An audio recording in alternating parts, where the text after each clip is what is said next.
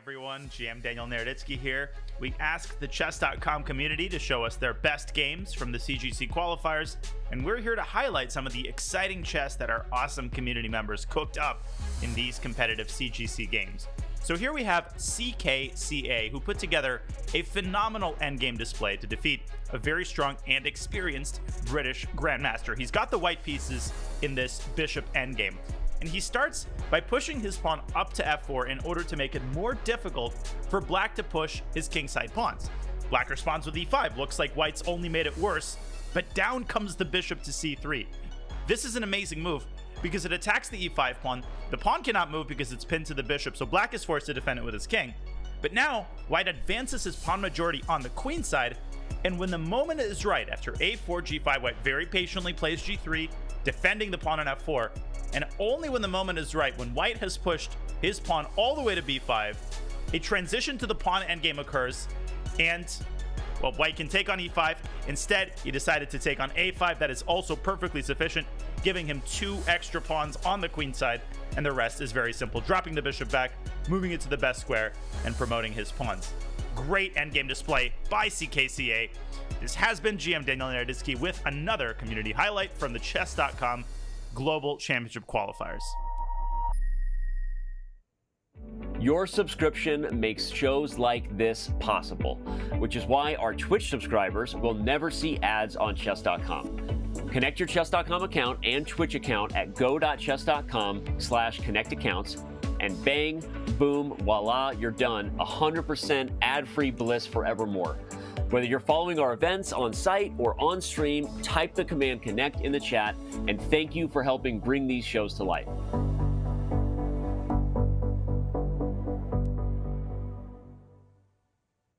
You guys play chess? You want to talk about it? Yes, we do. Let's do. Oh yeah. Where do you play chess at? In our dome. Okay, when I say chess, the first word that pops into your mind. Protect my queen. Hikaru. Intelligence. Strategy. Tactics. Toby Maguire.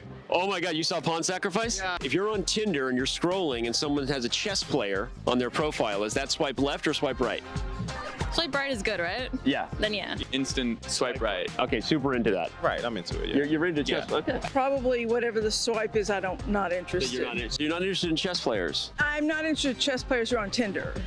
Oh, I get that. In fact, that checks out. If I ask you to name one chess player in the world, can you name a chess player? Yep. No.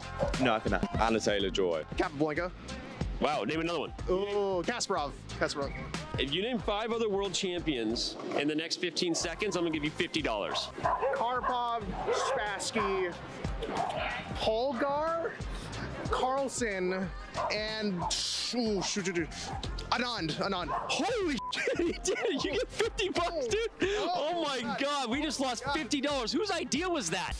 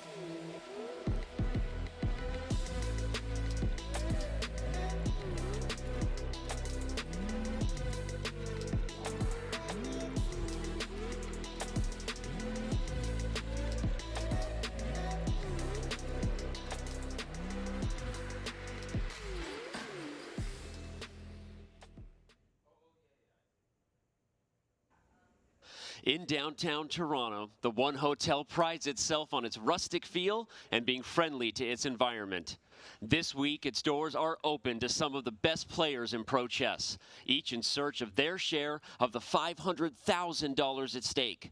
It's the final week of the Chess.com Global Championship, and it starts right now. Yes, I was born in Vancouver. But as wonderful as Andrea and Vancouver are, it's pretty tough not to fall in love with the city of Toronto. Natural beauty abounds inside Toronto and pretty close by. The largest city in Canada, the people here have been playing chess in clubs, in universities, and in public parks. What are you doing? I'm just directing. For well over a century. And now this wonderful place plays host to the very first Chess.com Global Championship Finals. Facing elimination for weeks, 8 of the world's best players have survived to continue their quest for the queen-size share of the $1 million prize pool. Oh! And it's just made! Sensational. This is the most shocking day that we have ever had. My friends, you're in the right place. It's time for the CGC Finals. Toronto, Canada officially has it all.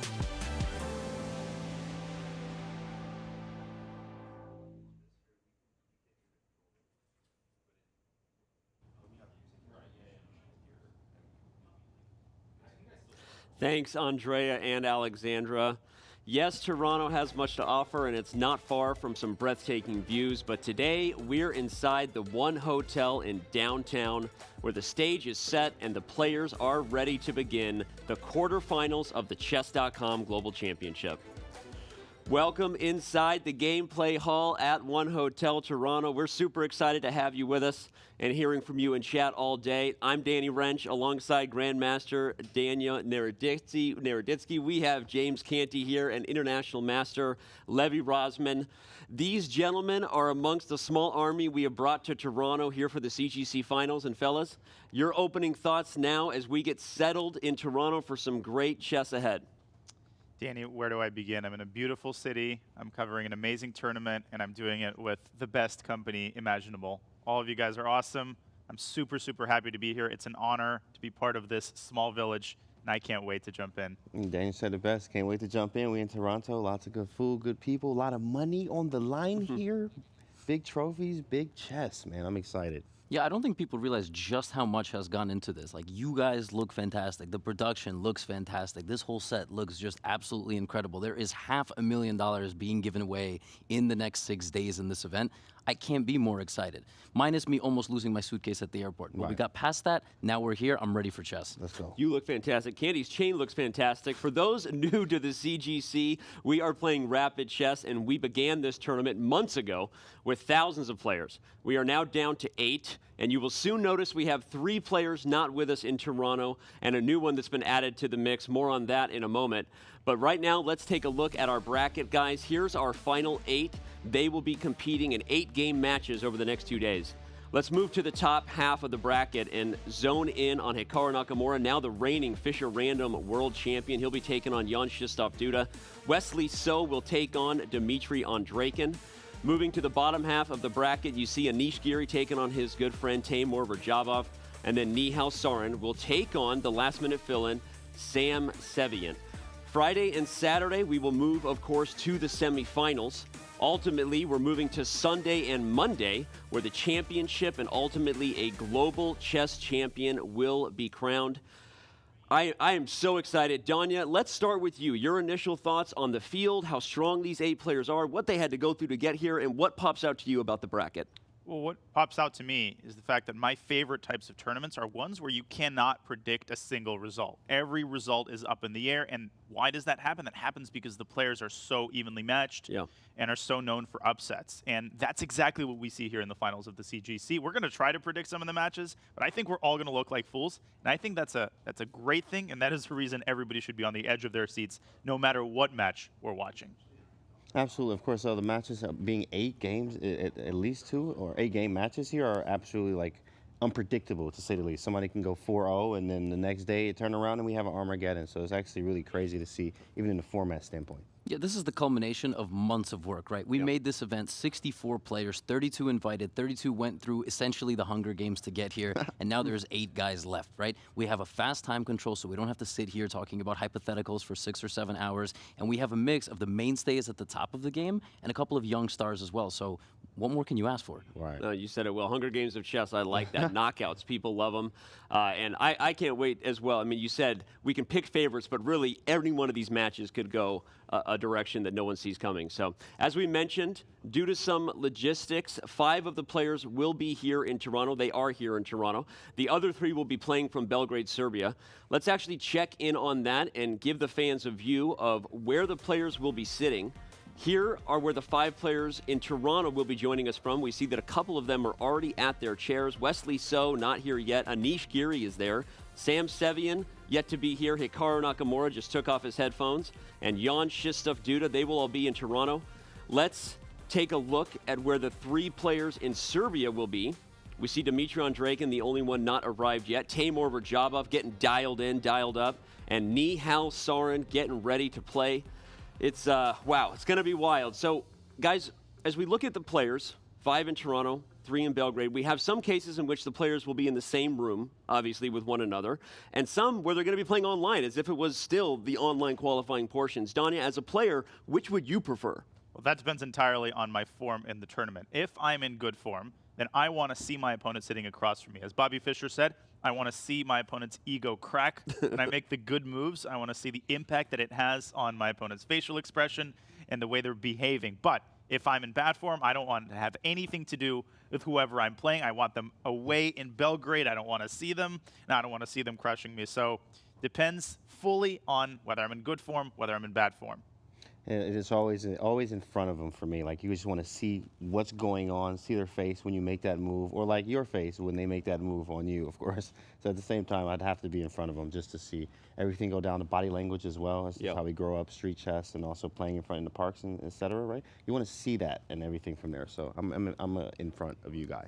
I'm going to take a different angle. So we've all played over-the-board chess, but chess absolutely exploded over the last couple of years. And for the viewers at home, you might have gotten into chess online. But for those that have played over the board, it's a totally different experience for your nervous system. So you guys have nailed that component. My question here is, we have 5 people right behind us in the venue where you're kind of supposed to be technically, right? This is Toronto and everything like that. But you have 3 people in one location in Belgrade. So can they get in that same headspace? Chess is this odd game you can play in a hybrid format from a remote location, but are they in the same headspace as seeing all of us here surrounded? Like, will there still be that intensity? I don't know. I'd argue when you have 200 grand on the line for first place, you better get in the best headspace, whether you like it or not. No matter where you're playing from, there's a ton on the line. So, all right, well, as you saw in the bracket, everyone's been talking about it. Sam Sevian has indeed replaced Levon Aronian. Levon unfortunately had to withdraw due to personal reasons. But yesterday, Nemo caught up with Sam to talk about the fact that he's now finding himself back in the CGC here in Toronto.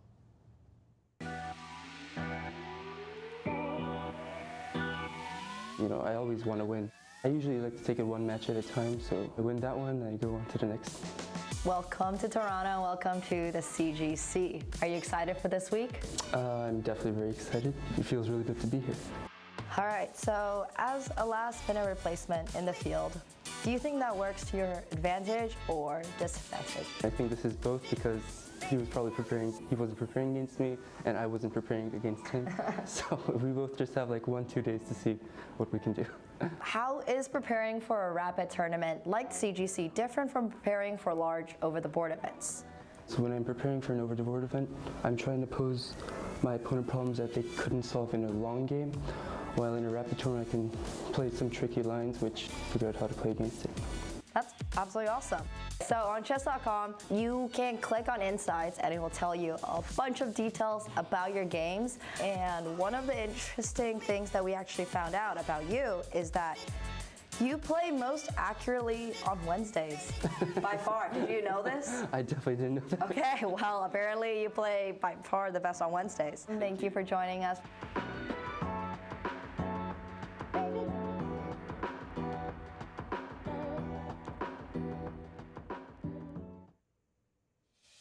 Great stuff there from Nemo. Here are some other things, of course, to know about Sam Sevian. He's 21 years of age. We see his path getting here to the CGC finals with that unique result there in the round of 16 that he lost, yet here he stands. And then that last fun fact is where I want to throw to you, Danya. His Insights fun fact is that he plays his most accurate chess on Wednesdays. Well, last time I checked, it's Wednesday here in Toronto. Danya, your thoughts on that? It's Wednesday. Nihal has no chance. This is going to be a 4-0 victory. I mean, 94.4%. Come on, that's absolutely ridiculous. But in all seriousness, Danny, perhaps what impresses me the most about Sevian is the way that he has sort of refashioned his style over the past couple of years. I remember Sam as a little kid in California. He was tremendously talented, but he was all tactics. And in the last couple of years, as Sam has climbed to 2,700, where he stabilized, he has added so many new facets to his game. His opening preparation is better than ever. I mean, his prep during the CGC was wild.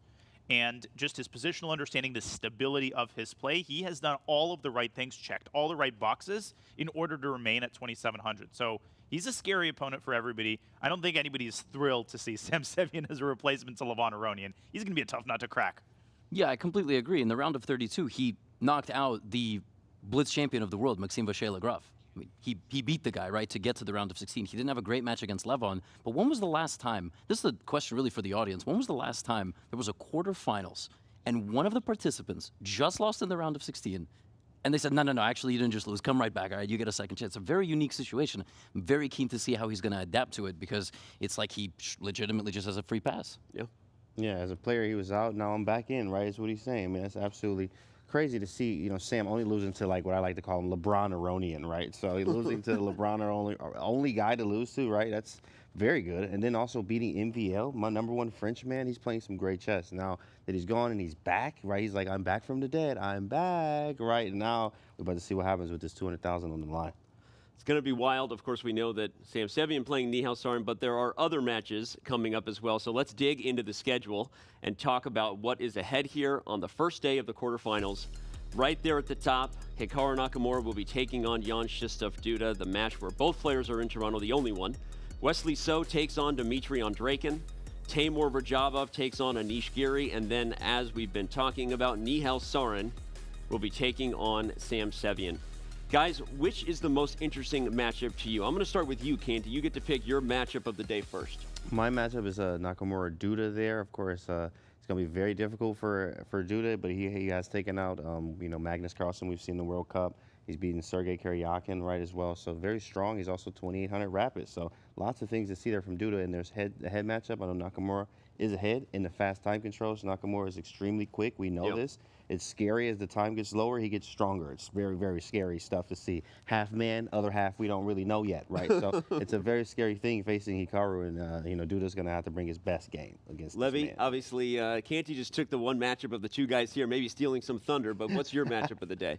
Yeah, of course, that's going to be the biggest question, the one that Canty just described. But listen, I'm going to throw it back to that Sam Sevian matchup, right? Like, he just got another opportunity at Redemption, and he got to progress in the event. He didn't go to any loser's bracket, which is what usually happens when you lose in an event. He went forward, and he's playing against Nihal Sarin. Nihal Sarin has a very unique quality about him. He's a young, talented player from India. He's a teenager, but he's almost never played games against so many players in the field, and I believe that's even the case today. So what's going to happen? Is the guy with the golden ticket going to win, or the guy that just beat the world #2 in 3 games going to win? I have no idea. It's a shame that the youngsters have to play in the first round, by the way. They grabbed 2 of the top storylines, but there's 2 matches left. I'll let you choose your flavor. Listen, I think one of the narratives that we're ignoring is that Timur Radjabov has been consistently underrated for really the past couple of years. We always, you know, we don't really talk about him, and then, hey, he gets third in the candidates. He qualifies for the CGC. I mean, his chess resume over the past year has been incredible.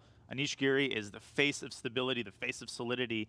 So, you know, Timur Radjabov, not somebody to be ignored in this tournament, and I'm going to be keeping a very close eye on how he and Anish Giri do against each other. Well, I'm more than happy to do a quick preview of the last match remaining. Wesley So was the Fisher Random World Chess Champion until about a week ago. Will he find his form here in Toronto? Wesley, of course, a very, very strong rapid player and someone that no one wants to play in these formats. But he's taken on this guy, Dmitry Andreikin, who you talked about, someone who maybe flies under the radar, and Timur Radjabov. Dmitry Andreikin has been who's who, Title Tuesday royalty, if you will, for the last several years. And now he makes it all the way to the the round of 8, the quarterfinals in the CGC. So can't wait for that matchup as well. All right, guys, but we're pushing close to the start of the quarterfinals. So let's bring in the 2 commentators who are going to be having the call for these first two games. We have Amon Hamilton and Robert Hess. How excited are you guys to finally get going? Thanks, Danny, for the warm welcome. You know, I'm Grandmaster Robert Hess, and it is my first time in Canada, but we do have a local here, Grandmaster Mon Hamilton. So, Mon, how does it feel to have such a prestigious event on your home turf?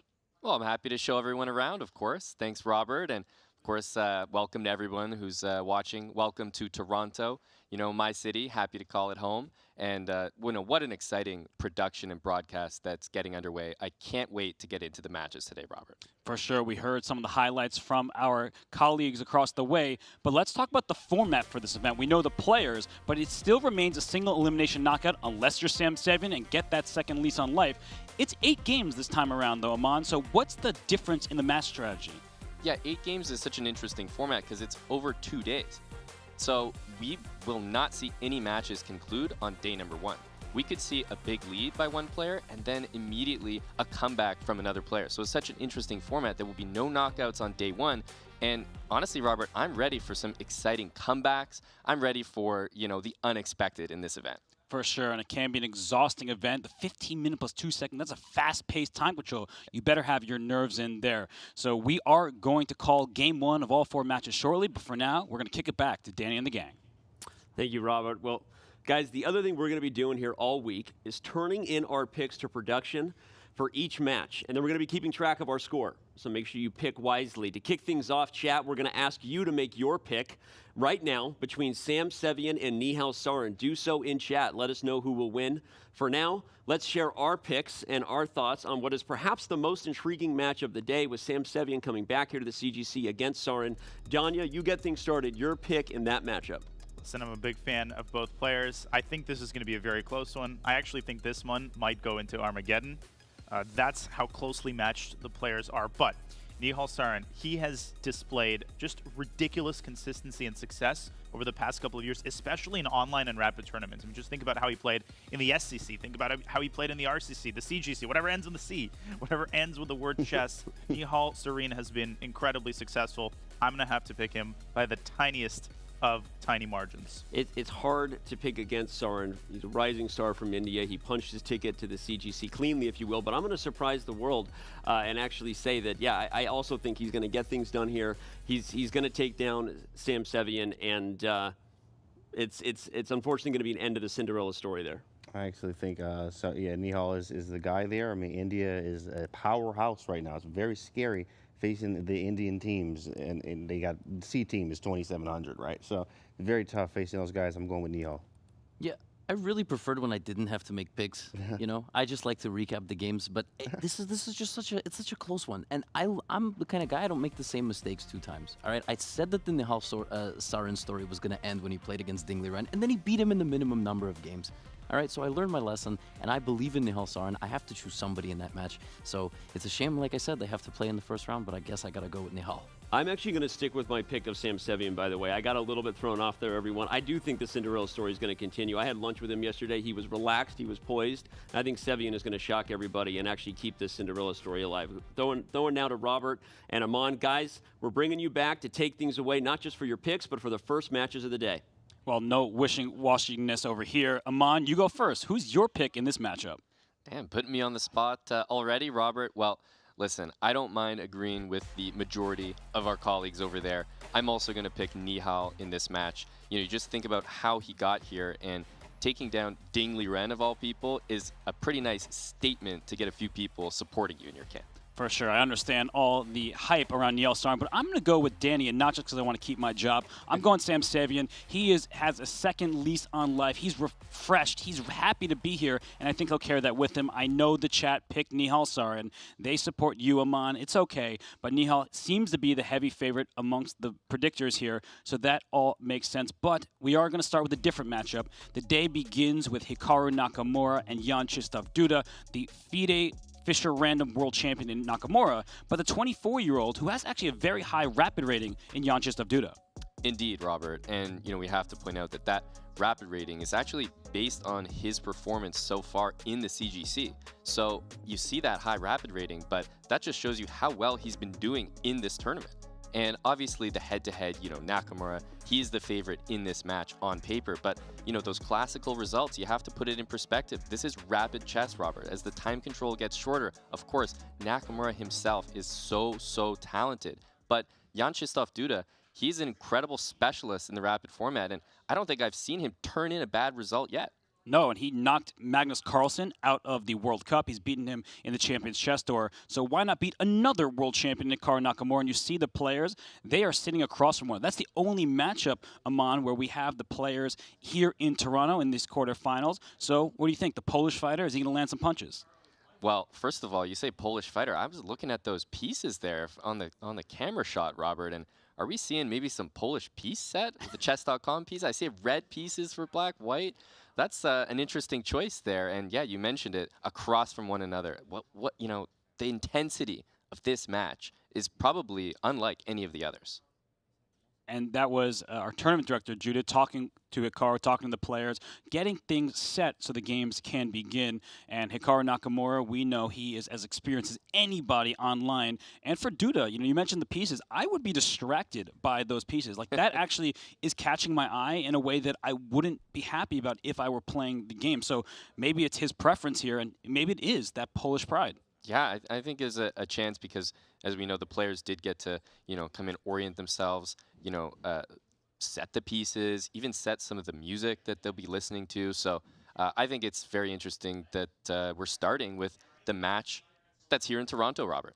And here we go. The Chess.com Global Championship quarterfinals are underway. E4 played by Nakamura, E5 the response by Duda, and a Petrov. So he's going for a more solid approach in the early stages rather than his fighting opening the Najdorf. Yeah, Polish fighter, the username. However, you have to keep things in perspective. This is a long match. There are 8 games, Robert. Starting off with the Petrov, of course, with the black pieces, totally understandable. You don't want to just come out of the gate swinging, high flying, and, blunder into a quick loss. For sure, and I'm wondering if the art of preparation might almost be lost in Hikaru Nakamura. He was playing Fischer random chess. The pieces were scattered on the first and last ranks, but now he's back into the territory of the candidates. These two faced off against one another. Hikaru did win a game against Krzysztof Duda when Hikaru had the white pieces, but he was worse in that game. So Duda has proven that he can handle Hikaru Nakamura. And here in game 1, we see trades. Yeah. Only the e-file is open, and white has this rook on the e-file, so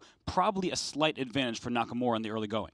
Indeed, and I think that's to be expected from the Petrov. You often get that slight edge, and it's so slight. The engine can see it, the engine can appreciate it, but even myself, looking at this game, I'm seeing a lot of trades. However, a very aggressive move here, knight to g5. Finally, we see the potential for, if bishop takes g5, we might even see the pawn recapture, and that could be the first real imbalance in the position, because in the Petrov, it's so symmetrical to start off. We're kind of waiting for that imbalance. What's it going to be? Who's going to take that first decision? For sure, and we just see the knight go out to e3, so Duda did not capture on g5. He wanted to keep the material balanced, and bishops and knights the same for each side. But white is kind of gaining the momentum here. This knight can swing into g4, and the problem with that move g6, those dark squares in front of the king become weakened. Indeed, yeah, and I guess the reason that I think in this position Duda's so comfortable doing that is he still has that dark square bishop. So at some point he could reroute that bishop to f8, to g7, or as you highlighted, to f6, to g7 as well. So although they are weaknesses, I think he's got that bishop, so he feels comfortable. Yeah, he needs to be very, very careful here. And, well, Wesley So and Dmitry Andreikin, one player in Toronto, one player in Serbia. That match is getting underway right now. So, Aman, we see the opening in Nakamura and Duda. Look at these two players. And Wesley So, he gets the white pieces. What do you expect? Well, Wesley coming out, he's definitely a player that can switch to the d4, right? We definitely expect him to come out with pawn to e4, but he has tried some d4 in the past, and I wonder, with this long matchup, 8 games, Robert, are we going to see experiments from these players? Are we going to see adjustments? Because I always think in that longer match-style format, that the player who can adjust a bit better is usually the one that has that success. And this might shock many people, but Dmitry Andreikin actually has a head-to-head lead against Wesley So. I think Danya summed it up well, that Andreikin, he's probably the most underestimated player in this field. Indeed, Robert. But you know what? I think he's the most underestimated by the public. I don't think he's underestimated by his peers. Certainly not by Wesley himself. And Andreikin has just turned in good result after good result. And I don't think that anyone in this field is counting him out. He beat Fabiano Caruana to get here, Robert. He's definitely earned his spot. He has, and he is playing the Sicilian in Game 1. So unlike Jan Chistov, who chose e4, e5, a symmetrical pawn structure, instead we see an early knight c6 in the Sicilian, e6 played by Andreikin. And these types of openings, it gives away some of the control of the dark squares in black. If you have to play the move d6, well, there will be a pawn that's back here. But for now, we see, look at these dark squares in black's position. Not the end of the world, but just something to note as we see this game continue. Indeed, what's really interesting about this opening, Robert, is it's a little bit of a hybrid. So without the move a6, we would have something more like a Taimanov, where you bring the knight out. And in fact, without the knight out, and you play a6, you have something more like a Khan. But we've actually seen this become more popular lately, kind of combining the two, and you're saying, hey, I'm going to let you make the decision of how you want to play. Do you want to capture my knight on c6? Well, that's what's happened in this game so far. For sure, and we do see pawn tension in the center of the board, the e4, d5 pawns. Black really does not want to take that pawn on e4 because then you're saddled with this isolated pawn on c6. Pawns is another pawn's best friend. They want to be in adjacent file. So, Aman, when I look at these positions, I expect an attack because there's a bishop on d3, and once that pawn goes up to e5, we just said black doesn't want to take the pawn, and there it goes. Yep. And, you know, speaking of an attack, that's how quickly it can get going, right? Pawn to e5, queen out to g4. This is a really well-known, I guess, you know, thematic idea. Pawn on e5 kicks the knight away from f6. Lo and behold, queen g4 follows. Now, if you castle in this position as black, you might be walking in to bishop to h6, Robert. And this is a, you know, classic idea, immediately, you know, gaining a huge advantage. For sure. So that we will not see because that would cost black in exchange. You'd have to play g6 to avoid checkmate. Then you take the rook. That is a gain of material. So we will not see that move. Instead, we saw g6. The position remains a bit closed. Yeah. But we're actually about to have another game get underway here because the third game about to begin. We will see Anish Giri and Timur Radjabov. They will duke it out. These two are friends, but today they are foes. Indeed, it's so hard to make that distinction, you know, over the board. Obviously, many of these chess players, hey, it's a small world, Robert. These guys are friends, colleagues, but definitely competitors. And when you think about how much money is at stake here, $500,000 just for the live portion from Toronto, Robert, I mean, I'm not sure how friendly I'm going to be over the board. Yeah, I don't think that these two are friends for today and the next, but we have that game on the right side of the screen. It's about to start. The game on the left side of the screen still very interesting between Wesley So and Andreikin. So Anish Giri, Timur Radjabov, the first moves will start. Anish with the white pieces, and well, Radjabov actually historically has been one of the more fighting players, and as we see, we're actually going to continue on the So and Andreikin game for now as the other game gets underway. But if we'll table that conversation on Giri and Radjabov, and the moves are off. This is a very short table, you know. And here we go. You know, I love to see all the games getting underway. We're able to catch the beginning of them. This is awesome. Giri starts with e4 as well. And, you know, already having a think there, it's like, was he not expecting the move e4? Or was he maybe planning something against that? Because he's gone with a Sicilian, Robert. Right, and I actually have experienced losing to Anish Giri on the black side of d4 lines, the Catalan. So he might have been surprised by e4 move 1, and he chose the Sicilian line, this Rosalimo. And Radjabov attempted his Sicilian in the candidates. He had a loss to Fabiano Caruana in the first half of the event, and he brings his queen out to b6. Now, we teach people, don't bring your queen out so early, but here it has a direct plan. It's attacking the bishop on b5. Indeed, and, you know, just so many ways that this can be dealt with. Pawn to a4, knight to a3, and maybe intending to bring it to c4 in the future. Or, Robert, we could do the absolutely crazy bishop back to f1. Now, that's actually a serious suggestion. It might surprise some people, but the bishop often goes back to this square in this opening, leaving the rook able to, you know, shine on the e-file. That's right, because the bishop would have been on the square where the rook went after a castling. The rook has already moved to the middle, and the queen on b6. We don't like bringing our queens out because they get attacked, and then they have to move. So when this knight on b1 eventually lands on c4, that queen will have to move for a second time. So Anish, he's sitting for a think. He did not expect this move. It's a bit of an obscure choice by Radjabov, and now he's actually ahead on the clock. So Radjabov spent time on move 1, but maybe this is within his preparation. Indeed, and I think queen b6 is definitely a move that, number one, if you're Radjabov, you've definitely looked at and prepared. But also, if you're Anish Giri in this situation, I don't think you're that concerned by it. You know that it's off the beaten path, but you also get this feeling looking at queen b6 like, this isn't that dangerous. I just have to find the right way to go. And, I think he'll be pretty comfortable once he establishes his plan. Is he going to bring that bishop back, and basically, is he going to start attacking the queen and harassing it? That's right, because he could take the knight on c6 as well, but I don't think he wants to do that. But our fourth and final match of the day is about to begin as well. That's the newcomer, the second least on the tournament in Sam Sevian. He might be praying. He doesn't need to pray. He's already been receiving the gifts, and he plays against Nihal Sarin. Aman, these two players, very young, have not actually played against one another.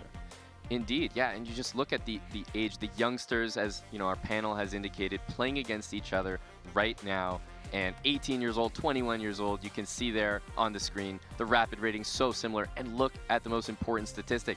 They have not played at all, Robert. That is what is drawing my attention right now, is that we're seeing a matchup between two young superstars that they've never done this before. No, they have not, and it's funny because they have so many successes to their names. You would think that they were much older, but they are very strong despite those early years. And we see liftoff d4 played by Sam Sevian, who gets the white pieces. And we have a Queen's Gambit decline with an early h6, a la Magnus Carlsen, delaying the development and just taking away the g5 square. Yeah, h6 is a really cool move to see, and just shows that these players and many modern players, Robert, they take inspiration from others, especially, of course, the world chess champion himself. h6 tried, and that stops bishop g5, which is the main idea. You don't want to deal with that move, and instead that lets black play bishop to d6, because you don't have to worry about dealing with a pin from the bishop on g5. That's right, so the bishop could go on a more useful diagonal rather than staring into its own knight. And the queen comes up to d3. We were just kind of chastising Timur Radjabov for bringing his queen up very early in the game. Right. But here it's a bit different, because the queen on d3 supports the move e2 to e4. You want to open up the position. The knight on c6, not so strong here, because you would like a pawn on c5 as well, putting pressure on the center. So I'm on that bishop on g2, that Catalan bishop, it would love to have open diagonal.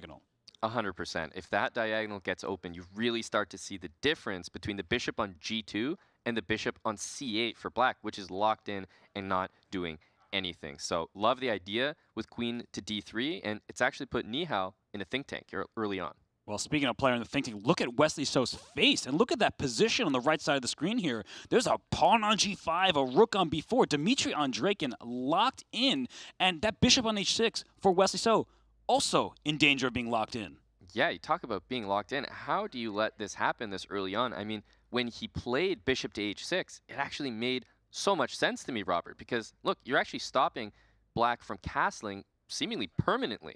But speaking of permanent, I'm not sure how that bishop is getting out. Pawn's on g5, and you know what's the most interesting? You're highlighting it. The rook from b4 stops white from playing the move pawn to h4.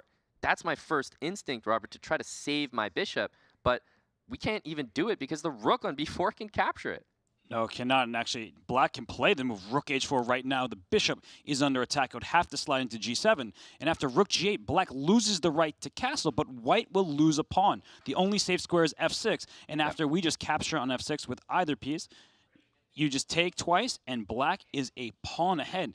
Aman, this looks really bad for Wesley So. And it's such an obscure maneuver. Like, when you were learning chess as a kid, Robert, did they teach you about the rook a8 to b8 to b4 to h4 maneuver? I think I skipped that lesson. You must have skipped it. Well, I think there's another guy who might have skipped it as well, and I think that's Wesley So.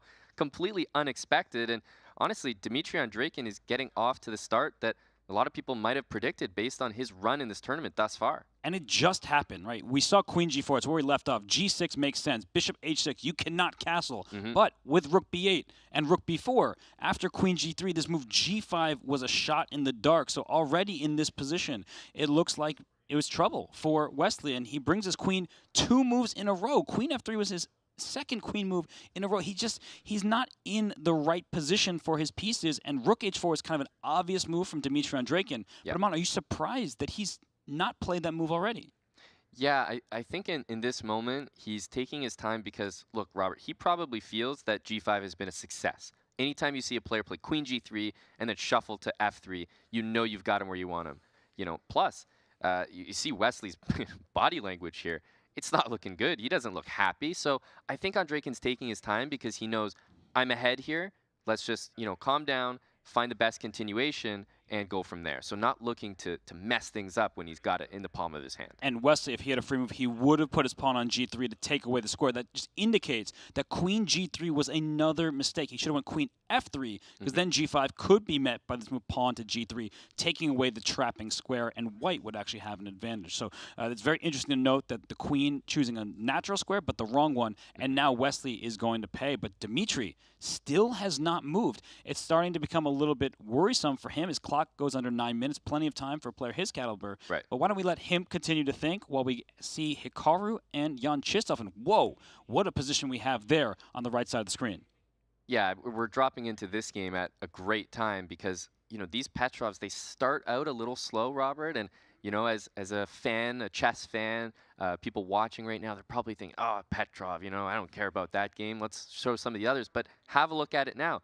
After knight f7, first of all, we got a hanging knight in the position. We've got a loose e-file, so basically that knight on e6, bishop e7. I'm looking for tactics around those pieces, and of course the e5 square, Robert. White's pieces are ready to jump in, and we've got this sort of patented Hikaru Nakamura think where he's like, you know, I kind of feel like something's there. Yeah, he must be feeling that because Black's king side is in shambles. And it just goes to show that in the move ago, if you took what was a hanging knight, it would not have been a good decision. Pawn takes knight looks free, but not all pieces should be captured. This rook, this queen, and likely heading towards a checkmate because after king to h8, I simply take this on e6. You're running out of defenders as my queen and my rook join the party. So that would have resulted in just to show how this could have concluded. Check. The king goes to g-file. Give another check. The king only has f7. Right. And then once I move my rook away, your king is being hunted. Only squares, and that's checkmate. Wow, and best believe he didn't want that to be how game one goes, especially using the Petrov. I feel like, you know, when you essay the Petrov, this is not the kind of position that you want to be in. So even psychologically, he's probably not comfortable here. No, not at all. I mean, knight d6 to f7, you're retreating with your moves. But that said, right, we have enjoyed the look of White's potential attack.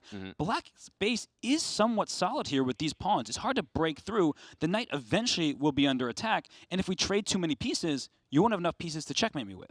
Yeah, that's a good point. I think knight to e5 looks like an incredibly logical move. That's like the first thing I would think of, right? Jumping into that great square. But the move knight f7 is played directly against that. That it can capture it immediately, and, you know, if I'm capturing back with just a piece, then I think that Black can challenge the file, bring the rook from a8 over to e8. And, you know, he's worse, but I don't think it's enough for Hikaru to be satisfied and say, look, I've got enough to win this game. And it looks very strange, but at some point, this king might even slide up to f7. There are not enough pieces for White to deliver that checkmate. G5 is under Black's control, so we'll see how this one goes here. But for now, it's looking quite precarious for the king, but a few accurate moves from Jan Chistov Duda, and he may withstand the pressure and be even able to level up this position. Yeah, indeed. I think you said it best. It's a critical moment in this game, Robert, and also we want to focus on the time. Right? Jan Chistov Duda has only 5 minutes. You're saying he only needs to play a couple more good moves. Hey, you're right, but does he have the time to find them? That's the big question, but we are going to check in on the game between Sam Sevian and Nihal Sarin. Nihal, you know, he's got the forehead cam going on. He is diving into his computer in front of him, and right now it is Nihal's turn.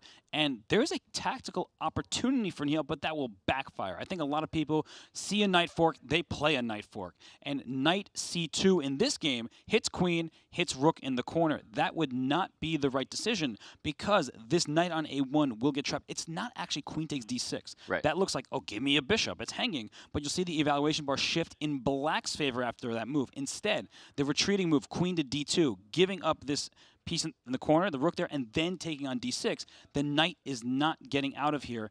It's currently just one piece for the rook, but it's about to be two. Incredible. That's incredible. Yeah, and if you just go back a couple moves, Robert, was it Nihal that actually underestimated this? Because I feel like he might have thought knight c2, queen takes d6. You calculate that line, and he's expecting to then, you know, excavate his knight from a1.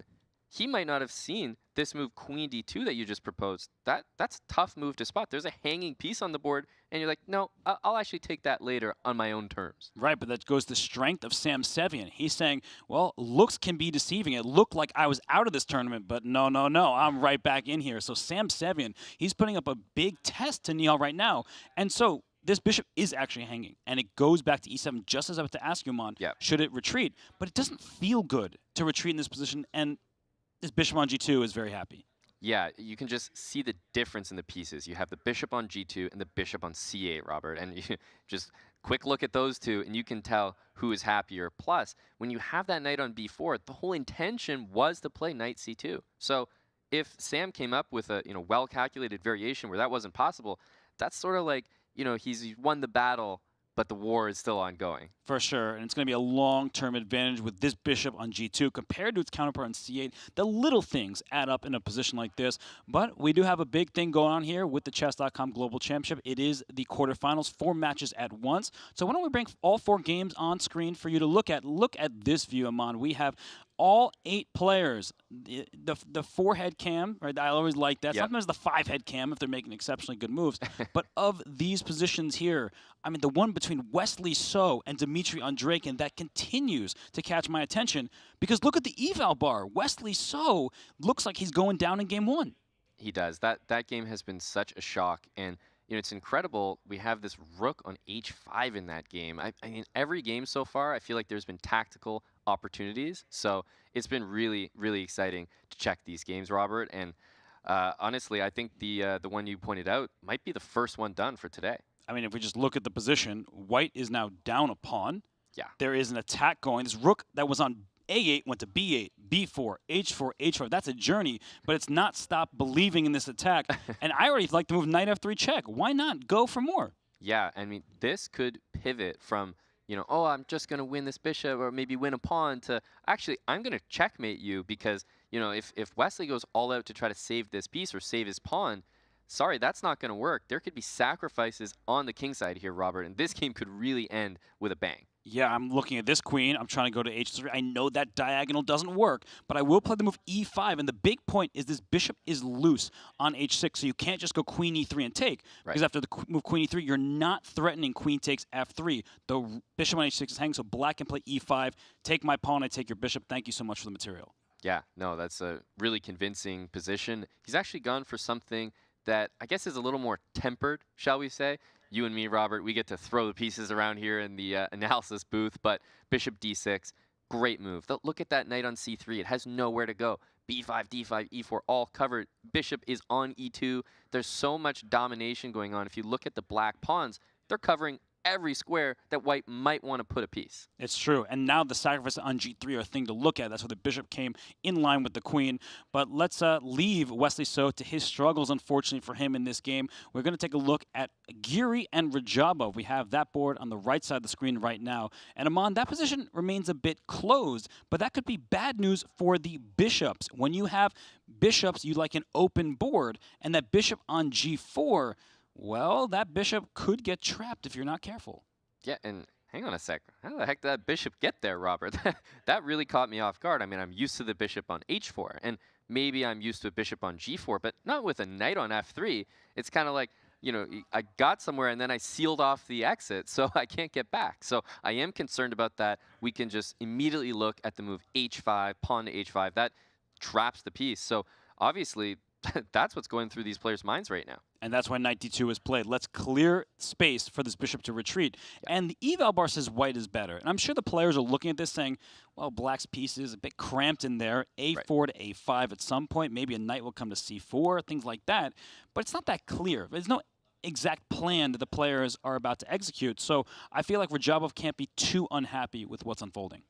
Agreed. No, this is what the engine might look at and say clear advantage for white, but the players are definitely not feeling that way. I'm sure that Giri likes his position, and to be fair, I like it as well, but black's got just as much counterplay options. You mentioned a5 for white. Well, hang on, if black can orchestrate maybe an f5 or a g5 expansion, those pawns can be just as dangerous on the king side. That's right. And I think a move that Radjabov should consider at some point is bishop f6. You typically don't like giving up your fianchetto piece, but I always say this, when you have less space, you want fewer pieces, because that way your other pieces can breathe. So rook b8 is clearly a way to stop the move a5, or at least make it less tempting. But I do like Anish Giri's position. He is going to continue to squeeze. So this one, a little bit more closed, a little bit more just strategic in nature. Let's see if we have anything more tactical as we bring up all 4 games that are going on. Maybe one of these will catch our eye a little bit more. Yeah, I mean, we know, Robert, got to be honest, the people love their tactics. They love their fighting positions, and that one might get more exciting in the future. We remember Hikaru's game started off as a Petrov, and then it got exciting. That can happen in so many of these positions. Right. And, well, speaking of Hikaru and Duda, let's go back there. That was our game that started first. It kicked off the CGC finals here in Toronto. And as we look at the position, nothing really looks unexpected based on how the game is developed. But you must like White's position here. Look at this bishop on d8, not really doing much. This e5 square is called a transit square. It's a turnstile. It's White's for the taking. You grab my bishop, well, thank you very much. In comes my knight. So, Aman, how can Duda save this position? The interesting thing about this position, Robert, is before the move rook h7, I was almost going to make a comment that I can't see Black's pieces being better than they are. And in those positions, you start to feel like, oh, everything White does is improving the position, and there's nothing I can do to match that. And if your opponent is consistently playing, bit better improving moves than you, then their position should be just getting better over time. And that's a scary feeling as, the time gets lower and mistakes can happen. So I actually think Hikaru is cementing his edge here. I think he's increasing it. And what we're seeing with that rook on h7 is that it might be misplaced. Right. You would love to get a queen out there and deliver a checkmate, but there's a knight in the way. So Black's pieces stepping on each other's toes. Meanwhile, the e-file is open. Please take me on e2, says Hikaru. The queen will take back, and watch out because this open file is all White, and that's bad news when there are 2 open files. White can use his. Duda cannot use his in return. Right. It means clear advantage for Hikaru. Indeed, yeah. This is what we call operational open file, and exactly what you're describing has happened. Now, suddenly, you want to take that rook and say, oh, no, I was kidding about the attack. Bring it back to the middle of the board, but it's not that easy to reroute the pieces. It takes time, and everything about Hikaru's position seems to be getting better and better. I think this might be a win right off the bat, Robert. It looks like it, and things seem to be getting better for Dmitry Andreikin as well. We were highlighting how Wesley So's bishop looked trapped earlier, and things got from bad to worse in that game. So we're going to you see it here on screen. There were sacrifices on g3. You called that, Aman. And it's just a matter of time before Wesley So has to resign, capitulate, and lose game 1. Yeah, I mean, in this position, I think it's more a formality of choice because the rook can take on h2, but so can the bishop. And in cases like this, sometimes it's the bishop that's the more dangerous one because you take with the bishop and then you want to just remove it. And guess what? If you take on h2 and remove that bishop, that's going to be a checkmate, Robert. Right. Not just check, but checkmate. And we should point out that in the current position, Black has 1 rook and White has 2. So your sacrifice idea did come to fruition, and the way it happened was with a rook leading the way. Wow. Because he wants to go for h2. It's not about the material here. He wants to go for checkmate. The king safety is paramount, and as we see, rook g1 just trying to get pieces away. Doesn't even really carry a threat to it. And Andreikin, he's been doing this the whole game. When he has an obvious move, he still is sitting and thinking, trying to find the knockout. I think that's it just shows maturity, class. Like, that's when you spend your time. You don't wait till you have that losing position and then try to invest your time trying to find a remedy. It's not going to be there. You want to find the remedy when you know it is there, and that's where he's spending his time. I think that's a great decision. It's worked out for him so far, and guess what, Robert? I think he's made the best move in the position. Bishop takes on h2, setting up bishop to, well, it's a pick'em, any square for checkmate. And the big problem for White is you need to get this rook on h5 off the board. So you may think, let me try to trade it, bring my rook to g5, and then Black plays a game of keep away. You play rook g5, please, please, please let me take you, let's trade, let's do something like that. And the rook simply slides away. I think you can just go up to h3 and say, wait, how are you going to touch this? Exactly. No, my pawn covers g2, your queen can't attack it. Yep. And, the aftermath is that Black has so much material that's just sitting in reserve. Queen on c7, bishop on c8. So there are a lot of lines where, White might be able to survive this checkmate, but you're going to have to give up so much material that the game's just unplayable after that. No, and we may see a resignation soon, but other games heating up as well. So Dmitry Andreikin looking to take his first game. Look at Anish Giri versus Timur Radjabov. The eval bar swinging in Radjabov's favor, so it was a closed position. Things have opened up, and that seems to be bad news for Anish Giri on the board and also on the clock. He's down quite a bit of time. And you know what? This position actually looks pretty normal, except guess what? That e-pawn feels like it just got plucked off the board. Like, where did it go? Because now the f-pawn for black has an easy path to f5. And there's a scary idea of black playing pawn to f5, and then maybe pawn to g5, pawn to f4, and slowly just kicking all those pieces back to, I don't know where, h2. I mean, it's going to get really cramped for white. So Anish just dropped his e-pawn here, and suddenly it's Timur Radjabov for choice. And it feels like we're playing Space Invaders, right? Just pieces going forward. So let's just dial it back a few moves to see where that e4 pawn went, because that was his first move of the game. It's an important pawn. We left off, the knight came back, the black rook slid over, and then at this moment, that's what happened. The b5 pawn was captured, and that seems to be an inexplicable choice by Anish Giri. The response was incredibly obvious when bishop takes e4. So he took a flank pawn for giving up a central pawn, and not just that, Aman, he had to give up b2 as well. So I'm very surprised by the sequence of moves. Indeed, because I think it might have been more of a emotional reaction. Like, he played the move a5. I don't think he saw b5 was working as well as it does. And after it was played, he didn't want to let it just sit there as like a, haha, I got to play b5, so he snapped it off. But that was the wrong decision. And now, we mentioned it, Radjabov's got that extra pawn, but the queen on c7 is still in a pin, so that c-pawn right now is pinned. d4 is an aggressive move. I don't think that Radjabov feels like he's totally winning or anything of the sort, but we know when we play with the black pieces, it's about equalizing, then going from there. He's already more than equalized. And he needs to use the clock as a weapon now. So Radjabov trying to make more of this position than just that extra pawn. Hikaru Nakamura and Jan Krzysztof Duda, they started at the top of the clock. They were the first game to get underway, and it's getting exciting there. We know that Hikaru had a big advantage earlier in the game. And look at this, Aman. I see a rook, knight, and bishop for a queen and 3 pawns. That is not the type of material imbalance you see every day. So as I look at this here, this position, it seems to be one where Hikaru's going to push for a win, but this gets confusing. Yeah, and don't forget the time. Like, every decision that Jan Krzysztof Duda makes here is with 10 seconds on the clock, Robert. It's so hard to handle all the possible squares the queen can check from, these pawns rushing up the board when you've got that time pressure. That's right. Blunders happen. There's only a couple seconds of increment. Hikaru Nakamura, he's in the lead here. He has many pawns to work with. But Duda, he's keeping his pieces together, compact. And as long as he doesn't allow pawn promotion next few moves, maybe he'll be able to gain a couple seconds on the clock. And we'll see moves like queen g6 on one side, maybe queen back to d3, then queen to a6. It's just hard to keep track of all the pawns in the position. So what Hikaru is looking to do is move those pawns up, but be careful, Robert. He doesn't want them to get stuck on light squares. The dark squares are where Duda is going to look to blockade those pawns. It's a really good point, and look at Hikaru's pawns on those dark squares, limiting the scope of the bishop. He does not want those pawns to be stuck in their tracks. He can play f5. He can start sending these pawns up the board. I think that's a good decision, but what's an even better decision is to spend your time while you are ahead. So Hikaru knows he's a good position. He doesn't need to waste his opportunities. He gives the check on f5, so I thought the other piece should go there. He might lead with the g-pawn. And that's exactly how, everyone, pay attention. That's how you advance those pawns. When you're advancing 2 passed pawns against a bishop, look at the color of the bishop. Here, it's on a dark square, so you want your pawns to advance on dark squares. So after g4, side by side, the next move would be g5.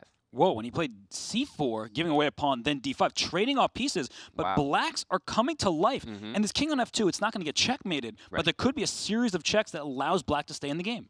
Indeed, and I think the simplification is kind of what Duda wants. The more pawns on the board, the more targets for that queen to hit. And there goes the knight to d4. This pawn may eventually go to a5 to be protected by the bishop. And for now, Duda, he's keeping pace in the clock. Still at about 10 seconds. Very impressive display of speed. Yeah, and at some point, Hikaru's going to have to make that decision. When is it time to play pawn to g4? As soon as that happens, it's like the floodgates open.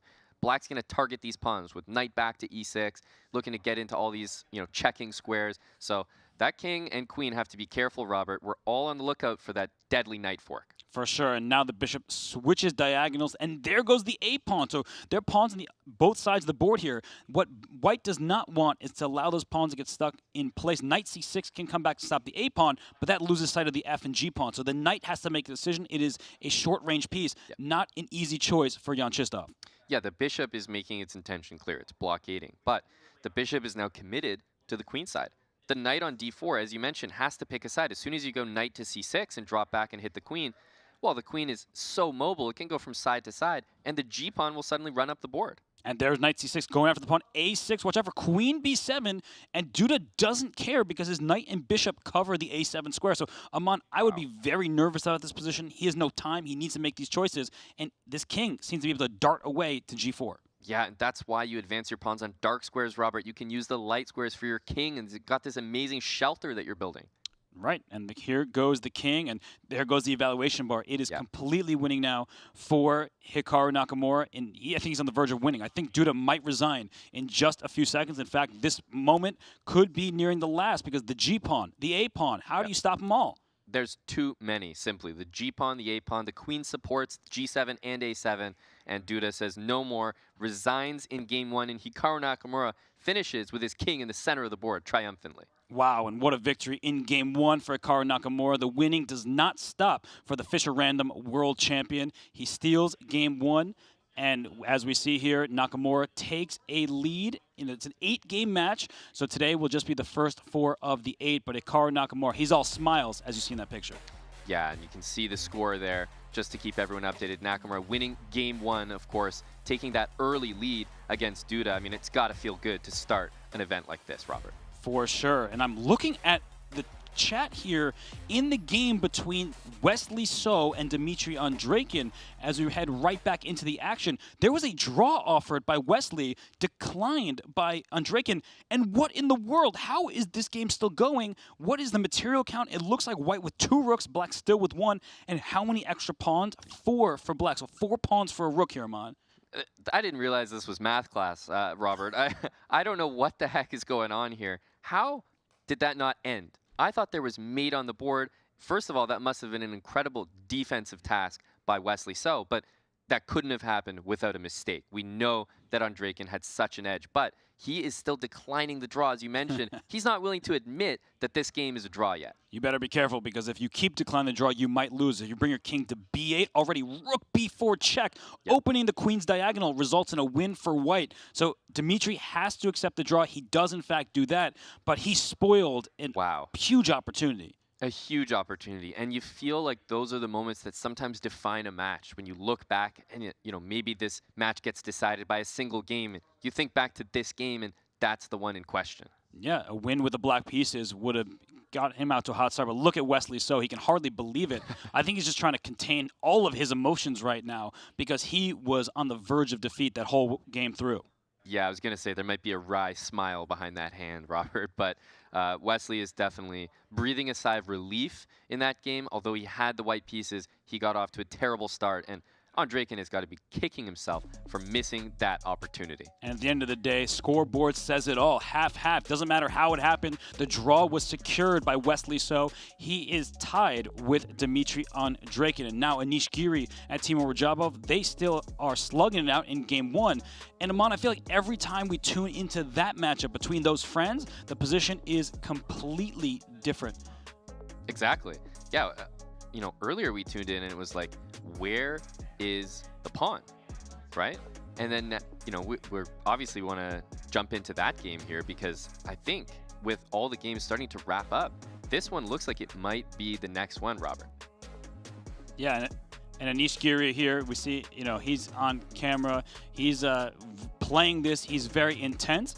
And the game ended in a draw. So I think the players, they're just looking, wait a second, is that the repetition I think it is? It was a 3-time repetition, but despite that pawn down, Anish actually had the advantage according to the evaluation bar, but that's neither here nor there because the game finished with a split point. Wow. Yeah, that's such a, and you know, that is definitely a result that I can tell you, Robert, I did not expect.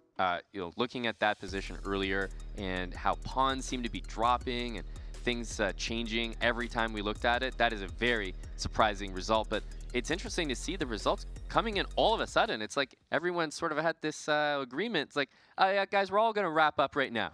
Yeah, it's time. In a flurry, these games are ending, but this one seems like it might go on for a while because Nihal Sarin down under a minute on the clock, Sam Sevian at almost 3 minutes, and with the bishop pair. Now we can see, everybody can see, the eval bar is at the middle, completely even. Yep. But the eval bar does not tell the whole story. Who can attack the other player's pawns? Whose king will venture the center? This is the end game. The king can use the weapon. Indeed, and I think the eval bar, especially in endgames like this, it's important to remember that it tells the story if things happen, the way they should. But things don't always happen that way, Robert. We got time ticking down. Less than a minute for Nihal Sarin here. The bishop pair for Sam Sevian.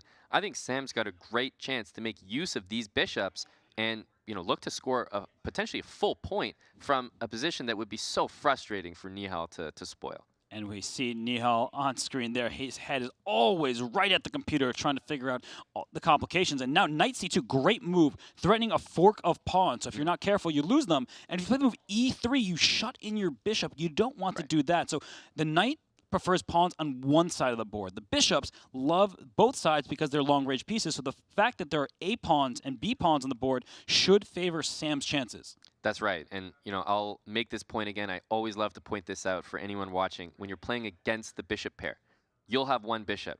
Whatever color that bishop is, look to trade bishops of the same color. So if you're in this position with the black pieces, you're Nihal Sarin. You've got the dark square bishop. Look at the position, try to trade for that dark square bishop as you've highlighted. If he was able to do that, it might flip around, and suddenly Nihal might have the better chances to win in that endgame, Robert. That's true. And already that move king f1, black can start forcing white's pawns forward. And that's a good thing. Win the endgame. I want to get a queen, right? But the pawns are in front of one another, so you can't just push to the other side. Black has those pawns, so if you can keep harassing those pawns, maybe you can even pick one off.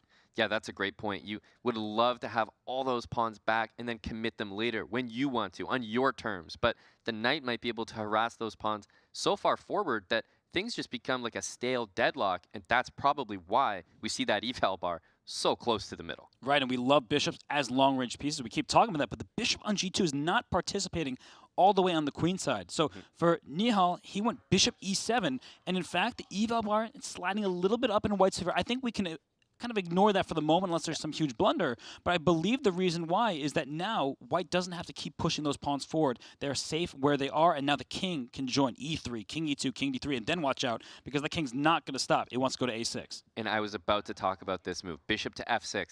This is a human move, a practical move. I just talked about trading those bishops, but he's done so by conceding maybe the maximum. Right? He's doubling those pawns. The H pawn will be isolated and on its own over there. So you've got this decision if you're Sam. Do you take that bishop knowing that that's what black ultimately wants?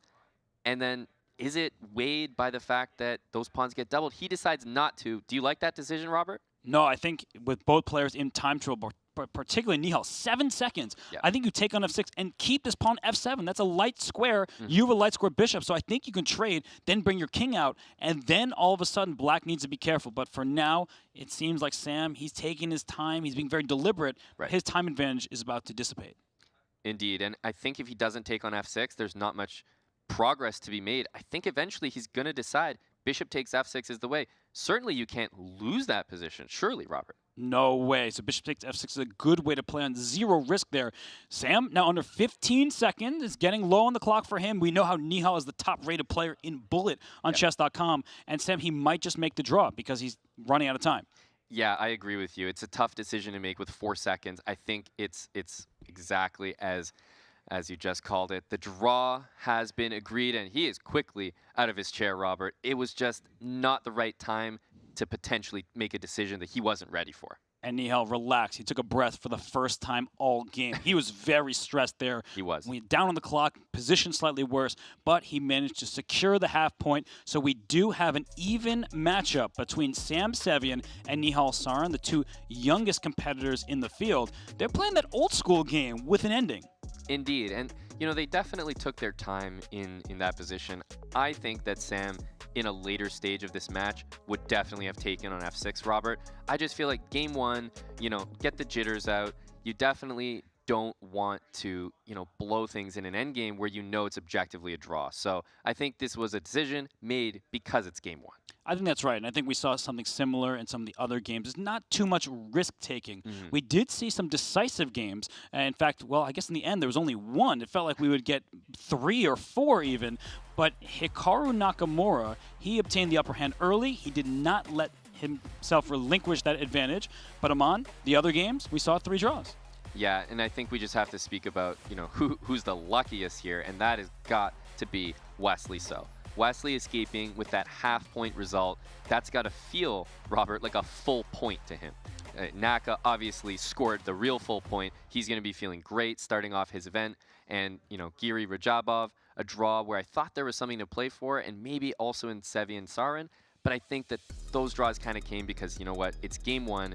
Let's not take too much risk. Yeah, some natural results there, but the draw between Wesley So and Dmitry Andreikin, this is really where we left off, Aman. Yeah. It's completely winning for black, not just because the evaluation bar says so, the engine's roaring in Dmitry Andreikin's favor. I can hear it, yeah, the engine's talking. But that's checkmate. Yeah. The king's going to get checkmate. How in the world did Wesley So survive this? It's incredible. Like, first of all, chess is it's a two-way game, so you cannot survive this position without, indeed, a mistake from your opponent. But that's nothing to take away from Wesley. He kept finding the most tenacious defense. And after rook g1, bishop takes h2. Look, if I was a betting man, I'd say it's over. It looks over. The king goes out to d7, and here after bishop e3, there's a discovered check. And this is what happened. He went a5 on the other side of the board, a move that gives away the entire advantage. Instead, queen to e5, bringing the queen towards the center and over towards the king. That will help lead to defeat. I can't really blame it. It's a hard move to play, but a5 was a step in the wrong direction. And after knight e4, bring a piece, not just to the defense, but maybe to the attack, the advantage is going out the window, and it actually petered out into the draw that we saw. Completely logical given that mistake. Yeah, incredible. And, you know, I'm even looking at that eval bar as you're playing the moves here, Wait a Robert, second. And I'm thinking, wait a minute, wasn't there an opportunity missed the other way? He just wasn't even thinking about it. He was so happy to even be playing this game. He didn't realize there could have been a win on the board. Oh my goodness, I thought it was a repetition was forced. Yeah. But queen a7 check leads to checkmate. This king cannot go forward because of the knight. It cannot step back because of the rook. That leaves bishop b7. That's checkmate. That was checkmate too. Isn't that basic, Robert? I mean, look, we're not supposed to be too harsh on the players here, but you have to when queen a7 is there. Robert, that's a simple checkmate in 2 moves. Oh my gosh, nerves got the best of Wesley. He was just about to lose the game. Yeah. He could have flipped the script completely, but this is where we saw the still winning if he played rook takes d5 check and then queen a7. So that checkmate idea was there. It just didn't come to mind. Can't really blame him because he spent the whole game defending. But for Wesley So, he'll need to prove better in the next couple games because Dmitry Andreikin won't let advantage like that slip. No, I think both of these players, have the game 1 jitters, so to speak, because opportunities missed from both sides. Now that I see the full game along with the chat, I think we can all agree at some point both players deserve to win. What an amazing hour of games we just had. It's just the first game of the matches, so it's just exceptional stuff. And Brave means private browsing and so much more. By default, Brave blocks ads and trackers on every page and video you visit, even on YouTube. No ads means up to 3 times faster page loads, faster streaming, and faster playback. It means 35% longer battery life while saving on mobile data and internet bandwidth. For Android, iOS, and desktop, get the best browser for gamers, streamers, and creators. Switch in 60 seconds at brave.com/chess. We're going to take a quick break. When we come back, we'll play the Game 2s in all 4 matches at the Chess.com Global Championship. Twitch subscribers, we have some new exclusive content for you from Toronto. During the break, do not miss it.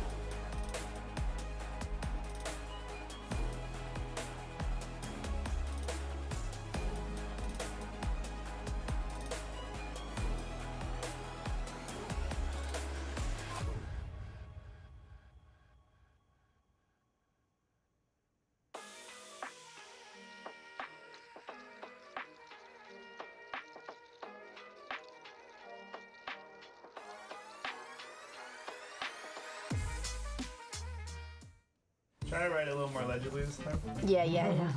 Don't worry, I got you. Do you though? Take 2. I was born in Vancouver, but as fond as I am, oh god, my voice is already cracking. Okay, I'm gonna do this again. And the thirst for pro sports. Do you agree with that statement? I don't know sports. Can you name a single Canadian team? Canucks. Vancouver, baby. Yeah. My wife, you're in the right place. Just kidding. It's really hard to wear a blazer and be professional and stuff. You know what? I agree with XQC. He's like, I meant to troll Andrea. She was so annoying. Like, the most annoying. But it was because I was roasting him. No, it was because she's annoying. Oh, it's getting hot again. Alex, could you fan the director? No. Please, I can't do it. I need you to fan me. Can you go? I can't do it anymore. Andrea. It's too hard. I'm just gonna keep bothering you. Stop. You're gonna break something, sister. You're gonna break something. It's already a little broken in there. Let's go. All right.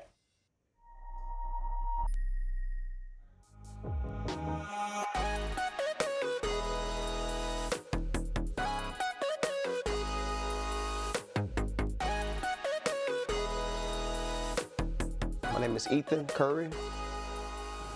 You know, we all have nicknames. Chicago is naturally where I'm born and raised, so that's how I got the name. I guess they call me the muscle. I'm the one with the passion.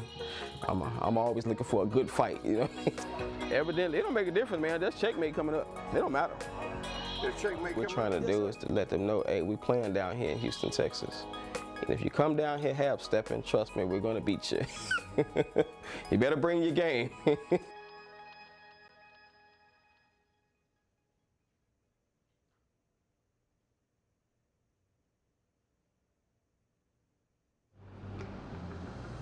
We in Toronto for the CGC. It's going down. I hope y'all hype, because I'm hype. We here at the CGC of James Canty III, and we about to go try some poutine here in Canada.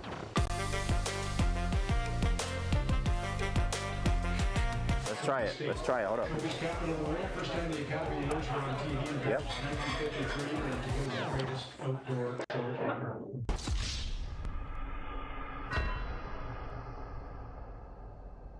It's amazing.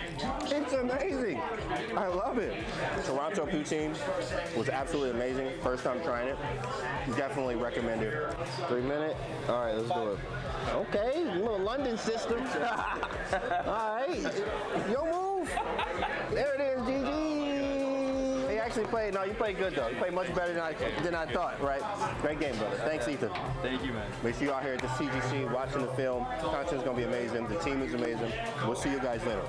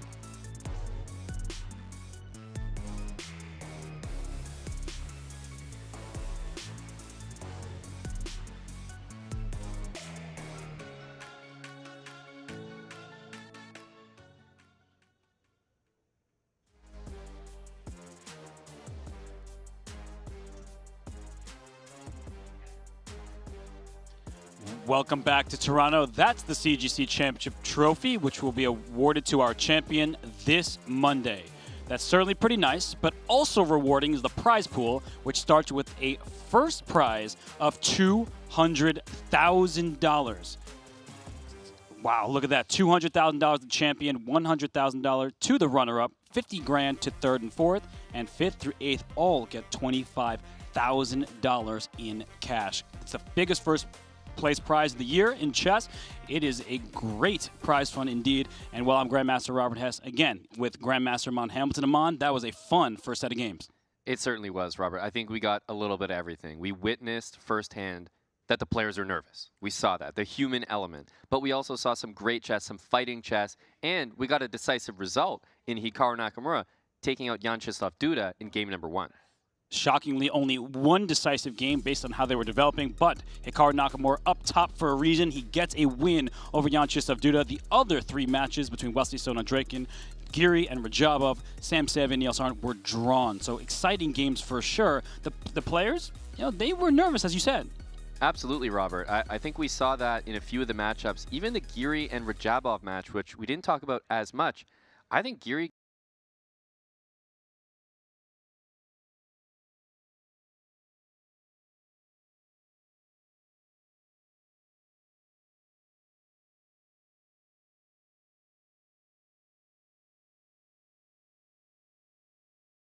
For sure, and game 2 of Hikaru Nakamura and Jan-Krzysztof Duda is going to get underway shortly. And this, we see here, the insights between the players. Only 40 games in Rapid for Jan-Krzysztof Duda, but the accuracy is there for the Polish fighter.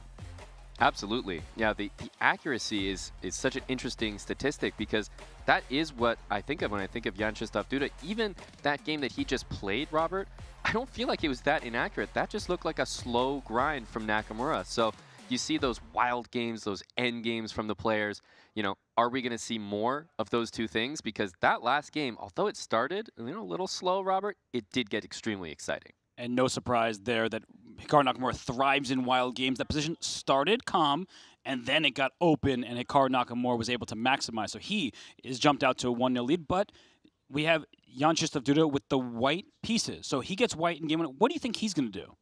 Yeah, the thing is, this is such a long match. And, have to keep reminding everybody watching because the 8-game format, Robert, is not too common. These players might be more used to 4 games where if you lose a game, the onus is on you to almost bounce back immediately. But I think we're in a different situation right now. I don't think that Jan-Krzysztof Duda needs to, fight back in game number 2, immediately go all out for a win. That's not the case at all. In fact, I think stability, just getting a good game out, maybe a solid opening advantage is what he needs to do. And he started with d4. Okay, and Hikaru Nakamura plays e6 rather than his vintage King's Indians. He has a lead. Why should he take any risk in the opening either? And it's becoming a Catalan Queen's Gambit accepted type of position. The pawn on c4 is gone. The bishop on g2 is very happy, but that's slicing across the position. But sometimes players try to cling on to this pawn on c4. So Amon, in the early stage here, we see the contours of the position, the light squares under control from Hikaru's pawns, but the center under Duda's control. Indeed, and I think in this situation, we've got Nakamura with the black pieces playing what is a solid opening, but also one with a lot of poison. You mentioned you can try to hang on to that pawn, and although it's theoretically based, it's still pretty scary when you realize, hang on, I'm actually not getting that pawn back, and a lot of times that's what happens in this opening. You don't get it back. In fact, you play for the imbalance, you play for the compensation, and you spend the majority of the game potentially down a pawn. It's not for everyone. And the compensation is the center. Because d takes c4 took a pawn away from the center, white actually has 2 pawns to 1. That sounds like white's up a pawn, but only at that part of the board. Black has 4 on 2 from the A to the C files, and the b4 square now under black's control because there's a pawn on a4. So white has given up control of some important squares, but it is quite likely, if Duda wants it, he can make moves like queen c2, bring the knight to d2, and scoop this pawn right back up. That's right, and in all likelihood, that pawn will be recaptured.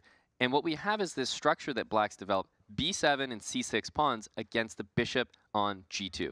One of the best pawn structures that you can have against that bishop. So Naka going for a very solid opening here, but if you're Duda, I feel like you've got the imbalance you want, you've got the center for yourself to control.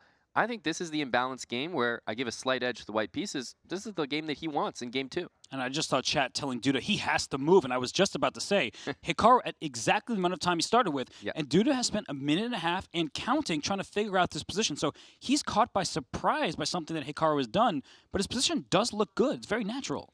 Indeed, very natural, but the moves are not coming out very naturally for Duda in this case. So he's spending his time, and if we think back to that last game, yes, Hikaru had that advantage the whole game, but the time also played an important role.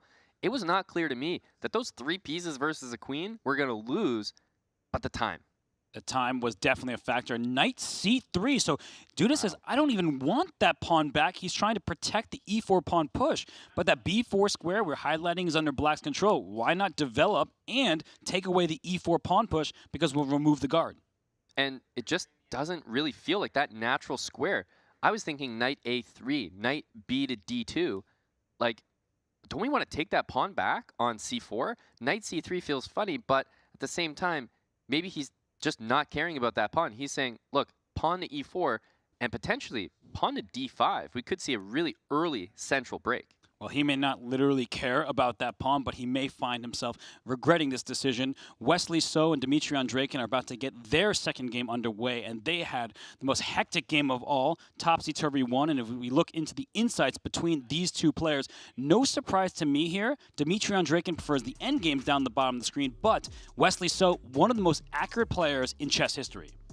And it's so interesting to look at these statistics because you look at the wild games, and you say, okay, Dmitry Andreikin, has more wild games. And then you look at the end games, and he's got more of those as well. It's like, wait a minute, the guy just plays the whole package. And when you think about it, that's almost what happened in the first game. It was insanely wild, but it was liquidating near the end. So he didn't complete that attack. Will we see another crazy one like that? I have to say no, Robert. I think these players are going to reel it in game number 2 because that was just too crazy to start things off. And no, when you think of clash of styles, these two have similar styles. They prefer quieter positions, not tactical melees. And yet, when two endgame aficionados go at it, they get the wildest game of the event thus far. And we see that Dmitry Andreikin, he goes for his little setup here. The bishop on c1, not very happy. It's kind of like a French offense for white, and I feel offended by the look of this bishop on c1. But in all seriousness, Aman, this kind of opening, it might be a strategic play from Andreikin saying Wesley is in more practice than him. He plays much more over-the-board classical chess. Right. Let's avoid theory altogether. Yeah, avoiding it altogether. And, it almost looks like a London where he just kind of forgot to bring that bishop out to f4. But the move c3 definitely indicates his plan for the rest of the opening. That bishop is no longer going to go in the b2 square, which looked likely a couple moves ago. Now it's going to get out to f4 or to g5. The white bishop certainly looks like it's going to d3, one of the best squares, but we've actually got an opportunity for black to take that option away with bishop to f5. So I'm looking at that move right now, Robert, as a clear candidate. And this is a transposition. We've gone from Kali system into a Caro-Kann. This exact position can stem from the Caro-Kann where white captures on d5 and black c-pawn captures back on the square. So this is familiar territory for players. And Wesley So, not really a Caro-Kann player. So I think this is a good strategy employed by Dmitry Andreikin. Indeed. That's why you'll see some players that always start with a specific move. They might try something else, but it's against what they know their opponent is bringing to the table. And transpositions in chess are how you can trick and get your opponent out of what they want to do and into what you want to do. Well, a slow start to this game with Dmitry Andreikin on the clock, and while he thinks the matchup between Anish Giri and Timur Radjabov is about to start, these two friends drew. It was not a friendly game one. The result was split. No. But here, as we look into game 2, Radjabov not very active in rapid chess on chess.com, but look at that accuracy, Aman, completely knotted up. That's pretty accurate. Yep, right there. As you can see, obviously the total games to me, that is what I'm focusing on here, Robert. I see that, Timur Radjabov just simply not as active, but it feels like whenever he is active, he's performing well.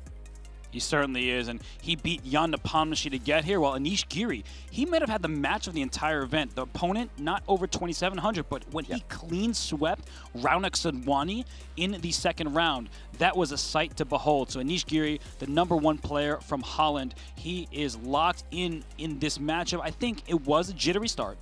Both players made some mistakes, but as Radjabov gets the white pieces here in game 2, Aman, I feel like Anish, he's going to have to find his footing real fast because Radjabov does not let people go twice. He doesn't, and the thing about Timur Radjabov that's maybe underappreciated is he really capitalizes on his chances. He's not necessarily fighting super hard for the result every single game. He'll have some games just like every chess player where, yeah, you're happy to make a draw with the black pieces. That's normal, but when you give him that opportunity, boy, does he ever pounce on it and take it away. So Giri does have to be careful not to overextend. And we're getting a really imbalanced opening, Robert, right off the jump. Yes, because white has the bishop pair. Top-level players love themselves a good bishop pair. But is this bishop pair that good? That's the big question. Only white has a dark square bishop. Sure, it can go out to g5. You think, let me pin that knight. But notice the pin was just blocked on this other diagonal here. So black already threatens the move. Knight takes d4, getting rid of the piece in between the bishop and queen. The queen usually loses that showdown. Indeed, and I think that's why pawn takes d5 was played, because if you bring the queen back to c2, which was just played before capturing, well, black might get ambitious and take on c4. We just talked about that in the other game, the Hikaru game. You can take that pawn on c4 and just hang on for dear life.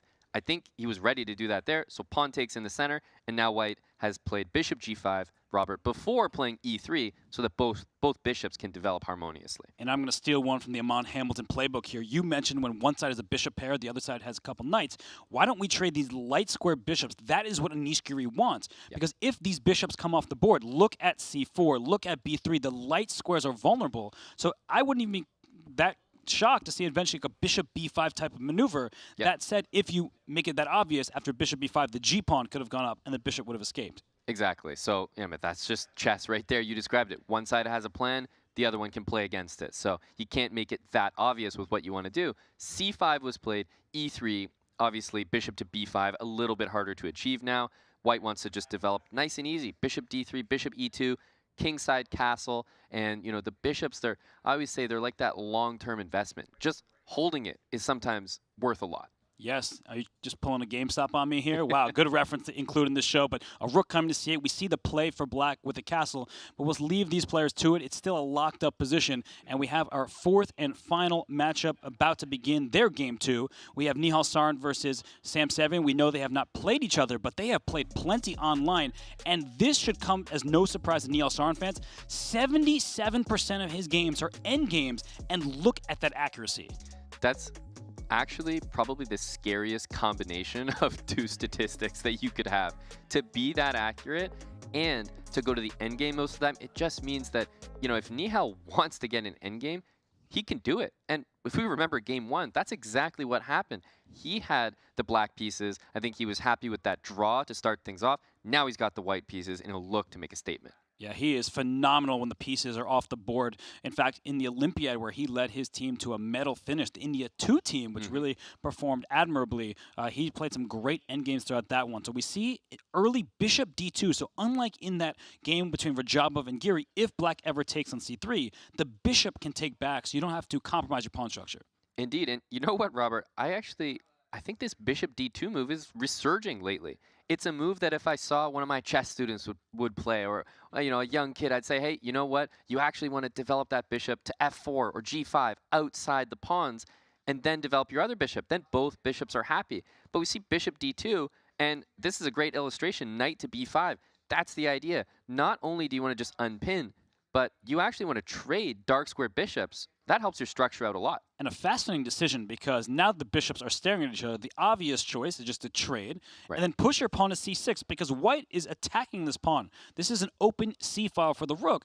And so actually makes me question the move, but this is a structural decision rather than a tactical one. So if we see the bishops trade on d2, just to put this on the board for everybody, that c6 forces the knight back to c3 and say, well, your bishop on b7, not exactly the happiest camper. Exactly. This is, maybe not the best move in the position, but it's a strategic decision. He wants to trade those bishops, look at the remaining pieces on the board. Obviously, the bishop on d3, the scope that it has in the center is way better than its counterpart on b7. So you understand the decision. Also, because this is a rapid game, Rob. You don't need to play the absolute best move in every single position. You want to get a position that you're comfortable with, that you know where the pieces go, and you know what your plan is. That's worth a lot in rapid. And we heard Sam Sevian talk to Nemo, and he said, well, it's rapid. I might play for tricks. Tricks are for kids. These two are barely outside of being kids themselves. Nihal Sarin's still a teenager, so tricks abound. Knight a6, defending the c7 pawn, but it may look, wait, isn't this a huge blunder? Like, what if I take on b4, distracting this knight away, and knight takes c7? That is a fork of these rooks, and you see the evaluation go all the way down, because this rook on c1, the end of the file, is going to be loose after the simple trade, and rook c8. That's a pin and a win for black. Yeah, that's a great combination, and you don't see it coming. Knight takes c7 looks so secure, but knight a6, believe me, when he's playing that move, he's got this all worked out. Yes, he does. He's not just stumbling into a lucky sequence, even if he's the lucky loser and back in this tournament. So all 4 matches are underway. All 8 players are in Game 2. You see some of them looking a little more stressed than others. And as we look from board to board here, my eyes are on the top left where we started this round, Hikaru Nakamura and Jan Krzysztof Duda, because the pawn on c4 still exists. That is a pawn that's sacrificed in the Catalan, in the Queen's Gambit accepted, all these variations. But normally you want to win that pawn back. And guess what? We talked about that move, knight to c3. I'm going to highlight it again. That knight move, I think it's come back to bite him. He then moved it to a2. And if you wanted to move the knight out of the way to capture the pawn on c4, you didn't need to put it there in the first place. So maybe knight d2 or knight a3 was just the better option, because I see knight c3, Robert, as a waste of time. Now the knight's on a2, not a great square. The only square it can get back into the action is c3, but then you're forgetting that c4 pawn. Right? You're saying, I'm just giving up on that one. But if we do get pawn to e5, knight to e4, things like that, we can see how white can take advantage of some weak squares. So let me ask you something. This is a rapid tournament. I sometimes feel like the Catalan is a great weapon in classical chess. Of course, so many luminaries of the game, like Vladimir Krumnik, have used it at the highest level. But sometimes I feel like in quicker time goes, I just want to grab the material. Totally agree. And that is the interesting difference between that long-form classical chess and then the shorter time controls like rapid chess. There are variations. There are openings, Robert, that you can't even use in classical. But then you shorten the time control to rapid, suddenly it's a try. You shorten it to blitz, and suddenly it's the best opening in blitz. So that really does happen. For sure, and maybe b5 will be played, and Hikaru will cling onto that pawn. We'll see how this one develops. But Wesley So and Dmitry Andreikin, they are locked in a very heated battle where, look at that black queen on the right side of your screen here. There is a queen on a2, and it looks like it will, in fact, see the light of day. It's not getting trapped down there. Yeah, and queen on a2 is such a, like you're saying with some confidence here, so you're convincing me, Robert, but I'm looking at that queen and I'm saying, okay, where's that light of day you were talking about? Where's that day? Is it coming soon?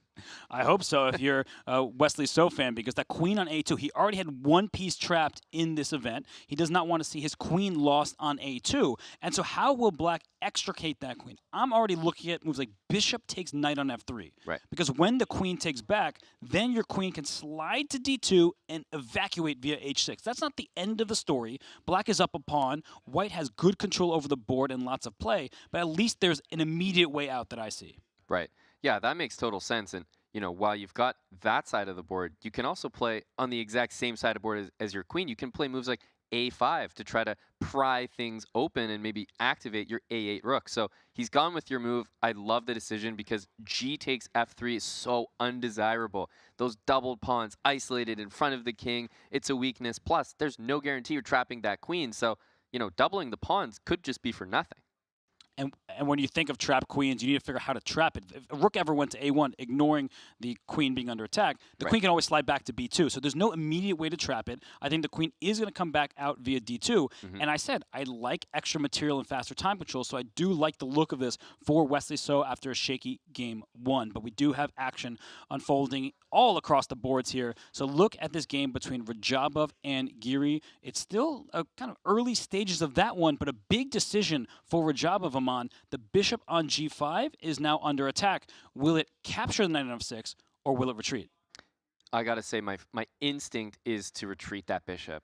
You know, bishop takes f6 is a fine move, often the decision that gets made, but I love keeping the bishops here, Robert. I think bishop h4 maintain the tension, and there's that extra element that, yes, we're playing rapid chess, and just keeping pieces on the board, you know, give your opponent the opportunity to make a mistake. And I think there's more pressure in the position, keeping that pin, and most importantly, keeping the bishop pair. Right, if you're going to give up that bishop pair, you need a follow-up. So bishop takes knight, of course the queen will take back, and yeah, your knight can jump into e5, but you're creating a bunch of one-move threats, and that would be my concern about taking on f6. And Radjabov does play bishop to h4. He says this bishop is the only dark square one on the board. Look at these squares. Yeah. Maybe later in the game this bishop will come in handy. Agreed, totally. I think that's the right call. Bishop h4 makes sense, but you know, white also has to make sure that things don't get too spicy in the middle of the board before you're castled, right? Everything looks great in white's position here for Radjabov, but that king on e1 might get caught, and it's so easy to underestimate, you know, the engine will always be the first one to say, no, you can't get away with that because your king's in the middle. But sometimes as humans, we just appreciate the rest of the position. Looks so great, bishop pair. But that king on e1, it needs to get castled ASAP. I agree, and black can play on the light squares, as we were indicating earlier, c4, knight b3, these type of moves. So now Anish Giri on the clock. He's down on time. He will need to start playing a little bit quicker, but action is heating up in other boards as well. We have the matchup between Nihal Sarin and Sam Sevian. Nihal with the white pieces. We saw him jump around with knight to b5 Amon, and now that knight is back on e2. So the knight continues to go hopping. Yeah, b5, it starts on c3, then b5, then back to c3, then e2. So c3 is sort of like it's like the basketball pivot foot, and then you're just deciding where to go from there. So obviously, this knight on e2 is not going to just stop there, Robert. It looks like g3 and potentially f5 is a destination, and on top of that, you can even go to the f4 square because those doubled pawns are at the cost of the bishop pair, and I don't think black wants to do that this early. I agree with you, but I'll also state that it feels like black won the opening battle. This knight just jumped around a bunch, and because black steals the dark square bishops, there was a stare down of pieces on b4 and d2. Now this bishop on d6 has more scope, just like we were talking about in some of the other positions. The bishop on d2 is staring into its own pawn, so it doesn't feel like a very valuable piece. No, agreed totally. The bishop on d2, now all of a sudden you want it on the other side of that pawn. But you can't have everything in chess. You can't have it on d2 when you want it there, and then out on f4 or g5 when you want it there. Agree with you that that knight on a6, while it may have looked silly and off to the side when it was played, now it's journeying back. Knight to c7, knight to e6, where it's controlling the f4 and g5 squares, which are extremely important. And black might use that to play rook c8 and spearhead a c5 move. I love the way that this is going for Sam Sevian, and I got the same question as you, Robert. That bishop on d2, where is it going? The answer is nowhere, most likely, and black will strike when he is ready with that move c5. Hanging pawn structures are very complicated, so Sam does not want to commit himself to that. So I think in the early stages here, Sevian should be very happy. Played a good game one. Here in game two, looks like he has no issues out of the opening. And knight g3 played, this is what I like to say. A pawn 3 squares away from a knight dominates a knight. Sam didn't even let me finish my thought. He plays g6, taking away f5, taking away h5, e4 out of white's control as well. Just complete domination of some of these minor pieces. So this one, b4, some expansion on the queen side. It will get a little bit more interesting with the next bunch of moves. But Hikaru Nakamura, Jan Krzysztof Duda, they started this round here. And Amon, that c4 pawn still exists. But look at the pawn mass in the center. d4, e4, and f4 for Jan Krzysztof Duda. Wow. Yeah, I mean, this type of pawn formation here is really scary. And the knight on g6 is also placed in a way that it seems to be walking into everything. Pawn on f5, even pawn to h4 to h5. That knight is going to get kicked around, Robert, and if you're looking at the way the pieces are starting to get placed, I'm seeing a lot of opportunity for Jan Krzysztof Duda to bring the pieces to the king side, and I'm not sure Hikaru can match that defensively. Right, and sometimes you defend against an attack by being a turtle, getting in your shell, and making sure that the attack isn't too vicious. And he does play the move f5 on the king side. The evaluation bar not sold on that move. I was going to say sometimes you defend in the center with the move c5. Try to explode the middle of the board, maybe play bishop b7 to trade off the light square pieces. But f5 is Hikaru's choice, and this is a big moment of En passant is available for one turn. Exactly. Will Duda take that, or will he leave it? Well, in this position, I think if you look what happens after pawn takes on f6, it looks like the knight will recapture.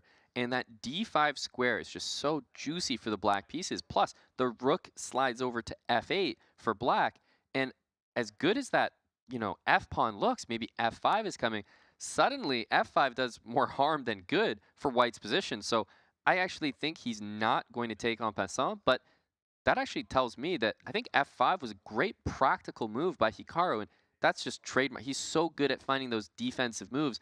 Maybe the engine is saying, hey, that's not right, but if you can't take en passant, as an attacker, Robert, that's extremely annoying that you don't have f5 anymore. You don't have f5, but the g file maybe at some point can open up. He starts the rook d2, kind of an ambiguous move. Where's that rook going? Do I really need to slide my second rook to d1? He is preventing c5. He's saying this is one of the big ideas in the position for black. First of all, white can just press forward with d5, but if the d file opens, give me the rooks on the file. That's going to be bad news for black.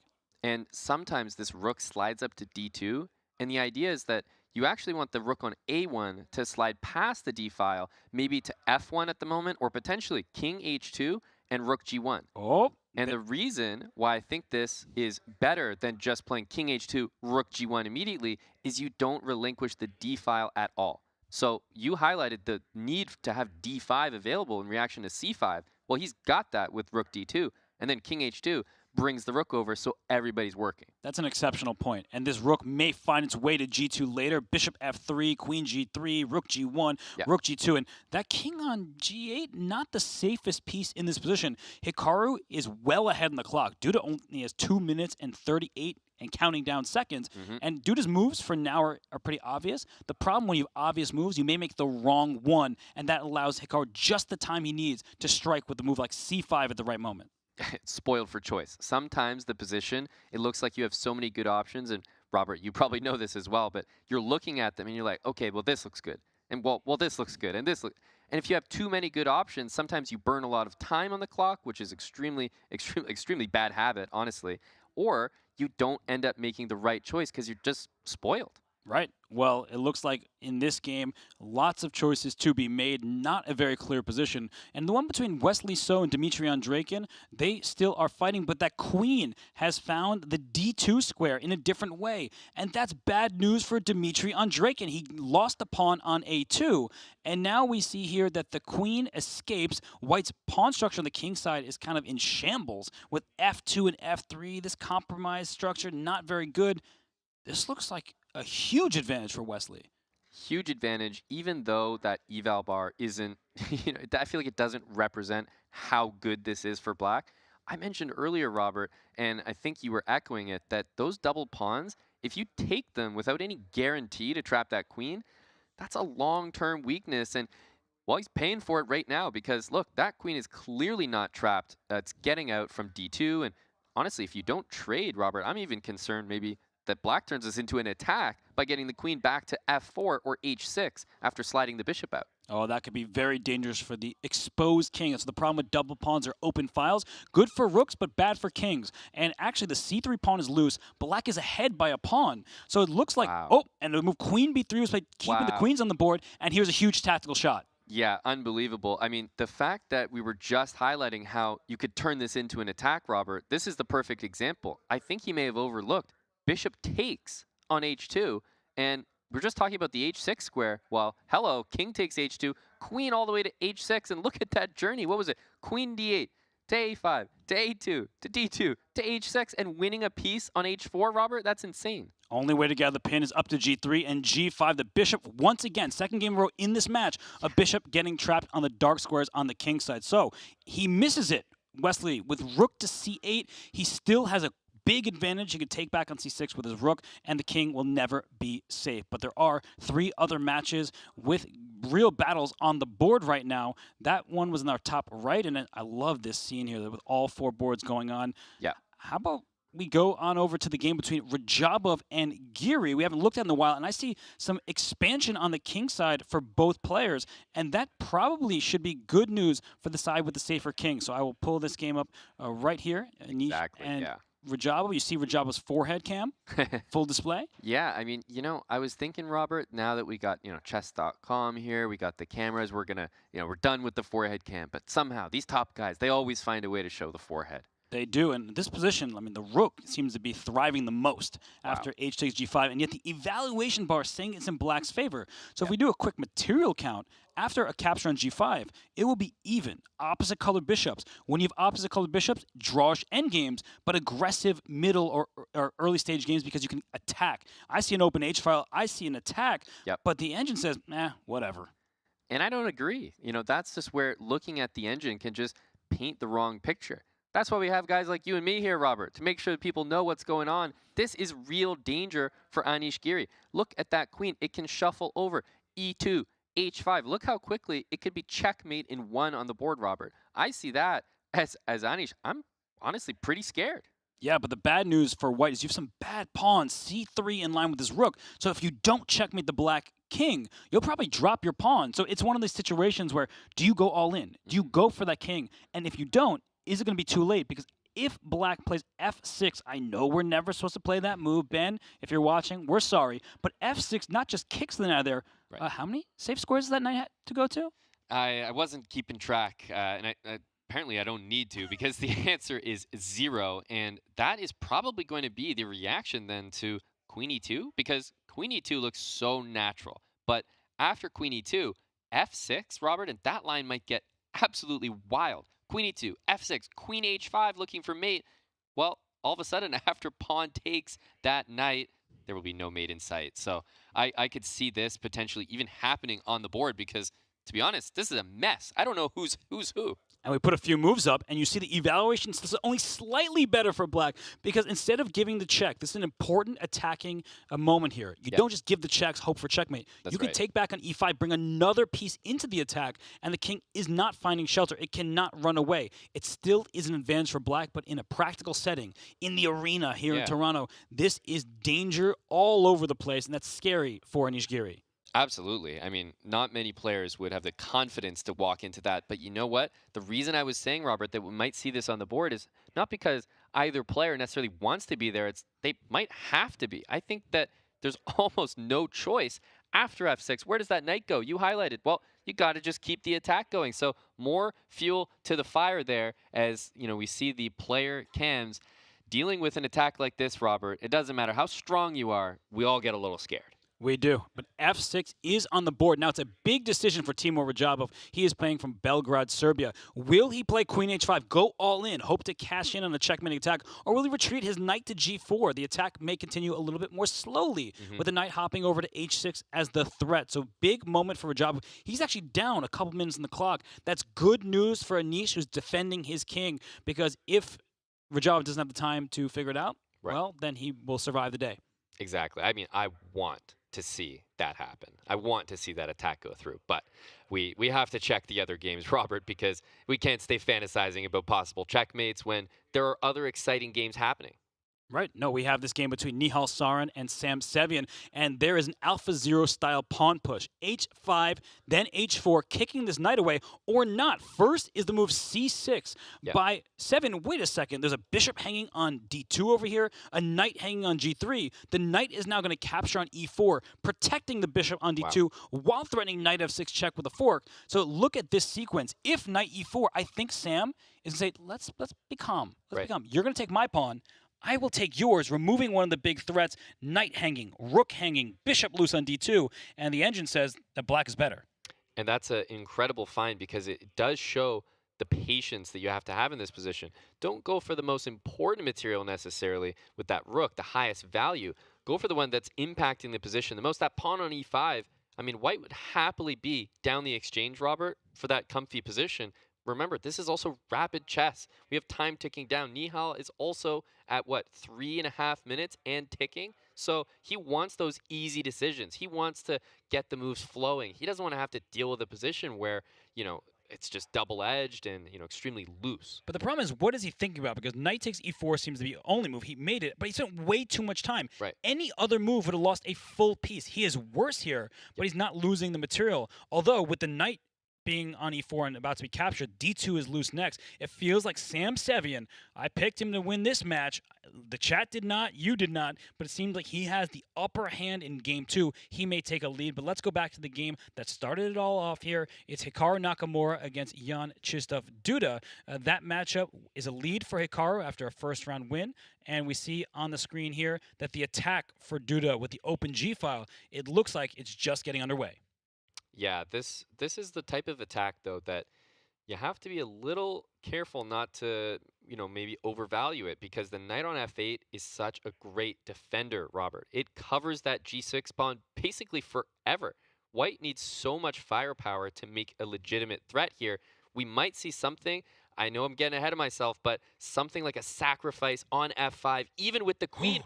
Oh, he missed it, just as you said it. Yes, that's exactly what I was talking about. Knight takes and queen takes f5. If pawn takes f5, rook takes g7 was checkmate over here. So a missed tactic from Jan Krzysztof Duda, just as Amon was calling it out. Instead, bishop takes pawn, rook g8, knight back to e4, trying to go onto the f6 square, where this king is never going to find shelter with all of white's pieces heading its way. Wow, opportunity missed, but we have to stick with the action here. 15 seconds for the white pieces to somehow for Duda to make something of this attack, Robert.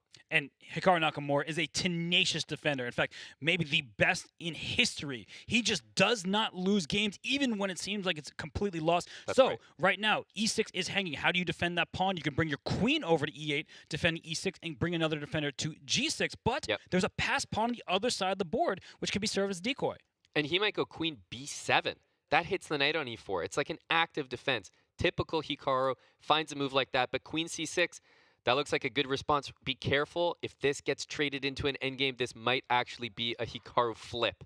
Oh my goodness. Where's the material count? Extra pawn for white. So still good for Duda. Rook g1 to a1. Watch out. This a5 pawn is loose. So I think Duda should start going for it. He can trade pieces as well, play rook a1. He's not in danger of losing this game, but he's 5 seconds. And with knights, always a tricky situation. Always tricky. The rook goes to d8. I'm wondering what the threat is. The rook on g4 is looking misplaced now. That attack isn't happening anymore. Oh my gosh, and a rook d2, and maybe it's an attack for black, but knight f6 and rook g8, you have to be very careful. If you're Hikaru Nakamura, your king is in grave danger. Wow. And here it comes. Will the knight go in? It's time for Duda to move. 2 seconds. King g1 looks like a fantastic move. And are we going to see a repetition? No, he plays b3, and that was a pin there, and now it's a trade being offered. But I would trade and then start trying to bring my knight into the game. I just don't see a square. He goes knight f6. Oh my gosh, it's even him on. Yeah, and the rook on g4 is such a problem here. The knight on e3 blocks the communication for the bishop and the pawn. And b6 is captured, and b3 will defend this knight. So you want to pile up pressure on a pin piece, and suddenly Hikaru may seize the upper hand. Rook c1.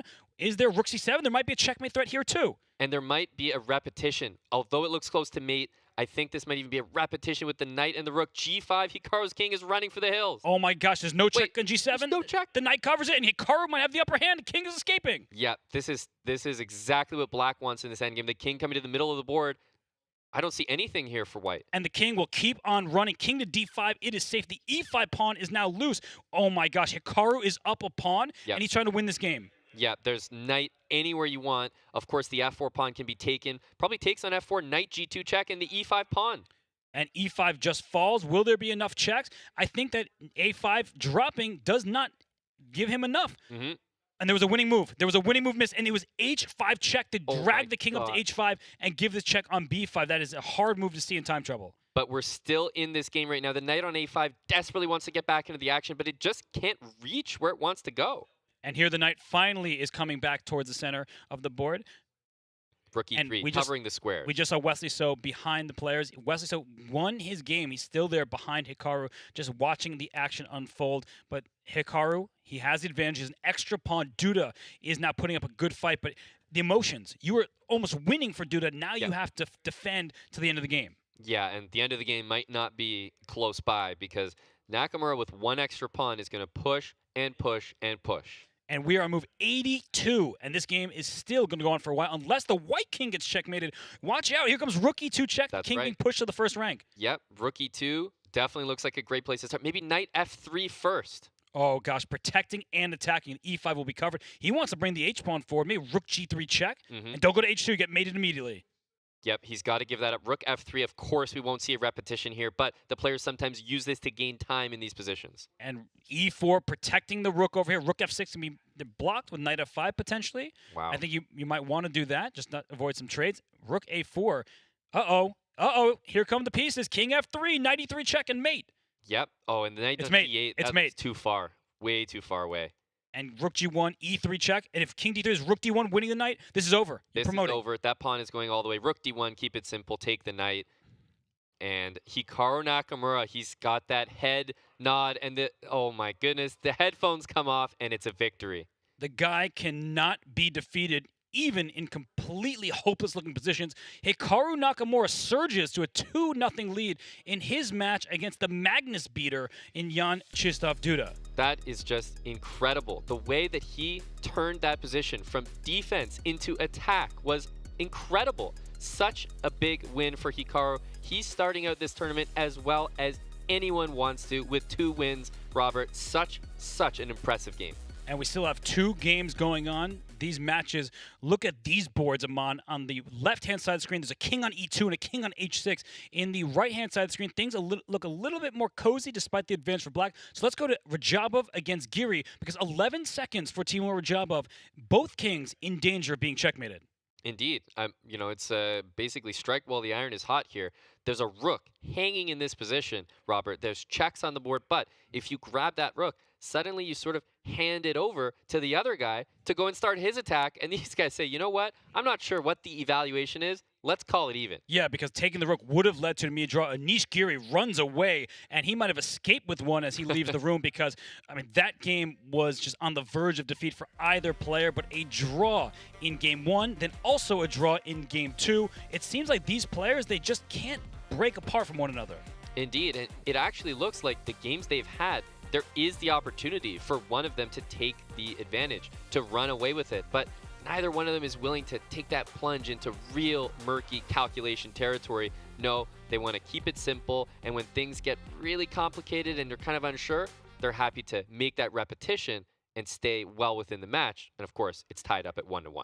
And a player who does not want to see a second draw in a row is Sam Sevian. He's the newcomer to the field. He had a second chance here, and F5, he doesn't want to give Nihal any chances because E3 is hanging with check, and once E3 falls, it feels like the whole position collapses. I want to trade material. I don't want my king to be in danger. I'm up with pieces. Let's go rook C1. Yeah, and you know what, Robert? If the time situation was reversed, it can be tough to play with that extra material when you're low on time.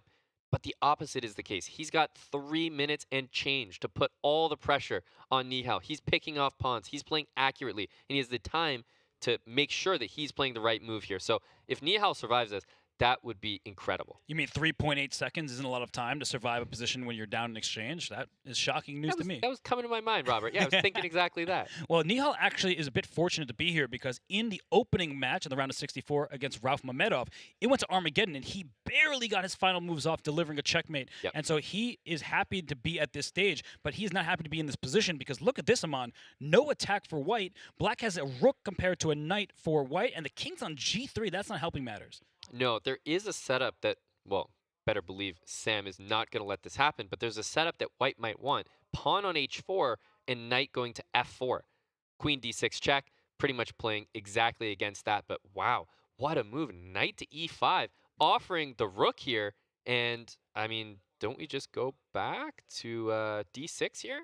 I think you can definitely go back there and make sure your king is safe. So what Nihal's hoping for is by trading down, which sounds bad when you're down material, is there fewer defenders. And this king on g8 is also wide open. I think that this knight e7 check threat will be seen by Sam. So that is a fork that you have to watch out for. But queen d6 check, the knight has to go back to e5, and you're lucky you don't lose the knight on the spot. That's right. Yeah, rook to c5 in that moment would allow queen to e8 check. That's probably what's really keeping him in the game here. But Nihal, you know, resourceful as ever. If he can get Sam's time down to something more manageable, like they both are in time pressure, I think he's got chances. So Sam's got to, you know, conclude this game with the 2 minutes he's got. And we see the knight on e5. If f4 comes in, the knight can be stationed there for a while. This king is not very safe. So it just seems like a position where Sam, now done under 2 minutes, he can spend some time, but he doesn't want to spend too much. Agree, and because you're highlighting f4, it's such a sturdy move. I'm looking at g5, Robert. g5 stops that move. You've still got the knight in a pin, and if you can't play f4 to, you know, solidify the knight there, hang on, I'm threatening to win your knight in a couple moves. That's true. It's a really good move. The king on g3 out in the open, and if you play f4 then, well, good luck to that king. So I like the look of g5. Sam might like it as well, but it does expose his king even more. That's so there are clear drawbacks. Yeah, indeed. It's, you know, give and take. You got to give something to get something. And in this position, he's spending his time exactly how I would. I think you do take your time here because you don't just look for the next move, Robert. You look for a plan. You look for a tricky move where you anticipate a reply and you've got to reply to that move because the guy's got 7 seconds. You don't want to give him a chance to think move by move. You want to all of a sudden put him under pressure. And here we go, f4, then g5, because if f takes, there might be rook c5, and there's no queen e8 check. So very nicely done by Sevian. And look at this move, king h2. Please take me on f4. That shuts down the diagonal. Then I can go queen d4 instead. That looks like such a good move. The f4 pawn falls with check now. There's rook c1. Although he survives for just a brief moment with knight g1, I think queen d4, as you're highlighting, covers the checks, Robert. That is a great finish. And that's game over. And Sam Sevian takes the early lead against Nihal Sarin. So he said he was excited to be here. His chess is exciting. And now he has a 1-point lead over the teenage superstar from India. Yeah, I mean, the box score there says the results, as we're seeing them. A point in game 2 for Sam Sevian. I mean, really impressive what we've seen from him so far. He's come into the tournament, and it feels to me, Robert, like he's playing as if he's got nothing to lose, right? He's got that, second chance at this tournament. He's making it count. And he's not just anybody. They didn't just pluck him off the street and let's get a player to face off against Nihal Sarin. No, he is nearly 2,700. So a lead for Sevian, a lead for Wesley So. He played a good game against Dmitry Andreikin. All tied up in Giri Radjabov, but Nakamura once again winning. That one was a bit more surprising. Indeed, yeah, that game was such a back and forth. And honestly, I think Nakamura just kind of thrives in those situations where it's that back and forth. He went from defense to attack. He was handling the pressure from Duda, and it looked like Duda was going to maybe even up that match. But as soon as it got into a time pressure, I think Canty alluded to it the best early on when he said, you know what, there's nothing scarier than Hikaru Nakamura when the time gets low. It's true, because he is the bullet chess champion and has been numerous times. The guy is just a wizard. And when he doesn't actually lose the game, the chances that he does lose are not very high. You better knock him out before giving him a second chance. And while we didn't catch the end of the game between Wesley So and Dmitry Andreikin, we're going to bring that up and analyze it for you, because there were some great tactics that, Aman, you had spotted during our analysis. Yeah, the tactics there looked really exciting, and I loved the way that it was handled by Wesley early on. It looked like he got a great opening advantage, and just that overcommitment to trapping the queen, which it was never going to happen, Robert, but White was playing as if it was a guarantee. Yeah, right here, right? He castled kingside, just giving up this pawn a2. Exactly. Because there were tactics as well. This knight is pinned and this pawn is pinned. So it was a tricky looking position. Dmitry couldn't handle it. But we got to this point pretty quickly. And then after missing bishop takes h2 the first time, the second time it was not to be missed. Once the queen was under attack, bam, bishop takes h2 check. Once the king took queen f4. And the difference here is while the dark square bishop survived, the light square one didn't. That's right. And, he actually got to do it in an even better situation. He got the rook to attack his queen. So he basically got what we were looking at with an extra rook c8 for himself. So not too bad at all. I think just great tactics early on. And, you just look at the position. It's so easy to convert, especially for someone as strong as Wesley. So the knight against the bishop, it just runs wild on the light squares. Yeah, look at the knight going from c6 over to the king side towards the action. Then the h5 pawn goes up to h4. This bishop on g3, not very happy. The king on h3, even less happy. And look at this. Knight takes d4, giving away a piece, and queen f5 check. How many times was this bishop the victim of a tactic? Yeah, and, it almost felt like previously the bishop was actually the victim of the tactic, but then it wasn't actually captured. So it was like the problem. It's like, finally, you're paying for your sins. Yeah, and then it could not stay on the board anymore after queen takes f4. Some trades happen. But check this out. Rook h3, queen g5 check, and after rook c2, he tries to defend with queen g3 because this is a pin on the h4 pawn. So style points to Dmitry Andreikin. He's a comedian. You got to give it to him. Queen g3 is a great resource, but even that great resource, it's just not enough to save the position. Look at that beautiful pawn structure for black, all connected, and white's pawns, at some point, they were b4, d4, the f file, and the h file. So you just have the worst possible pawns all disconnected from one another. Well, a very nice win there for Wesley So, and Sam Sevian also had a great win. So, as we see 3 players win in the second round, how did you see that round unfold? Robert, I think in the second round, we saw the players sort of fall into their form a little bit more. Sam Sevian definitely displaying from those first 2 games that he feels a little more comfortable. Game 1, he wasn't ready to take that jump right at the end of the game and, commit to that decision. Game 2, he was all about commitments, and he committed to a great, great win. Obviously, Hikaru keeping it rolling. We know he's that, counter puncher. He's getting attacked. All of a sudden, he turns it in to a win. So Hikaru Nakamura, just more of the same. Well, the players may take their lunch, get a quick break. We're going to do much of the same. And when we return, we'll have more live chess, plus the high and low lights from Canty and Nemo's Copter Tour above Niagara Falls. Twitch subscribers, hang tight for some more exclusive content from Toronto. We'll be right back.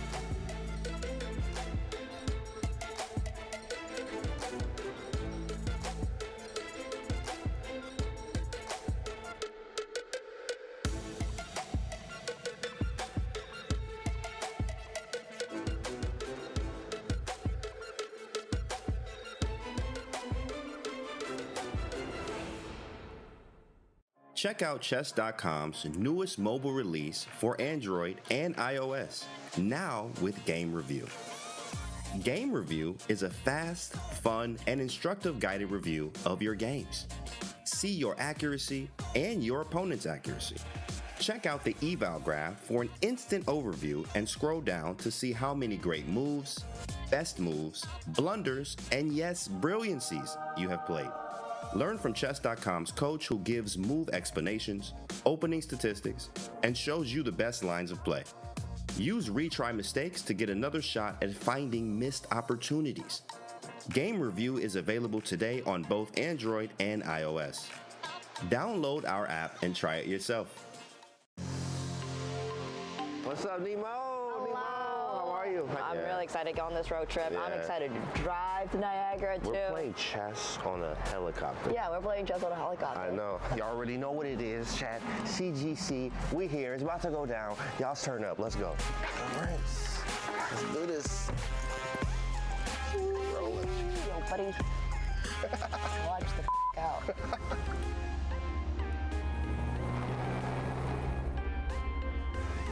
We here. We here. Right. You ready? Let's get it. Let's go. I'm excited for this. Rainbow Bridge now 3.5, Niagara Panic.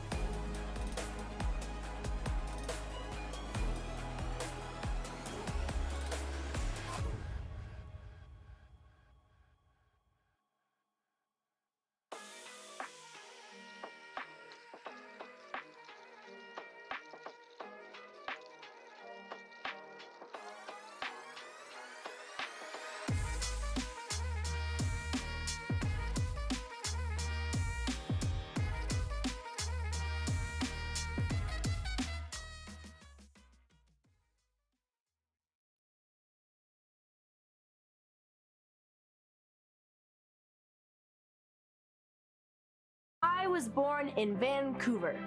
But as wonderful as Andrea and Vancouver are, it's pretty tough not to fall in love with the city of Toronto. Natural beauty abounds inside Toronto and pretty close by. The largest city in Canada, the people here have been playing chess in clubs, in universities, and in public parks. What are you doing? I'm just directing. Continue. For well over a century. And now this wonderful place plays host to the very first Chess.com Global Championship Finals. Facing elimination for weeks, 8 of the world's best players have survived to continue their quest for the queen-size share of the $1 million prize pool. Oh! And it's just mate! Sensational. This is the most shocking day that we have ever had. My friends, you're in the right place. It's time for the CGC Finals. Toronto, Canada officially has it all.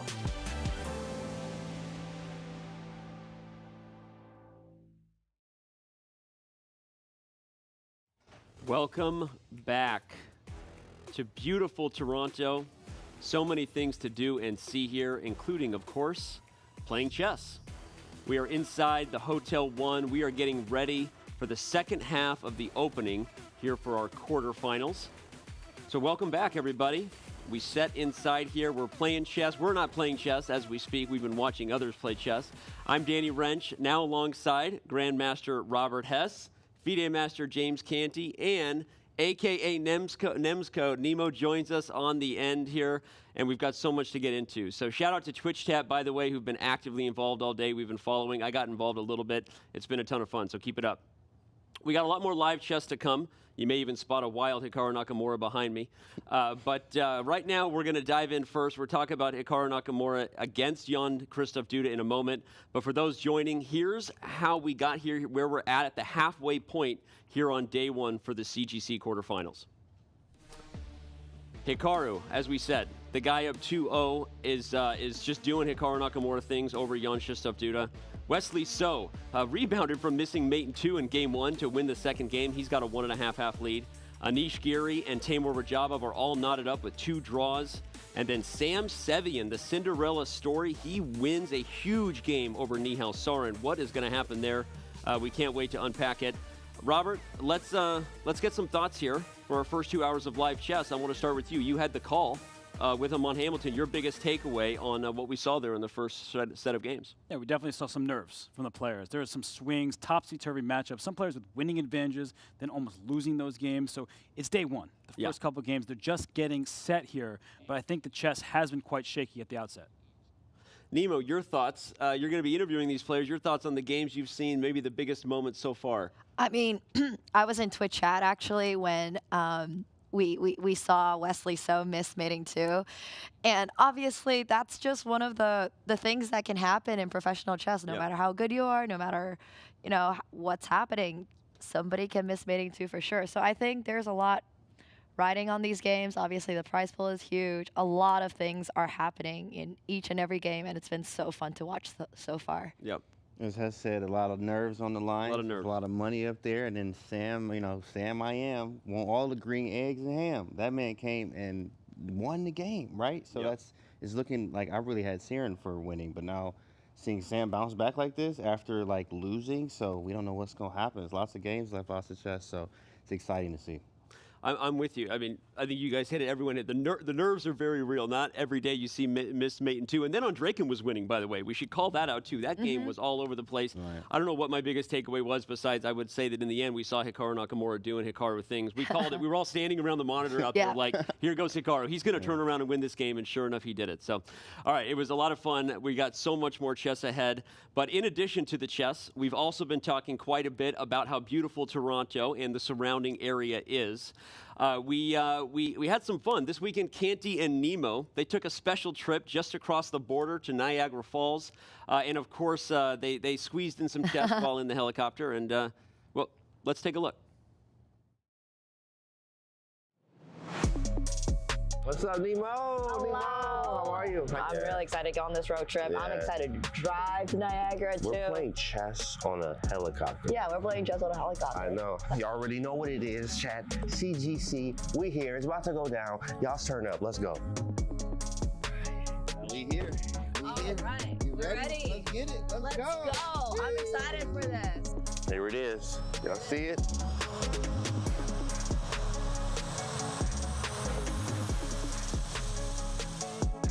This for real. Oh my god, it's kind of cool. This is excellent. Wow. That is so gorgeous. Yeah, you're right. That water don't look friendly. Yeah. I ain't trying to get in there, bro. Wow, look at the view here. I am way off the ground right now. Look at that. It's just so peaceful right here. Yeah. I mean, it's so That beautiful doesn't even look like too. water. Right, come on now. Come on. Yeah. We're gonna play chess in a helicopter. All right, let's get it. Let's go. Okay. Who won? I did. Nemo won. Can we watch the falls? Yeah. Sure. Yes. Yay. Wow. That is so gorgeous. Oh man. Wow. We over Niagara Falls. We're on a helicopter. What are you doing? Huge shout out to chess.com. Come on, Thank you so much for having us. All right, we're landing. Wow.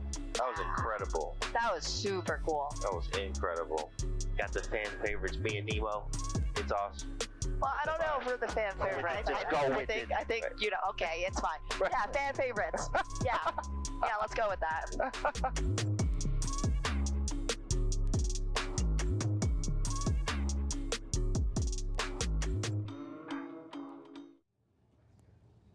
Okay, wow, a lot to unpack there, and James, we're going to get to that blunder in a second. But first, about that experience, Nemo, your first time in a helicopter, first time playing chess in a helicopter, how was it? I mean, it was so incredible because I've never even come close to a helicopter before, so I didn't realize, like, you know, the size of a helicopter is pretty small, but they were able to get all the equipment in, and us, obviously. Right. And then all the helicopter was like glass. And I guess I just never really thought about, like, oh, how am I going to look out of this helicopter? But all of it was like glass. And I was like, wow, this is so beautiful once we started flying.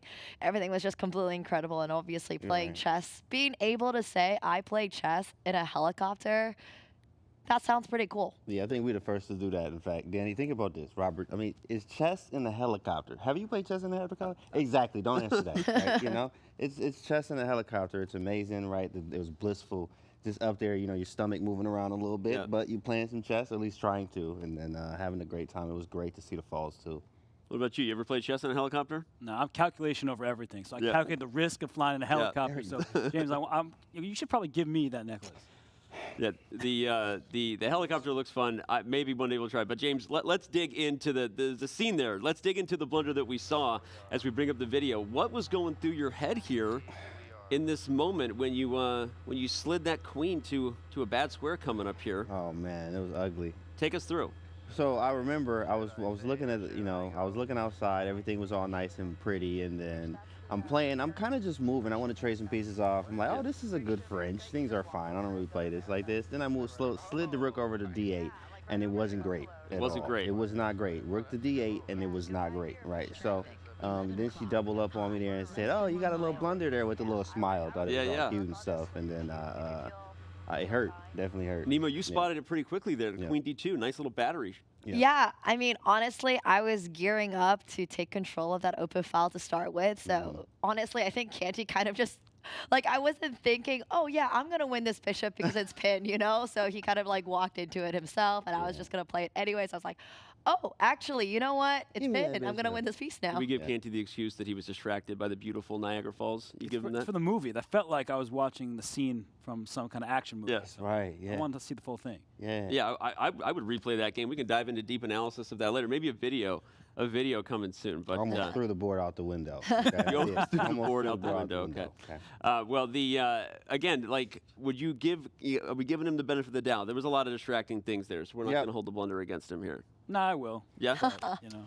All good, James. We've known each other a long time. Thank you. A long time. That's right. We go way back. Nemo, so you weren't too distracted. You said Niagara, the first time you've seen Niagara. Actually, it was probably my 7th time. Oh, really? Okay. Yes. Yeah. I misunderstood that with the first time No, in a well, helicopter. his first time. Yeah. Well, second time seeing Second Niagara. time since a Yeah. long time. First time in the helicopter, 7th time seeing Niagara. Right. Okay, would you do it again? Oh, yeah, absolutely. I just wouldn't play that game again. I'm not gonna think I'll do All it. right, well, he's going to do it again, but that's going to do it for us for now. We will be back post-game here, of course, to break things down in the gameplay hall. But now it is time to bring in, for the first time from the caster booth, we have Grandmaster Daniel Naroditsky and International Master Content Creating Sensation Gotham Chess over there with the call. You guys ready? We are absolutely ready. Thank you so much, Danny. Levy and I, we've gotten kicked out, but we've moved to an even better place, the commentator booth, here alongside my good friend, International Master Levy Rosman. Levy, how excited are you for the second half of day 1? I'm so pumped. Those were some incredible games in the first and second round, the morning rounds, if you will, of day 1 of this quarterfinal. And we just had to listen to people talk for 10 minutes about playing chess in a helicopter. So not only are we excited for the games, we're also incredibly envious. So I want to put that behind me, and I want to focus on the chess. That was incredible. Props to Kenny and Nemo. As we push toward game 3 of Nakamura Duda, let's take a closer look at the Polish phenom Jan Krzysztof Duda. He has a comeback that he needs to pull off, but Levy, he definitely has the acumen, he has the pedigree to get that done, a smooth path toward the CGC finals. What jumps out to you about the Polish 24-year-old Super Grandmaster? Yeah, I feel like I've been hearing accomplishments of Jan Krzysztof for like 10 years. But that's crazy because he's only 24 years of age. He has probably the highest rapid rating of any player, at least on chess.com in particular with his success. But he is in a worst-case scenario. He could not have had a 2-0 deficit in a worse way. Because in the first game, he was outplayed in his pet opening, and in the second game, he was completely winning. So, well, completely winning might be a tiny bit of a stretch. We've seen Mate in 2 already, not exactly seen by the players. So this is a worst nightmare for him. But the good news is he has a little bit of time to bounce back, but his time is quickly running out. Yeah, he has a lot of time to bounce back, but he has to start now. I mean, if you lose one more game, you think about it, you're down 3-0 against Hikaru Nakamura. That's crisis time. That's a big problem as we watch the players get started putting their headphones on. Jan Krzysztof, he'll have the black pieces in game 3, and I'm very curious to see what strategy Hikaru adopts. Levy, is he going to go for the kill, or is he going to play a solid game? Because at this point, you know, a draw only benefits one player, and it's Hikaru Nakamura. Here we go. No, I mean, in the first game, E4 worked. Why would you not repeat it? You see this time already Jan Krzysztof making a different second move. Ooh. So we have a Berlin. Okay, now a big question. Yeah, because Hikaru can, you see Hikaru looking around. It's not that he doesn't know what to play. He plays an anti-Berlin. He says, you're not taking my pawn. And of course, he could have made that Berlin draw, but listen, Hikaru feels confident. He says, I've got the white pieces. He plays the Berlin with black, so he's a specialist with both colors. Why not give it a shot? And we have this very fashionable D5 line essayed by Jan Krzysztof Duda, the center already open.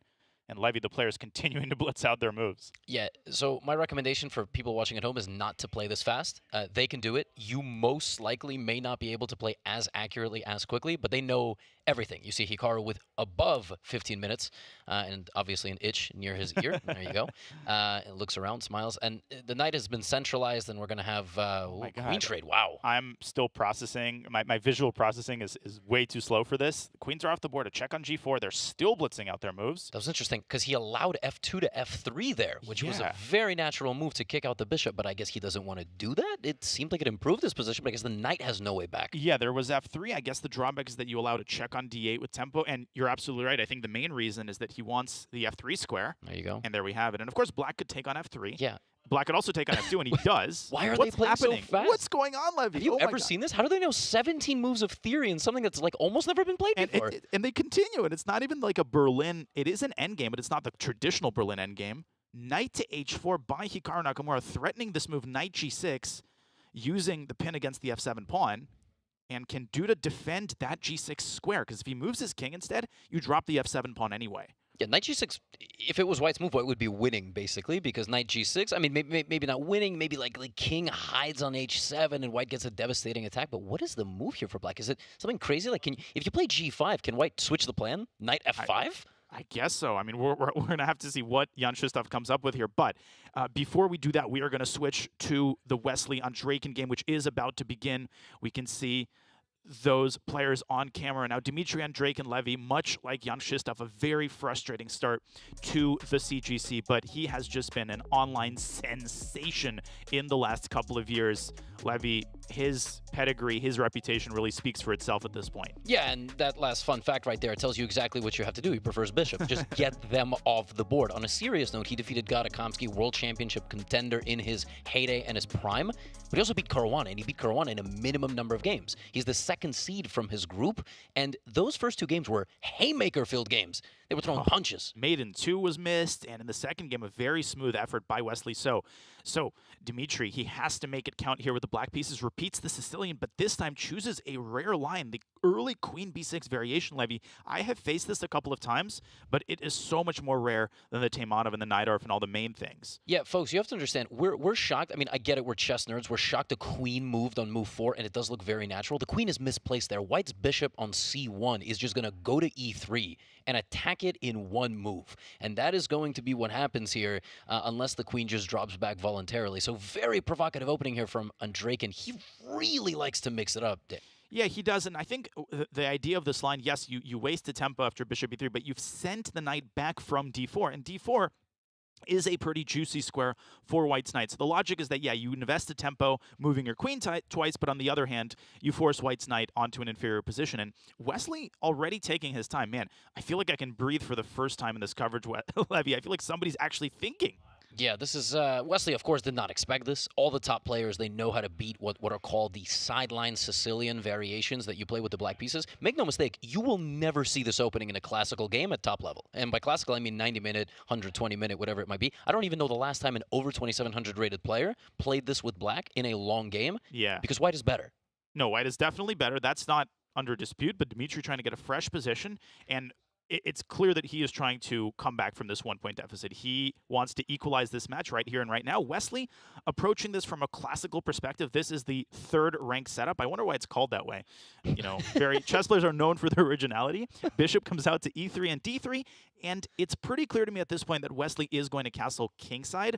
Although castling queenside, Levy, is also possible in such positions, but not really up Wesley's alley. Well, can I just say this? He can always play queen to f3, so the third rank attack continues. What about h4 and rook h3? Oh, well, yeah, we'll get there. a4, rook a3. Maybe exactly. the king? The king will come as well. Yeah, just a full squad along the third rank there. No, I agree. Short castle looks good. Then f2 to f4, right? Very common idea as well. And knight f6 by Dmitry Andreikin continuing his development. We'll keep a close eye as this opening unfolds. But the third game is about to begin, and that is the match between Anish Giri and Timur Radjabov.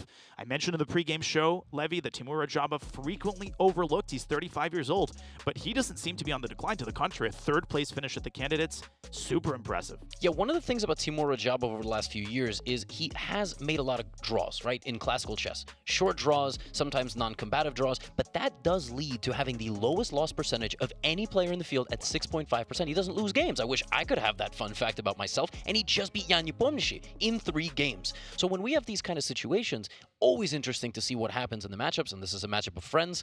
Game 3 about to be underway. Indeed, and Giri will have the white pieces 1e4 by Anish. That's what I like to see. And another Sicilian, but this time Anish playing the Rosolimo, which is incredibly fashionable. And this c3 variation has been featured top and bottom in high-level chess, low-level chess. Everybody's playing it now. And I think they're repeating the same line from game 1.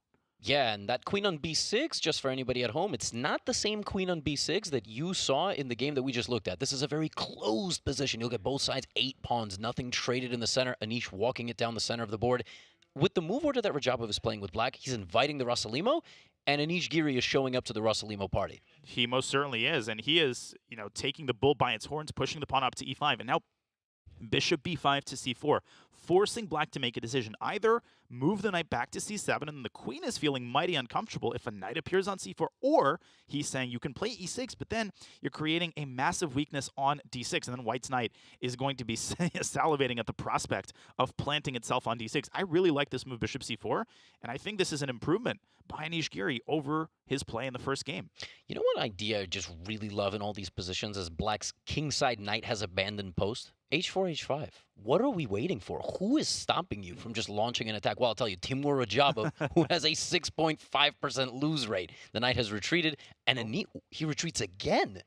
That's so Oh, that's so counterintuitive, right? Like for an audience member watching at home, why did the bishop just make 2 retreating moves? Yeah, but knight c4 is such a huge threat. That knight on c7 blocking the queen's escape and forcing the queen onto the path of a very nasty discovered attack. So we'll see how Timur deals with that threat, but we have our 4th game about to get underway. Sam Sevian and Nihal Sarin, the 2 young phenoms, about to duke it out in game 3. Nihal Sarin, Levy, we all predicted basically that Nihal was going to win, but he has a 1-point comeback to make, but if there's somebody who can make it, it's 18-year-old Nihal Sarin, isn't it? Yeah, it absolutely is. Look at the people that he's beaten. If you don't know Rauf Mamedov, one of the best players of Azerbaijan, he beat Vladimir Kramnik, okay? That man, yeah, the multiple-time world champion, probably inspired decades of chess theory, and he just beat the world championship challenger, the world number 2, the only player above 2,800 not named Magnus Carlsen in classical chess, Ding Liren.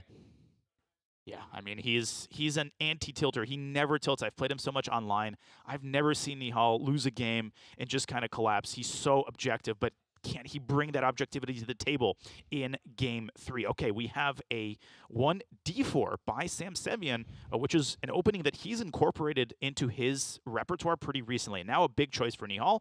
He can play the Ragozin Levy. He can play a traditional Queen's Gambit declined. Let's see what he chooses.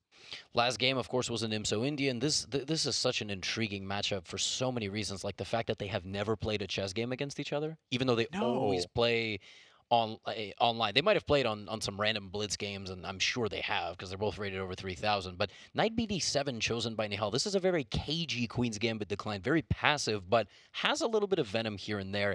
Interesting approach because he could have just played a main line and killed the game off, as we say. But he's choosing to keep more pieces on the board, keep some tension. Yeah, knight bd7 is quite an ambitious line, actually, and one of the ideas, of course, is to delay the development of the dark-squared bishop, and another idea is that d takes c4 is now very much on the table, because let's make a random move by white. g3, after d takes c4, the knight from d7 can swing over to b6, and it can be surprisingly hard for white to win this pawn back, and I'm not entirely sure that Sam Sevian is in the mood to gambit away a pawn, you know, when he's a point up in the match. My guess is that he wants to play a little bit more solidly, and so I think we're going to see the development of the dark-squared bishop, maybe even c takes d5. Yeah, c takes d5 kills all the fun, clarifies the pawn structure right away. It's kind of weird, probably to the uninitiated, to see so much tension among pawns in the center of the board and neither side capturing, but also another way to kill the fun here is just to play e2 to e3. I'm not sure there's a stronger way to kill the fun, defending the pawn with the bishop and then looking to develop it and castle. It must be weird for Sevian, because he's up 1.5 to half. Does he take the risk? Does he play the more aggressive way? There's a reason he's already below 14 minutes, unlike some other guys who played 20 moves of theory in 10 seconds. I know. And c takes d5 and bishop f4 is on the board, and that's exactly what he was thinking about. You nailed it, Levy. It's not that he is seeing this for the first time. He was just choosing the approach. You know, do I want to play more solidly? Do I want to gambit the c4 pawn? There's our answer. No, I do not want to gambit it. And this is what's called the Carlsbad structure, where the asymmetry is contained in the fact that white has an e pawn and black has a c pawn. Otherwise, the structure is symmetrical. We're probably going to see e3, bishop d3. Black is going to develop his, no, not the bishop to d7, the bishop to e7. And I think we're going to see pretty normal development, or not. Knight f6 to h5. What an interesting move by Nihal as he hunts for Sam Sevian's dark-squared bishop, Levy. Yeah, don't make multiple moves in the opening with pieces that you've already developed, unless you're these guys, right? So Nihal has voluntarily moved his knight out to h5 to clarify what's going on with white's dark-squared bishop. Now white will finish off with the light-squared bishop and then short castle. Can black play f7 to f5 at some moment and use the knight's offside position to then go back and control white's center? Yeah, I think that's a really interesting idea, clamping down on the c4 square. And Sam is going to have to find a role for his light-squared bishop. But let's take a look at our beautiful 4-game view. We're going to update you on all 4 games at the same time. Top left is that lightning-fast Berlin game between Hikaru and Jan Krzysztof, where you can see Hikaru is still down a pawn. Levy, I mean, this is just a feast for the eyes, isn't it? Yeah, it's a complex battle. I'm trying to count the pawns. He's still trying to get his pawn back, but he's better.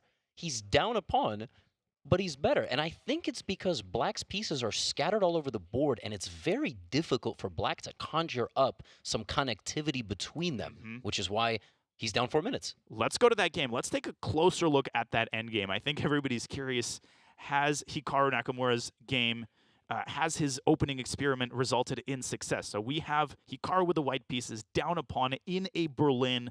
The first 18 moves are blitzed out, but bishop takes h6, collects the pawn back, and e takes f5 is pre-moved, attacking the knight on e6. Whoa. We just showed is this up. the 30-second game? We show up, and 7 moves are busted out. Okay, by both guys. we need to rewind. Yeah, we need to rewind. So let's go 2 moves before bishop takes h6. First, Hikaru plays knight f5. Do you think Jan Krzysztof missed the move bishop takes h6? Of course, the idea is that this reforks the black bishop, and then white is the one up a pawn. Instead, he took on f5.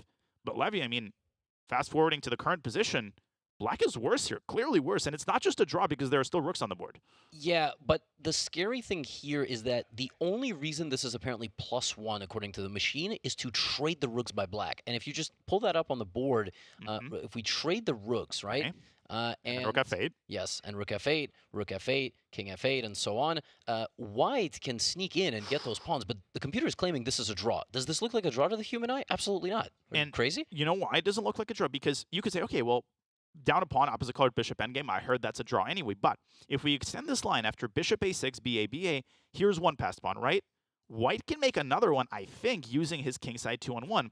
And that's a term known as trousers in Russian chess terminology, when you've got passed pawns, kind of like pant legs on either side of the board. And that is the worst enemy on the defending side in opposite colored bishop endgames. How are you going to stop both of these pawns at the same time? And white has another pawn that he could use in case black finds a way to eliminate both of white's passers. This is a very hard position to evaluate. Maybe it's a draw because of black's passer, but Levy, you know, this is not easy to evaluate, and Jan has 6 minutes on the clock already. Yeah, this is anything but a guaranteed draw, and if you don't know as a human being going into this that you are going to save the half point, you just never do this, because you just cleared everything off the board. Computer might say it's a draw, and then you get there and the computer changes its mind because it finds a resource. It doesn't have the depth from 20 ply out. So very tough spot for Duda, who might just be down 3-0 in about 10 minutes. Dude, and here's the thing. If he doesn't take on f1, if he makes a neutral move, such as king g6, to move the king away from the 7th rank, well, then Hikaru says, thank you very much. You don't want me? You don't want to change the rooks? All right, fine. I'll get my rook to d7. I'll attack your pawn on c7. And then you could say, well, but then black goes rook f2 check and takes on g2. This is not a fair pawn capturing race, Levy, because white's going to take everything on the queen side and then play b5 and a6. Black's passed pawn is still going to be, you know, putting its clothes on in the morning, and white's going to have 2 queens. So this is out of the question.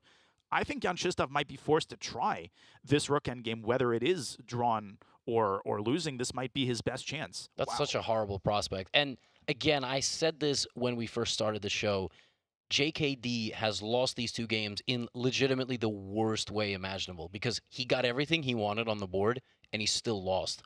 What do you do when that happens? Well, you try the Berlin, and it turns out Hikaru was prepared onto the 20th move there. And I have a feeling Hikaru is using prep from the candidates. It's a very common theme for the audience at home. When players prepare for massive events like the candidates of the World Championship, they have a year to use those ideas. I have a feeling we're seeing that right here. Hikaru using an idea he didn't get to use in Madrid, where you were doing some amazing commentary, by the way. And he's using it here, and Duda does not look happy. He does not. He looks frustrated. He looks like somebody who's about to go down 3-0. I agree. This is some major, major prep. We will keep an eye on Jan Krzysztof Duda's defensive attempts, which seem to dwindle by every second that he spends. But let's go back to another very interesting match, Wesley So against Dmitry Andreikin. And we remind you that Dmitry is currently down a point. He has the black pieces in game 3. He decided on a very sharp Sicilian, a rare Sicilian with that early queen b6 move. Yeah. And what do we have here, Levy? Holy smokes, is this position messy? Yeah, so Wesley actually didn't castle I was short. wrong. Yeah, he castled long. I was wrong. He's looking for a scrap. Let me tell you right now, Dmitry Andreikin is very much also looking for a scrap, and apparently is better. But that eval bar again, very deceptive because it only depends on one move by black right now. Otherwise, Wesley's better. This is a barn burner. Wesley just offered a draw. Oh, this is so interesting. Wesley accompanies the move rook c7 with a dropper. There's something here that he really doesn't like, and I think I can tell you what that is. Okay. I think what Wesley is afraid of is actually the move rook f to c8. You're like, thank you for the knight. Now you play queen c6. Thank you for the bishop. But there's this devastating check on c2. And although that doesn't look dangerous, after king a1, a3, look at white's king, look at the b2 square, and look at that a file which is about to open. If you say, no problem, I'll play bishop d4 and defend the b pawn, after ab bishop b2, this is like the shades of the first game where Dmitry just sacked all of his pieces and was that close to mating Wesley So, and then Wesley So was that close to mating Dmitry. But at the end of this line, white's king is in checkmate. It's very much indeed checkmate, which will likely not be overlooked. And it's crazy because Wesley is a move away from playing rook takes g7, getting a devastating attack of his own. What Wesley just did there with the move on the live board, rook to c7, is he wasted time. You waste time day to day in life, it's not a big deal sometimes. You waste time on the chessboard sometimes, also not a big deal. In this case, the time wasting is that his rook cannot actually take the knight because of the counterattack that you just showed. This could be a very fatal error. And, well, Dmitry now gets a draw offer accompanied with rook c7. I think he's going to sense weakness. Yeah, that's what worries me about that draw offer, right? When a high-rated player with the white pieces offers you a draw, that probably means there's something they're afraid of. So I think that you're absolutely right. The chances of Dmitry spotting rook fc8 have just gone up by a lot. And what makes matters even worse is that he could start with the move a3. He could say, let me exploit the placement of my pieces and try to open up the a file. And then if white plays b3, rook fc8 looks even stronger. So interested to see what he's about to do. This is really suspenseful. That he's smiling like the Joker. He's down 1.5 to half. It's been a completely insane. What is he smiling at? Yeah, what? Like, is he incredulous that, oh, Wesley just offered me a draw? Haha. Yeah, what is he? He's got like a Joker expression. You offered me a draw. Yeah, I see. I see. He's laughing. What? And he agrees. He took it. He took it. Wesley patting the chair there because he's like, oh my goodness, Wesley, I got away with one. Wesley is breathing a massive sigh of relief right now. Rook fc8 and queen c6. I don't see a defense to that move. The engine originally was giving an advantage to white, Wesley, but when we actually played those moves on the board, you saw the eval bar dropping precipitously after queen c2. Holy smokes, is that a big decision? Put this line on the board. I know right now we're looking at Wesley. Wesley's probably analyzing the games like, why can I not get a better position against the Sicilian? And twice now Andreikin's been better with black. That's not supposed to happen. By move like 18. And again, I think this decision at castle queenside, that may have been the culprit for Wesley. But the game is over. The draw has been agreed to, and that means Wesley maintains his 1-point lead with 1 game to play today. Levy, as commentators, we're supposed to cheer on the players. We want long games. But just objectively, I think Dmitry might have wanted to spend a little bit longer. He had 10 minutes on the clock. And there must be a reason Wesley offered a draw. Yeah, well, look at that. Wesley's not leaving. Nope. He's like, job's not done. He's okay now. Now it's done. But now he's going to go analyze. He's probably going to go continue to analyze the position, but not in the room itself. Look at this. He's spectating Hikaru. We know they have a great camaraderie. He was helping Hikaru a lot in the Fischer Random World Championship. Hikaru gazing around like, speaking of which, all the pieces are gone. So Duda, cold-blooded, trades everything and goes, this is a draw. You ain't beating me.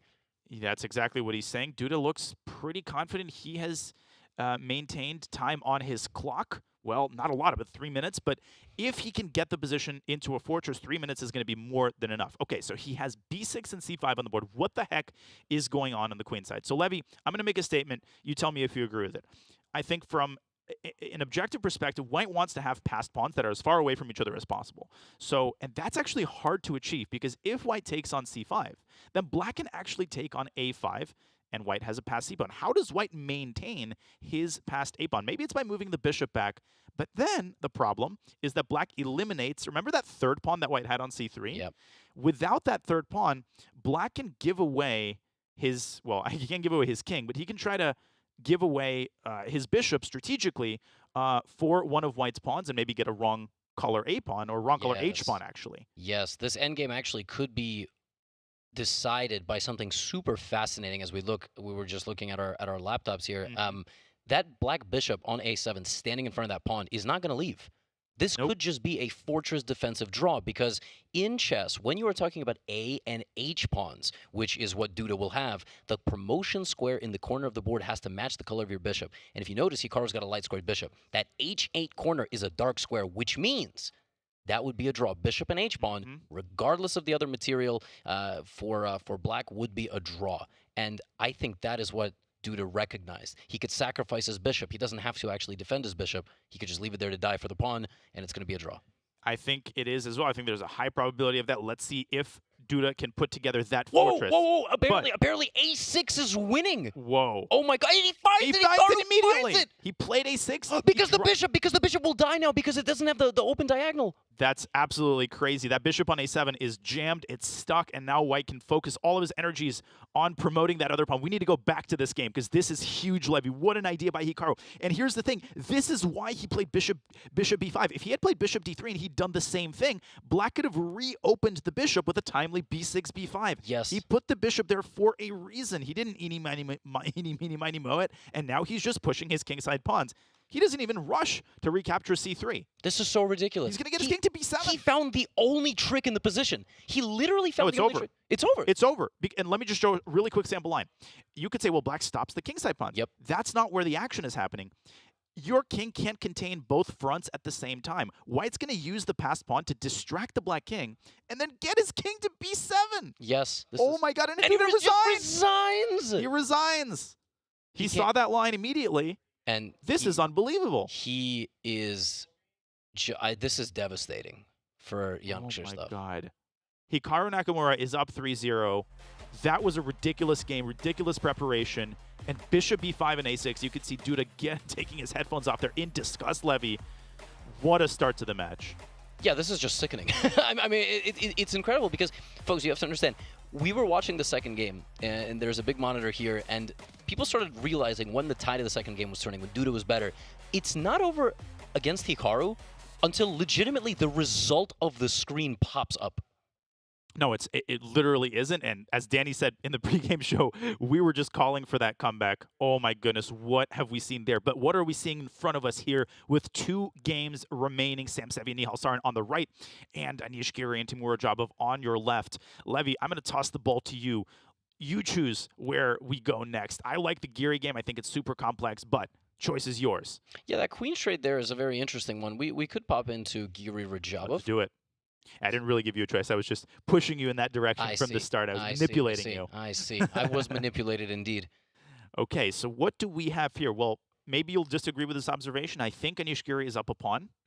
Yes, I'm not trying to make any controversial statements my first day of commentary. Yeah. People have been canceled for less than 6 pawns versus 5. And am I missing something? He's just up a pawn. He has an extra pawn. He has an extra pawn, and the most important thing is that there's no compensation. You can say, well, what about the rooks? Well, what are the rooks really doing? They're looking at the bishop on e3, and the bishop on e3 is well protected by the f2 pawn. So I think white could make a casual move, such as rook a d1 here, although bishop f8 comes surprisingly close to trapping the queen. Yeah, the queen can very much get trapped b5, maybe b3, one of its only escapes. Yeah. And even then, there's attacks of the black pawn on a7 to a6, knight comes to a5. So queen's a little bit of a no man's land there. Queen d6 might be the best move. Just offer the trade again. But where did the queen come from? I think it came from d6. Yeah, he played queen c5, and if he plays queen d6, then Timur will repeat moves. Now maybe there's a better move in this position. Yep. Well, maybe you could chase the black queen with a move like rook d5, which apparently is winning. This does look like an incredibly good move. Yep. If queen a4, then I think after b3 the queen is trapped, and it's black's queen here that gets trapped rather than white's queen. Yeah. Interesting. Yeah, that is super interesting. The best move after rook d5, I guess, is rook d8, and then white sacks the queen, but the rook will take the queen no matter where it goes. Beautiful. Yeah, I mean, black has to play queen d8, and then at the end of the line, Levy, whoop, there goes another pawn, and this should be a pretty straightforward technical win for Anish. Surprised he didn't do that. He had a chance to do that, and instead he went queen back to c5. Well, I think he's going to reconsider and probably go back to d6 because bishop f8 is very scary. Yeah, it is. I mean, the queen just doesn't have a lot of squares. And, you know, rook a d1 doesn't even really create a threat. The d7 square is controlled by black's bishop. So I'm honestly kind of shocked that he didn't find rook d5. We're sitting here in our comfortable chairs. Yeah. It's easier from the side, as the expression goes. But, you know, Anish Giri is 2770. I think you're right. I think he is going to go back to d6. This is a very important moment in this early stage of the match because there's been 2 draws, and Giri has to punch the ticket home. He sometimes gets great positions and doesn't bring it home. He was just up 2 minutes. He's now down 30 seconds. That's not good. He's got to make the right decision. Yeah, and Timur is wildly resilient. I mean, we don't really talk about Timur in the same breath as defenders like Hikaru Nakamura, like Magnus Carlsen, of course, but I've seen Timur pull off some pull out some really bad positions. And we do actually see rook a d1 on the board. So Giri misses the opportunity to basically put the game away with rook d5. Instead, he doubles his rooks. And bishop f8 is really asking to be played, dislodging the queen, forcing it onto an awkward spot. And Levy, I'll point out one other idea. The bishop from f5 can jump on down to g4, pinning the knight, threatening to ruin white's kingside structure. Black is not out of ideas here. No, absolutely not. You're not out of colors. I like that. Red, we got blue, we got green. Love these colors. We need a regular yellow-orange or whatever it might be. No, black's... And there you go. You might as well just go play the match. Seriously. By the way, best move. I tried, didn't qualify. Okay, I didn't try. It didn't qualify so same result. Apparently, queen to d6 is once again the best move. So you just really need that queen trade, or else it's very tough to make progress. Again, very easy to sit here and go, oh, Nisha's up a pawn. It's +1. Very simple. It's very different to be playing there. Your time is ticking. You're like, why am I not winning? I should be winning. Why am I not winning? Yeah, black has no targets. And to make matters worse, after queen d6, queen a5, guess what move isn't possible any longer? Rook d5. This move is no longer effective because the a2 pawn is not protected. The rook on a1 was actually doing something. It was sleeping on a1, but it was also guarding a pawn that becomes important in this line. So Anish Giri now down to 4 minutes. I think he's experiencing the exact kind of frustration you just outlined, Levy. He's saying, this should be winning. I'm up a pawn. My pieces are on perfect squares. Why can't I find that oomph, that final move? Just out of curiosity, can we put a move like bishop e2 on the board? Very natural move. Is there some rook takes e3 ideas lurking with bishop to h6 and trying to get some weird counterplay on white? Ooh, so you're attacking e3. That's a pretty serious threat, I'd say. Okay, I go rook d3. Yeah, I didn't exactly have a follow-up there, but I guess you could just go back. Bishop f5, for example, and white's probably going to have to re-sacrifice the exchange. And, of course, white's kingside pawns are still very much damaged. No, absolutely rook takes e3 is an idea. Maybe this isn't even an idea that is scaring Anish as we speak. 3.5 minutes left. We keep talking. He keeps thinking. This time pressure is going to be pretty serious. Yeah, when an unstoppable force meets an immovable object, he's going to run out of time at this rate. And we've been here. He had a 7 there in the first slot of the numbers, and now he's got a 3. And in about 20 seconds, he's going to have a 2. That's where I like how we're just, it's commentary of time. It's just I think it's 65 seconds or so. There's going to be a 1 in front of his time. But yes, again, I'm full of controversial statements today. Okay, we'll leave Anish Giri to think about this position. Not for too long, we hope. Let's check into our last remaining game. And that is, of course, Sam Sevian, who has the white pieces against Nihal Sarin. We probably won't spend too long on this game. This seems incredibly balanced and knotted up. Levy, am I not seeing anything? Is either side really pushing here? To me, it seems like this is almost certainly going to be a draw. It is very likely headed in that direction. It was kind of two forces that came together here, that Nihal played a provocative variation and Sam Sevian said, you're not going to have any fun. You're down a game in the match. You're going to have to prove it with the white pieces. I'm not going to take any risk. Actually, if anybody is playing for anything here, I would argue it's Sam, because a queen and a knight have together unstoppable powers. Yeah, the only way that I could see this game getting interesting is if white, let's say, plays knight e4 and manages to go queen c3 and attack the f6 pawn. The problem is that anytime you go knight e4, let's take a random move by black. Let's queen c6, for example. If white puts the knight on e4, the moment he does that, black's bishop swings over to d5, and it pressures the knight. And then if given the opportunity, black is obviously going to exchange. The knight has to drop back to c3. I actually think we're going to see a repetition of this kind very shortly. Yeah, again, there's only a few ways that white can pose any problems, and it's not at this level of the game, and probably not with this much time on the clock. But if you remove the minutes area, and they just had 25 seconds versus 35 seconds, yeah, queen and a knight are a vicious combination, because there's no way for black to attack white, but the knight definitely can attack the black king. Yeah, and it also doesn't help that white has, this damage on the king side, which always gives black these ideas of perpetual check. Queen d1 and queen d6 if the knight moves away. And there are no targets on the queen side either. Pawns on a3, b2, a7, b6, and h5 by Nihal is a perfectly serviceable move, just grabbing some space, controlling some squares, and one way or the other, we're going to see a repetition here. I'm fairly confident that this game is going to end peacefully, and Sam is going to maintain a 1-point lead with 1 game remaining. A really, really successful start, I would say, Levy. That's a dream scenario for him to win his first game with the black pieces. I mean, not even with the white pieces, right? That's spectacular stuff. So I don't think Nihal has trailed in the CGC, by the way. So this is a new spot for him as well, and we'll see how he adapts. We will indeed. He'll have the white pieces in game 4, but it's clear that our most interesting remaining game is indeed Giri against Radjabov. Let's see if Anish has made a move, and he has, and it is queen d6. And the sad thing, as we have highlighted, is that after queen a5, the pawn on a2 is hanging, Another sad thing is that he's got 90 seconds on his clock. Timur has built up a 3-minute time advantage. This is going to be a barn burner. Fasten your seatbelts, folks. Although queen c8, not queen a5 has been played. Yeah, what is the idea there? Because I was going to say white's next move could be queen g3. So what is queen c8 stopping exactly? That's a good question. Yeah, I wonder why he didn't play queen a5. Maybe he's trying to involve the queen through f5 in some lines, although queen f5, of course, runs into bishop d3 a lot of times.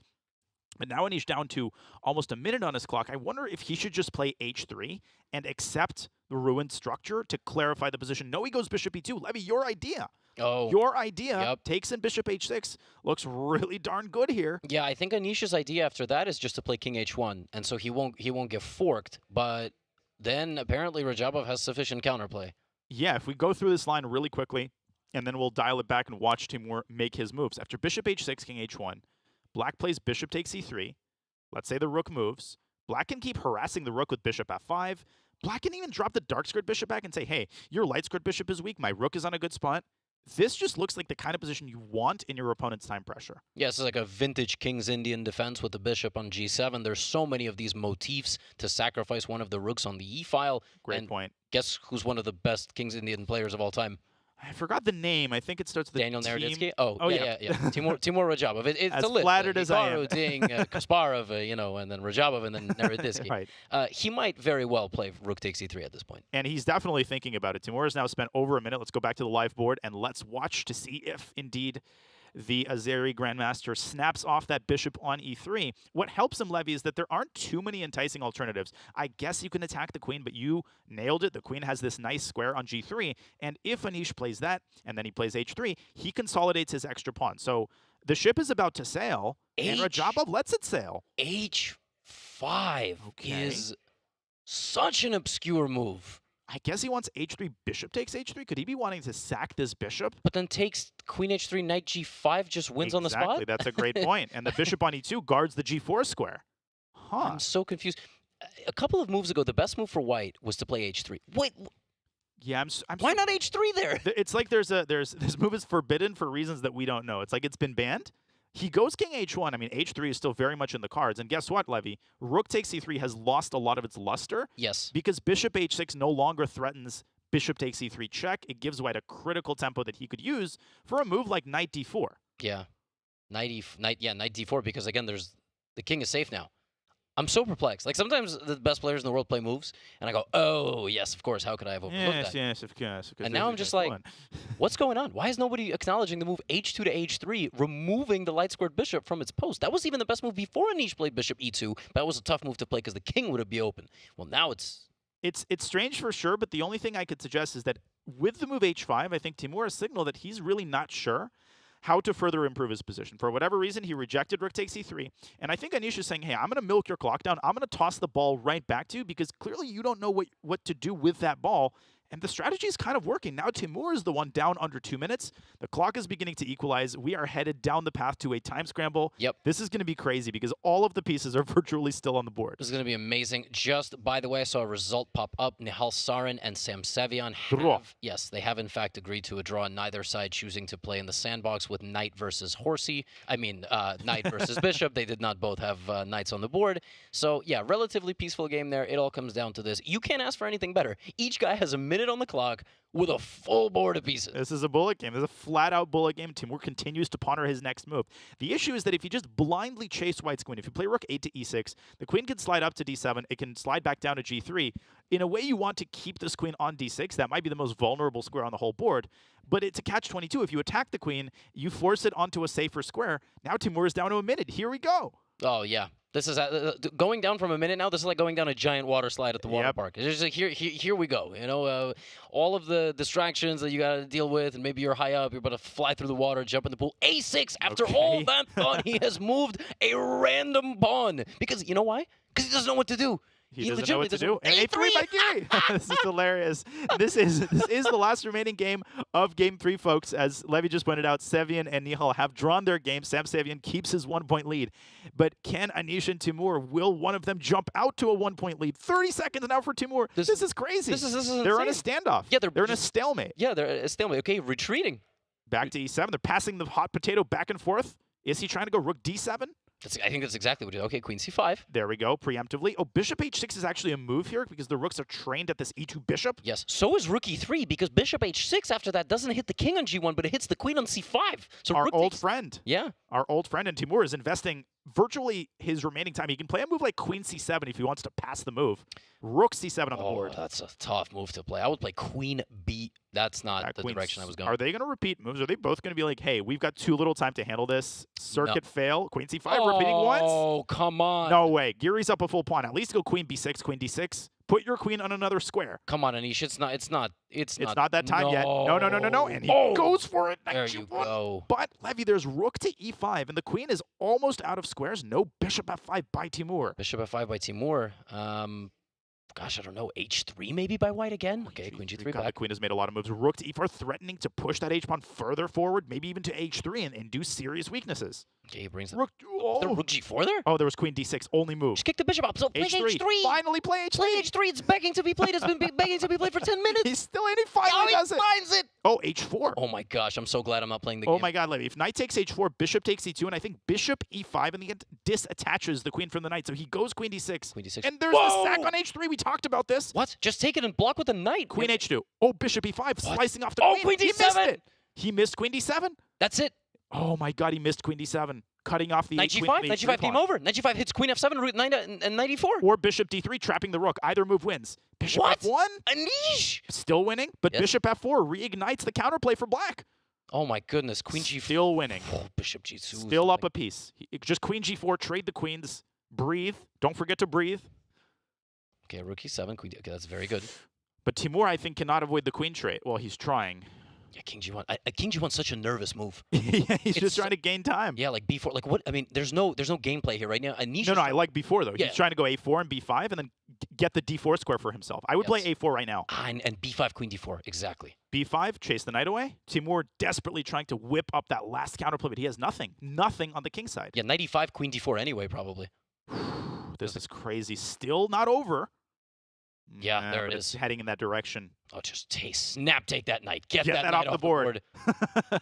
Bishop f1 has stopped various checks on the first rank.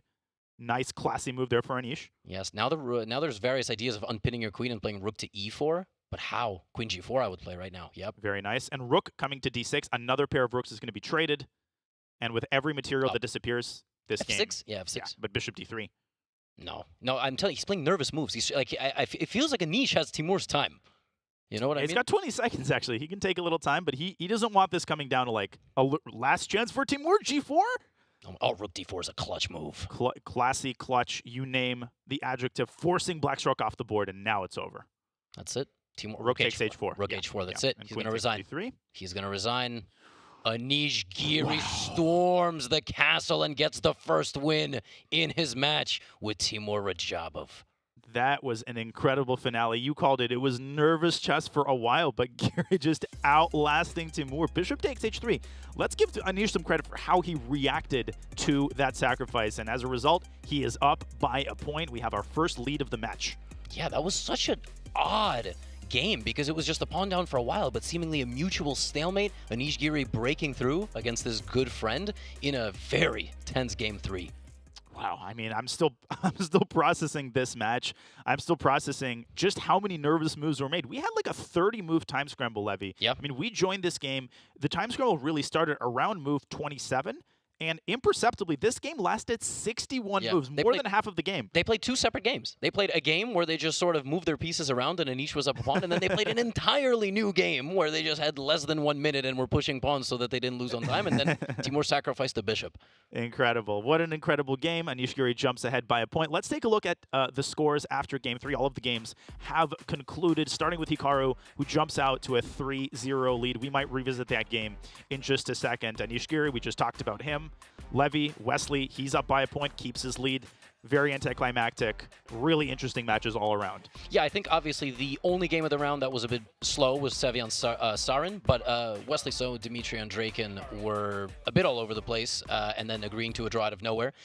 Giri Radjabov, obviously just spectacular, and I believe we're going to look at the Nakamura versus Duda game, if I'm not mistaken. Hikaru has been firing on all cylinders, winning games in every way imaginable, which is horrible news, not just for Duda, but for everybody else in the tournament. No, you're exactly right. Every like game narrative, right? Yeah. Comeback win.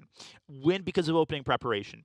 Win through good middle gameplay, tactical positional. He's just winning every type of game archetype, and the confidence is unbelievable. I mean, he is just riding the wave of success, and he is riding it all the way to tournament after tournament victory. We need to talk about the game that he just played. This was some incredible opening preparation in a Berlin levy. Can you talk us through what your immediate thoughts were after we saw this opening getting blitzed out? Yeah, let me just quickly even back up to this moment. The move D3 in and of itself, he's up 2-0 in the match, and he still doesn't play an endgame. He can kill the game right here, essentially, and he says, no, I'm going to play the anti-Berlin, inviting this bishop to C5, not letting Duda clarify the center.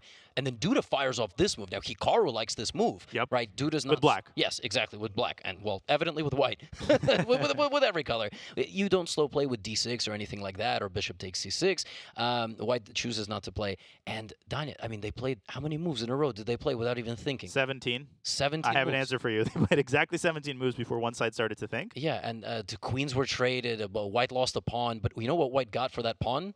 White got activity on the queen side, White got activity on the king side, and White got a clarification of the center of the board, so Black couldn't do anything. So White robbed the bank, essentially, for a pawn. White robbed the bank for a pawn, and Duda making a mistake a little bit later, allowing this tactic. Bishop takes h6. That was a mistake. We confirmed it. He had to either move the king or move his bishop, but allowing this move, losing not just a pawn, but transitioning forcibly into an opposite-colored bishop endgame where White dominates all of the files. White threatens rook d7, and after all of the rooks were exchanged, the bishop picks up the a6 pawn, and the final brilliant idea by Hikaru. Put the bishop on b5 and only b5, lock up Black's a7 bishop, and casually walk your king over to b7, using the passer on the king side as a way to distract Black's king. What a smooth game, Levy. Yeah, just an unbelievable game. And just to break this down one more time, at that level of chess, between Hikaru, Duda, everybody else in the event, and so on, it comes down to the smallest of nuances, and Hikaru found it again. The only resource in the position. Both guys knew what was going on. Both guys knew all the resources. Hikaru just knew that one wrinkle of pinning that dark squared bishop in the corner. He's up 3-0. What are you going to do? What are you going to do? That's the question Duda is asking himself. What an hour it has been, Levy. This has been incredible. Brave means private browsing and so much more. By default, Brave blocks ads and trackers on every page and video you visit, even on YouTube. No ads means up to 3 times faster page loads, faster streaming, and faster playback. It means 35% longer battery life while saving on mobile data and internet bandwidth for Android, iOS, and desktop. Get the best browser for gamers, streamers, and creators. Switch in 60 seconds at brave.com/chess. We are going to go on a quick break. When we return, we will play the final games in all 4 matches here on the opening day of the quarterfinals at the CGC. Get hyped, because we will have plenty of fresh subscriber content during the break. So if you subscribe, do not go anywhere. We will be right back.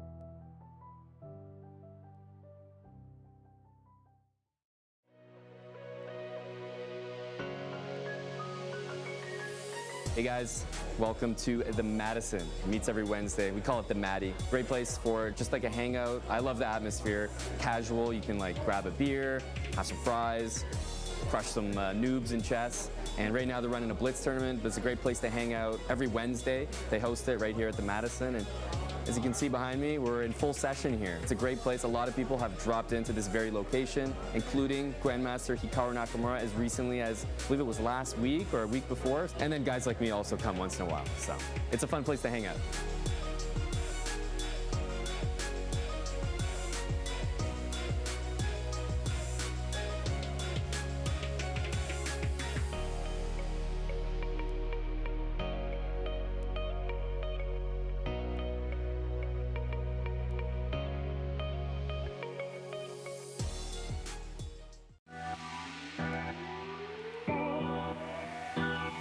You know, I always want to win. I usually like to take it one match at a time, so I win that one, I go on to the next. Welcome to Toronto, welcome to the CGC. Are you excited for this week? I'm definitely very excited. It feels really good to be here. All right, so as a last-minute replacement in the field, do you think that works to your advantage or disadvantage? I think this is both because he wasn't preparing against me, and I wasn't preparing against him. So we both just have like 1-2 days to see what we can do. How is preparing for a rapid tournament like CGC different from preparing for large over-the-board events? So when I'm preparing for an over-the-board event, I'm trying to pose my opponent problems that they couldn't solve in a long game, while in a rapid tournament I can play some tricky lines which figure out how to play against it. That's absolutely awesome. So on chess.com, you can click on insights and it will tell you a bunch of details about your games. And one of the interesting things that we actually found out about you is that you play most accurately on Wednesdays, by far. Did you know this? I definitely didn't know that. Okay, well, apparently you play by far the best on Wednesdays. Thank you for joining us.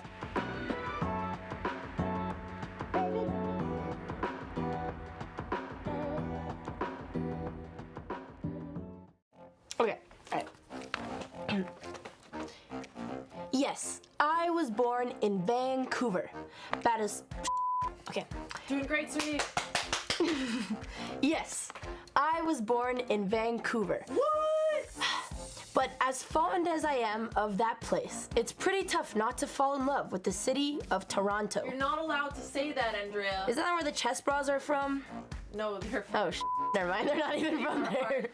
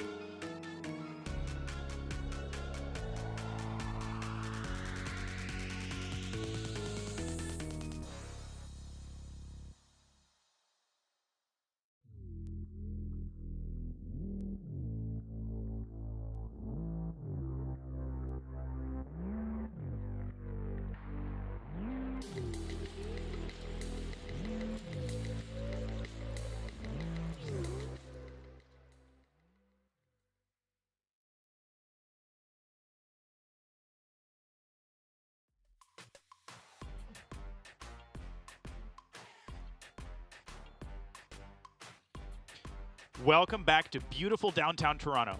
This is just day one of our stay in this wonderful city. Coming up, we have our fourth and final games of the day. First up will be Krzysztof Duda, who finds himself down to Hikaru Nakamura 3-0 as we head into our final games of the day. Let's take a look at insights for the entire field. This is a beautiful graphic. Levy, I want to involve you on this. Just a feast for the eyes as we see the overall accuracy and the experience level, the average game style. What catches your eye here?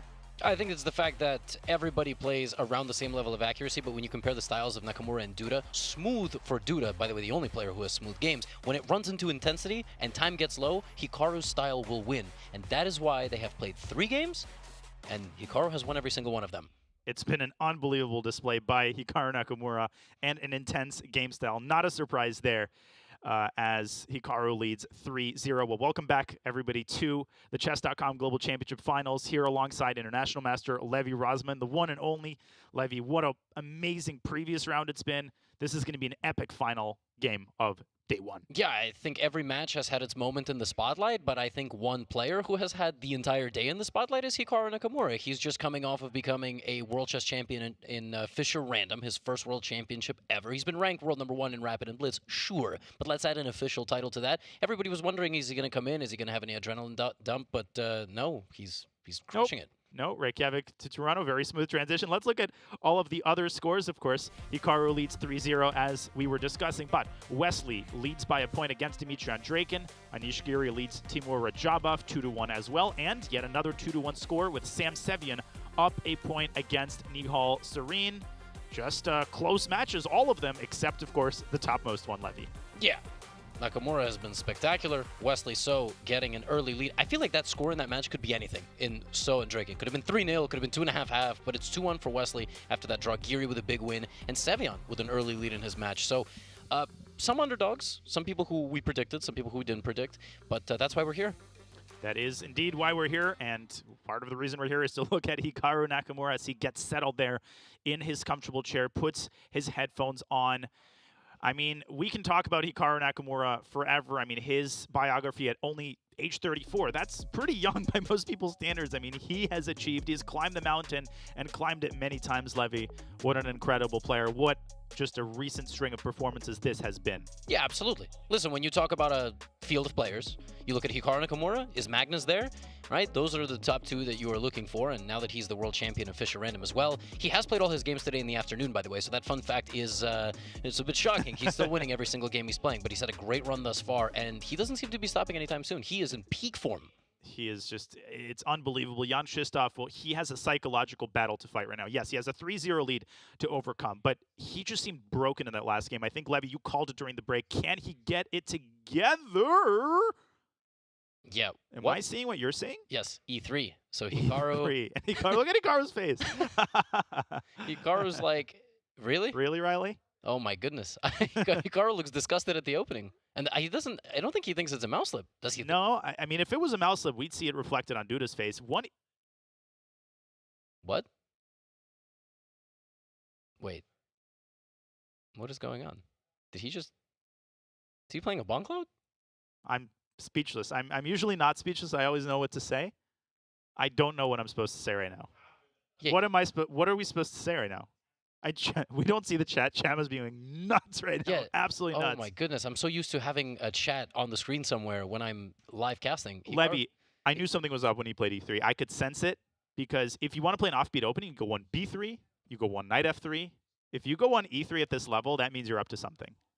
Yeah, but this is so shocking. I mean, did Duda go on the break and buy a plane ticket home already? I mean, this is right. But Donnie and I were discussing this. He lost the first 2 games. He was down 2-0 in a worst way possible, right? In game 1, outplayed, fair. Game 2, gets everything he wants, is unable to win. Game 3, there's nothing he can do. That's it. And so we were talking with Donnie, like, he's his own worst enemy right now. Will he be able to pull it together, at least to score some points? Oh, there's our answer. There's our answer. There's our answer. Just play the Bongcloud. He played the Bongcloud, and the game isn't over. He hasn't followed it up by resigning or blundering his queen. He's actually trying to get out of the situation. Of course, Hikaru is the worst person to play the Bongcloud. I mean, this position is... We can commentate the position. Obviously, the position is lost objectively with the king on f2. I mean, you have just moved your king from e2 to f2. You have lost castling rights. Your bishop is terrible. I could pick apart the reasons why black is winning out of the opening, but I think most people can kind of arrive at that themselves. Yeah. This is crazy. Yeah, sabotaging your own development, moving the king multiple times, and yet the position is still only minus 1.8. Now, of course, it's probably more like minus 1.2 because white is like completely succumbing to defeat, and black is like, did he just play the Bongcloud? I have to destroy him, right? Also, as you said, Hikaru got to 3,000 online rating, I think, playing the Bongcloud. Is that right? 2,500, 2,600? He's better than everybody in the world, and he played the Bongcloud, damn it. So... He did reach 3,000 or so with a Bongcloud speedrun. We will see how Hikaru nurtures his advantage. He will not live this down if he loses. But we have another game to get to. We promised we will bring you more Hikaru Duda coverage. But Wesley So and Dmitry Andreikin are about to start their game. Let's have another look at Wesley So's biography. Aged 29, Wesley So needs no introduction. One of the most solid super GMs around. He rarely loses. He is just a rock, Levy. I still can't believe that. I know. It's so hard to talk about anything else. I'm sorry, production. I am absolutely shocked. Yeah, Wesley had a crazy run here. He almost lost to Jeffrey Zhang. He was 3 moves away from losing to Jeffrey Zhang in the round of 16, but he's got an early lead here against Andreikin. We'll see what happens in game 4. Yeah, this match has so many twists and turns already. I mean, I stopped watching, round 1 because I was sure Dmitry was going to win. Then Wesley missed mate in 2. But somehow Wesley stabilized in that second game. And then in the last game, Wesley with a worse position, almost getting mated, but offering a draw, and Dmitry takes it. So Dmitry, he pins his hopes on having the white pieces here. Let's see what he can create. And he starts off with a pretty offbeat English. E3, is that it? Yeah. E2? I don't like to see this E3. Yeah. I'm closing my eyes. Yeah, no, I don't think we're going to get that. Dmitry playing a very specific move order, looking to avoid a couple of theoretical bumps, road bumps, if you will, that black could play. You put a piece on E2. Oh my It's not the king. This is so unique. This is such a weird line, because can't black just go c6, d5 here? Yeah, that's sort of the typical way that black meets this. Wesley drops his bishop back to e7. I think that he is going to go c6, d5. Maybe Dmitry will try to beat him to the punch and play d4 in this position. It's very standard, and since you've blocked your light squared bishop, you'll play g3 and then bring the bishop out the other way. And he does. So knight takes, certainly, right? Not pawn takes. Yeah, pawn takes usually black plays d5, and then you can get like a bad IQP, and then the question, why did you put your knight on e2 and block your bishop? What's he thinking? Is he going to play? Okay. Takes is possible, but this is so much more natural. But after d5, Levy, I mean, is this really anything impressive with your bishop blocked in? Black has super healthy position. What am I missing here about Dmitry's opening strategy? He forgot to play king to e2. That's what it was. Now it's yes. How could I have forgotten? Now it's anything but. I guess he'll take on d5 and then finish his development somehow and do his best. But yeah, very odd opening. Listen, he doesn't have that many games remaining. He's down a point. Yep. Wesley can basically, well, I thought he could draw on demand with the white pieces. If he really wants to, I think he can. He can play one d4. So Dmitry has to make this game count. He can't just give up a quick draw. That would be a disappointing result. So he's taking his time here, trying to figure out how to.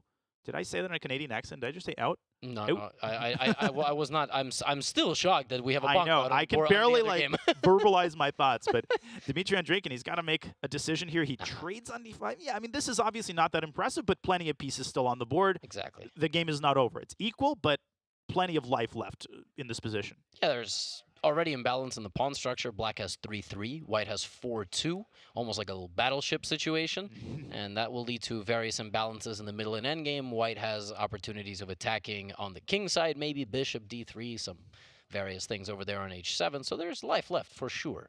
There most certainly is. Maybe the move c5 can be considered to chase the knight away from d4. We'll keep an eye on this game as they exit the opening and enter the middle game. But another game is about to enter its opening stages, and that is Anish Giri against Timur Radjabov. Let's look at Giri's player card. He leads Timur by a point. He's 28 years old.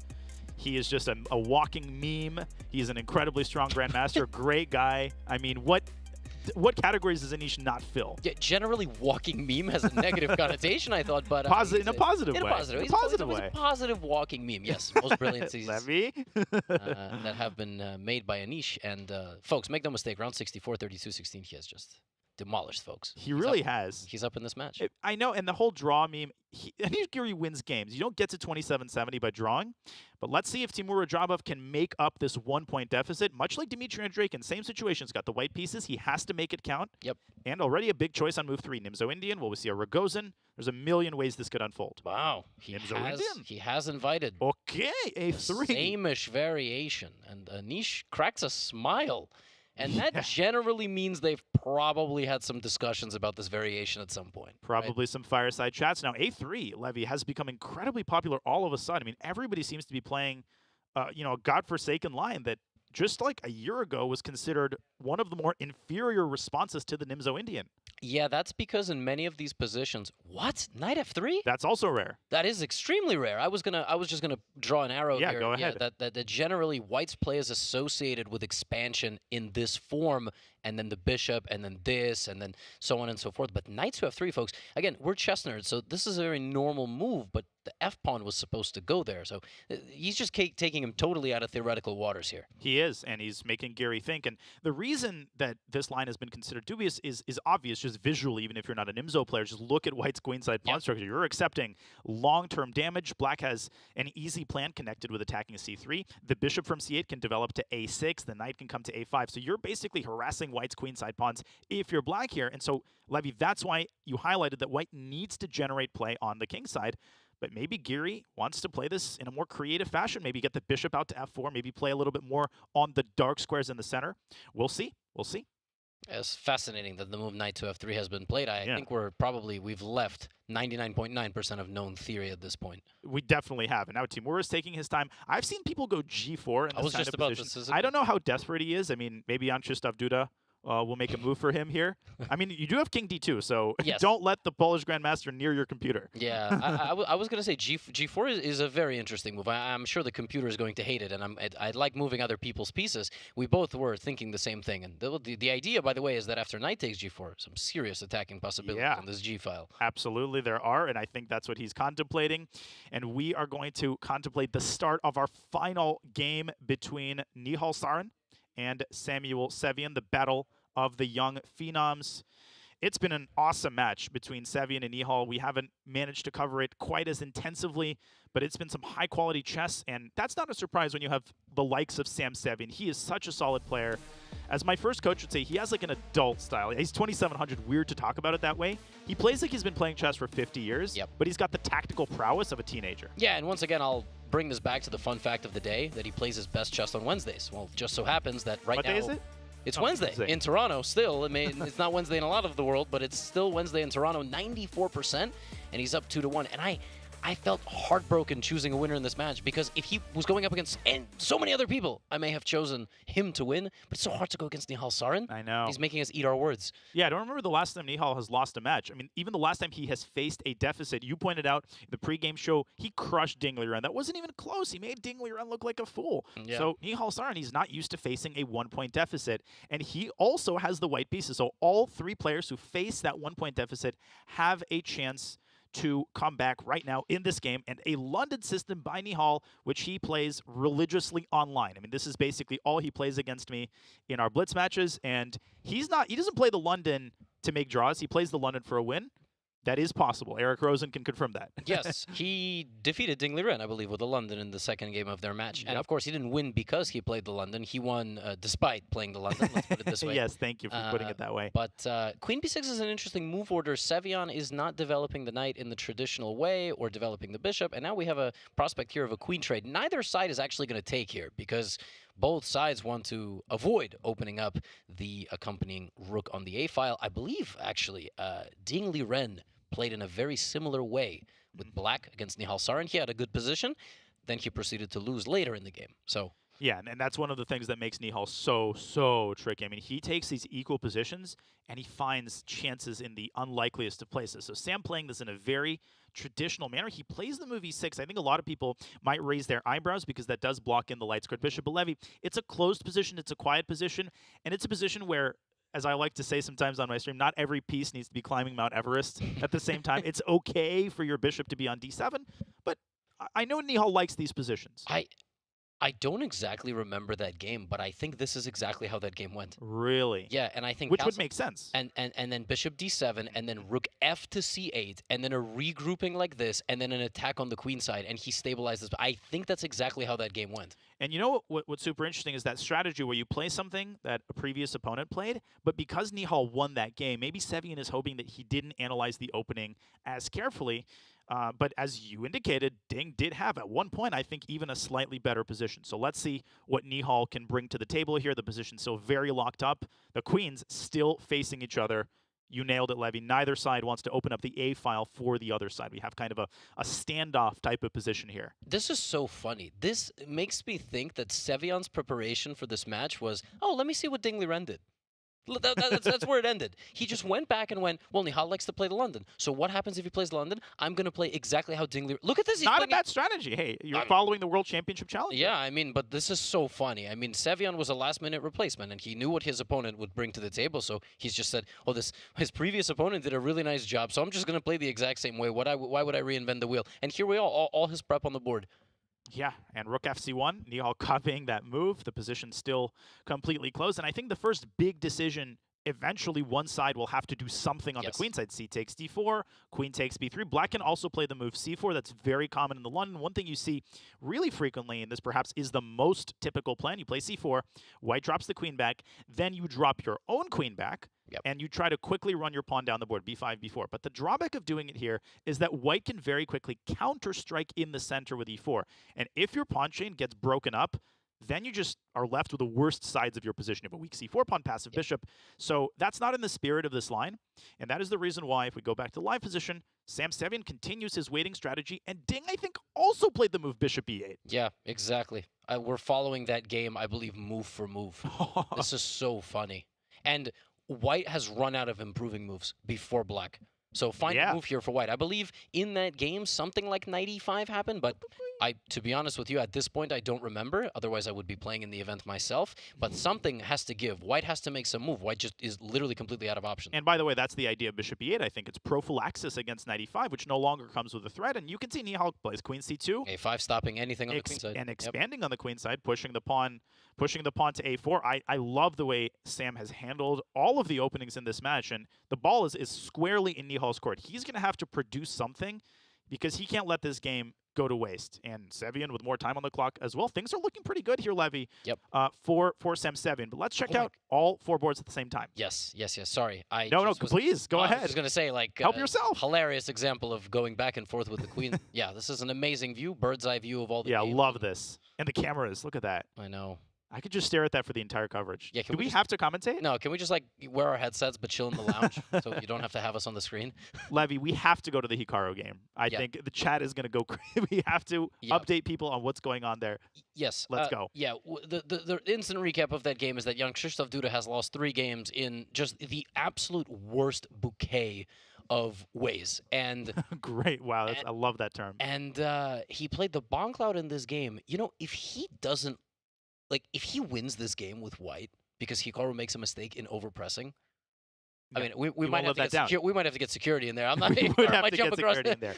Listen, that's why when Magnus played the Bongcloud, Hikaru responded with king e7. So the face that Hikaru was making, I think he was trying to decide: do I want to go king e7 here and avoid the potential embarrassment that's going to accompany losing? But you know what I think swayed Hikaru?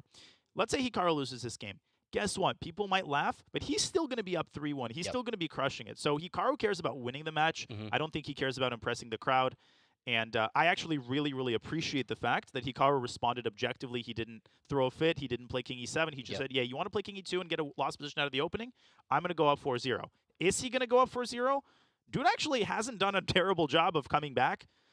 But Levy, Yeah, the thing about the Bongcloud is you can make 20 good moves after you move your king, and then you're still going to lose. Only Hikaru can win so many games. Whoa. Some checkmating ideas potentially in the future. If there was something on f2, let me just show this really quickly. Queen takes f3, bishop e4. Almost mate. Almost mate. But the king has the f2 square. It's very much not mate. Yeah, very big aggressively not mate. Yeah. You just blunder your queen. So how is Hikaru going to crack open the position? As long as the center remains closed, the weaknesses in white's position can sort of be squirreled away and hidden. Is Hikaru going to try to strike at the other side of the board? What appeals to you here? Yeah, I mean, It's a great question. If you look at the well, by the way, one idea is knight e4, not queen f3, but just playing knight e4 here with black. And I don't think the knight is touchable because it's mate if you take it, and queen f2 ideas maybe. Okay, let's analyze this. Knight e4, I take it. Mm-hmm. You take it. Yep. King h2. I was thinking queen f2, but I guess there's some bishop g2 stuff. But okay, yeah, queen f2, bishop g2 hides, and then the knight guards g3. Yeah. Otherwise, that would be mate. The computer line is really Computer line is ridiculous. Queen f6 to d6. Human sag. Yeah, Queen e takes d4 is on. But this makes sense once it's played. Yes, yes. And you know what's crazy, Levy? That pawn on a6 is so significant here because without that pawn, white would be able to play knight b5. I love Hikaru's pieces are always just in the right spot at the right time. Yep. So for example, d5, you're playing knight e5 and knight f3. We Double don't check. yeah, that's it. Let's not talk about this line anymore. I love knight e4. I think that could be what Hikaru's calculating, and he played knight c4. c4. Okay. Again, what do you make of this? Again, he can play literally any move and maintain an advantage between -1.5 and -2, which is the equivalent of 2 full pawns. And that probably has to do with the fact that white made 3 king moves. I don't know. Why would you think that, Levy? Stop making these conjectures, these wild guesses. You know, listen, it's my job. They brought me in as the, to be the Charles Barkley of the show. You know, I'm going to say some crazy stuff. And a5, bishop a7, but I will make you laugh. It's -2 now, by the way. So, yeah, folks at home, don't move your king 3 times in the first 10 moves of the game. 16 moves of the game. I'm really sorry. He was a little bit longer than that. Yep. But, yeah, again, we have a situation where Duda's going to run out of improving moves, just like Nihal Sarin did in his game. The difference being Nihal Sarin played a London and Duda played a losing opening. Yeah, he played a little Bongcloud. And Hikaru's not going to run out of improving moves. In fact, with every improving move, white's position is going to get closer and closer to collapse. You could say, well, I'm looking at this position. I don't see how white's position is going to collapse. Black is going to plant a bishop on d3. And then at that point, already sacrifices on d4 are going to become a thing. Everything is a thing because white is a king on g2, a bishop on f1. All of white's pieces are discombobulated. So the moment black sacrifices anything in the center, I think it's going to lead to victory. Add on top of that, the fact that Duda now has 5 minutes to Hikaru's 7. Yeah. If Jan Krzysztof pulls it off, this might be the most shocking game of the whole match. Maybe the shocking at this game point. of the year. Yeah. To play, no, Hikaru just doesn't lose these positions. Oh, can I show a cool line? Sure. I love this. So it's like our playground now. It is totally our playground, but I actually forgot which line I was going to show. It was ed4 or d5. There was some line where black sacks on f3. I made it work, but I already forgot how to do it because white's position is so bad. It was something like knight c1. It was this. Okay, but here black can win in a much simpler way, just knight takes d4. Just as a sample of a line where black sacks on d4. Good lord. Queen d4. Just look at this. We don't even have to analyze. Rook h1, queen f2 mate. These are ridiculous lines that we never talk about in high-level games. That's why I want to show these. Yes, it's very painful and very disturbing position. And I got some orange juice here. I was thinking to drink it, get some vitamin C. This position makes me sick. Oh, gosh. Yeah, I think Jan Krzysztof has had enough. I think he probably thought he had good chances in this match, and then game 1 happened, and then game 2 happened, and then he was just broken. I mean, that game 3, you know what got to him? The fact that let me play a Berlin, let me play the most solid opening in existence. Hikaru still just destroys him out of the opening. Yep. That is just so tilting. Okay, let's get out of here. Let's go back to our 4-game view. I can't look at just this position anymore. I need it diluted by some more normal positions. Levy, we've got a couple of endgames. Top right, we have Andreikin So in an endgame. What catches your eye here? I like that Andreikin just hit him with a fork, a little knight c7 action, but I am concerned about the fact that that position is probably going to just disintegrate mutually, let's put it this way. It's the last game of the day, especially if the match is close. Nobody really wants to take a crazy amount of risk. Tomorrow will be a completely different story. If you have to win in game 8, you're going to play some wild openings, but Wesley what is Wesley thinking about, by the way? Yeah, what is he thinking about? Let's go to that game. Let's see how the position's going to disintegrate. I'm not totally convinced that this is just going to be a dead draw. But let's take a look at the details of this position. The knight is on c7. Okay, so the rook is attacked. I'll tell you what he's thinking about. He's thinking between rook a c8 and bishop d5 to b3, counterattacking white's rook. Aha. Oh. And he's just played bishop There d3. you go. But okay, I take the rook, you take the rook, I take the bishop. But isn't black going to be slightly better when all is said and done and all the checks are balanced? Knight takes a8, bishop takes d1. This hasn't happened yet. I'm just sampling this. King takes d1. Now, there's no discoveries. Obviously, it's an endgame, so bishop takes c3, blah, blah, blah, blah. Couldn't you make a case that black is slightly better because of white's pawns? Or do you think it's not significant? I learned from my favorite YouTube channels that bishops are better than knights in the endgame. Having said that, yes, pawn structure is very important. It could just be another Sevian Nihal situation where it's knight-bishop, but instead of queens, it's rooks. The knight is going to go to c5, make no mistake, and it will stand there for the rest of the Yeah, but endgame. you're right. Bishop is going to go to c4. White's going to get a rook to d1. These targets are unattackable. They're just optically awkward. But a lot of people kind of forget that. Weaknesses don't exist on their own. They have to be attackable for them to actually be weak. And often in endgames, you know, these isolated pawns can be safely defended by the king. We're going down this exact line. Now, Levy, black could throw in knight c5 check. He does. Doesn't really change the tenor of the game. I think we're going to have a draw here. Yeah, the knight is great, but as you said, there's weaknesses and then there's weaknesses that can actually be attacked. So if a weakness exists but it cannot be attacked, is it a weakness? Schrodinger's weakness? Well, it's like the forest question, right? If a tree falls in the forest and nobody hears it, does it actually make a sound? There's a bunch of those. Yeah, I know. Does it make a sound? I don't know if there's like a scientific answer to that question. I think it's like rhetorical. I see. Yeah, but I feel like you That's get why these I did discussions major frequently in your stream. I physics. see. I see. I see. I do get to these discussions frequently, to my great detriment. But king c2 on the board, he's thinking. He's thinking. There's a knight hanging. Was there a draw for? There has been no draw for yet. What is he thinking about? I mean, you could play rook c8 if you wanted to toy with the knight. Why would you gift? You know what's hilarious? Oh, and Andreikin just offered a draw. But he just offered it. Maybe Wesley was just waiting for that draw offer to come. Wow, what a Chad, seriously. We got multiple Chads in the room right now. We do. Bongcloud, we got it waiting for your He waited for his opponent to offer a draw and then he declined it. Rook takes it. Now I'm going to take it. Yeah, wow. What a psychological play there. Wesley, I'm not totally surprised. You know why? Because black is not risking at all. And we have seen, Levy, you can co-sign this, we've seen people like Levy and Magnus squeeze smaller advantages than this. Did you say Levy and Magnus?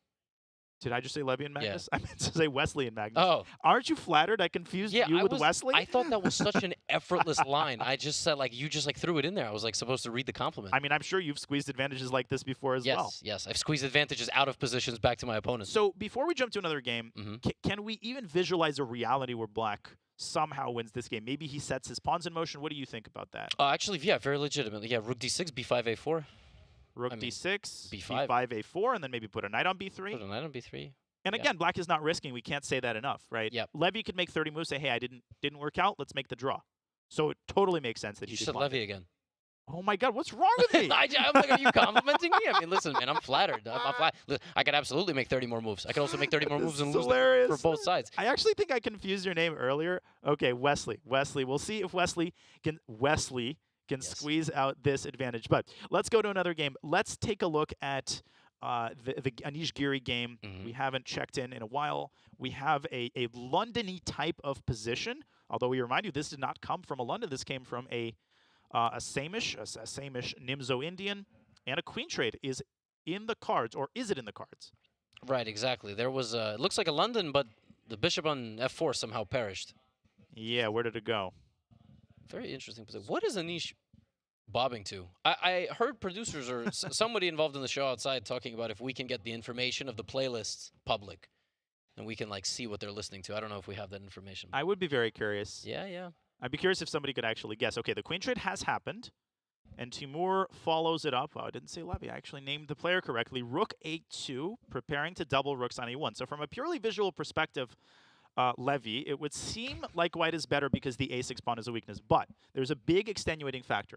Black has the b file, and black has the potential to infiltrate b2. Yes, so I think it might balance each other out. Yeah, and if you trade a6 pawn for c3 pawn, black wins the game, basically. So yeah, exactly. Yeah, black just gets a pass pawn. I just noticed that there's no way you can throw my name into these two players kind of when you're bringing them up because there is no L anywhere on the Exactly. That's I think why I was doing because Wesley and Levy actually sound pretty similar. Yeah, here there's a lack of the letter L, so I think you're safe. And in this game, by the way, look at the time. Last game, it was Anish suffering. Now, this game, almost 3 times the time advantage for black. Yeah, 9 minutes to 3.5. The time was not moving there for a second.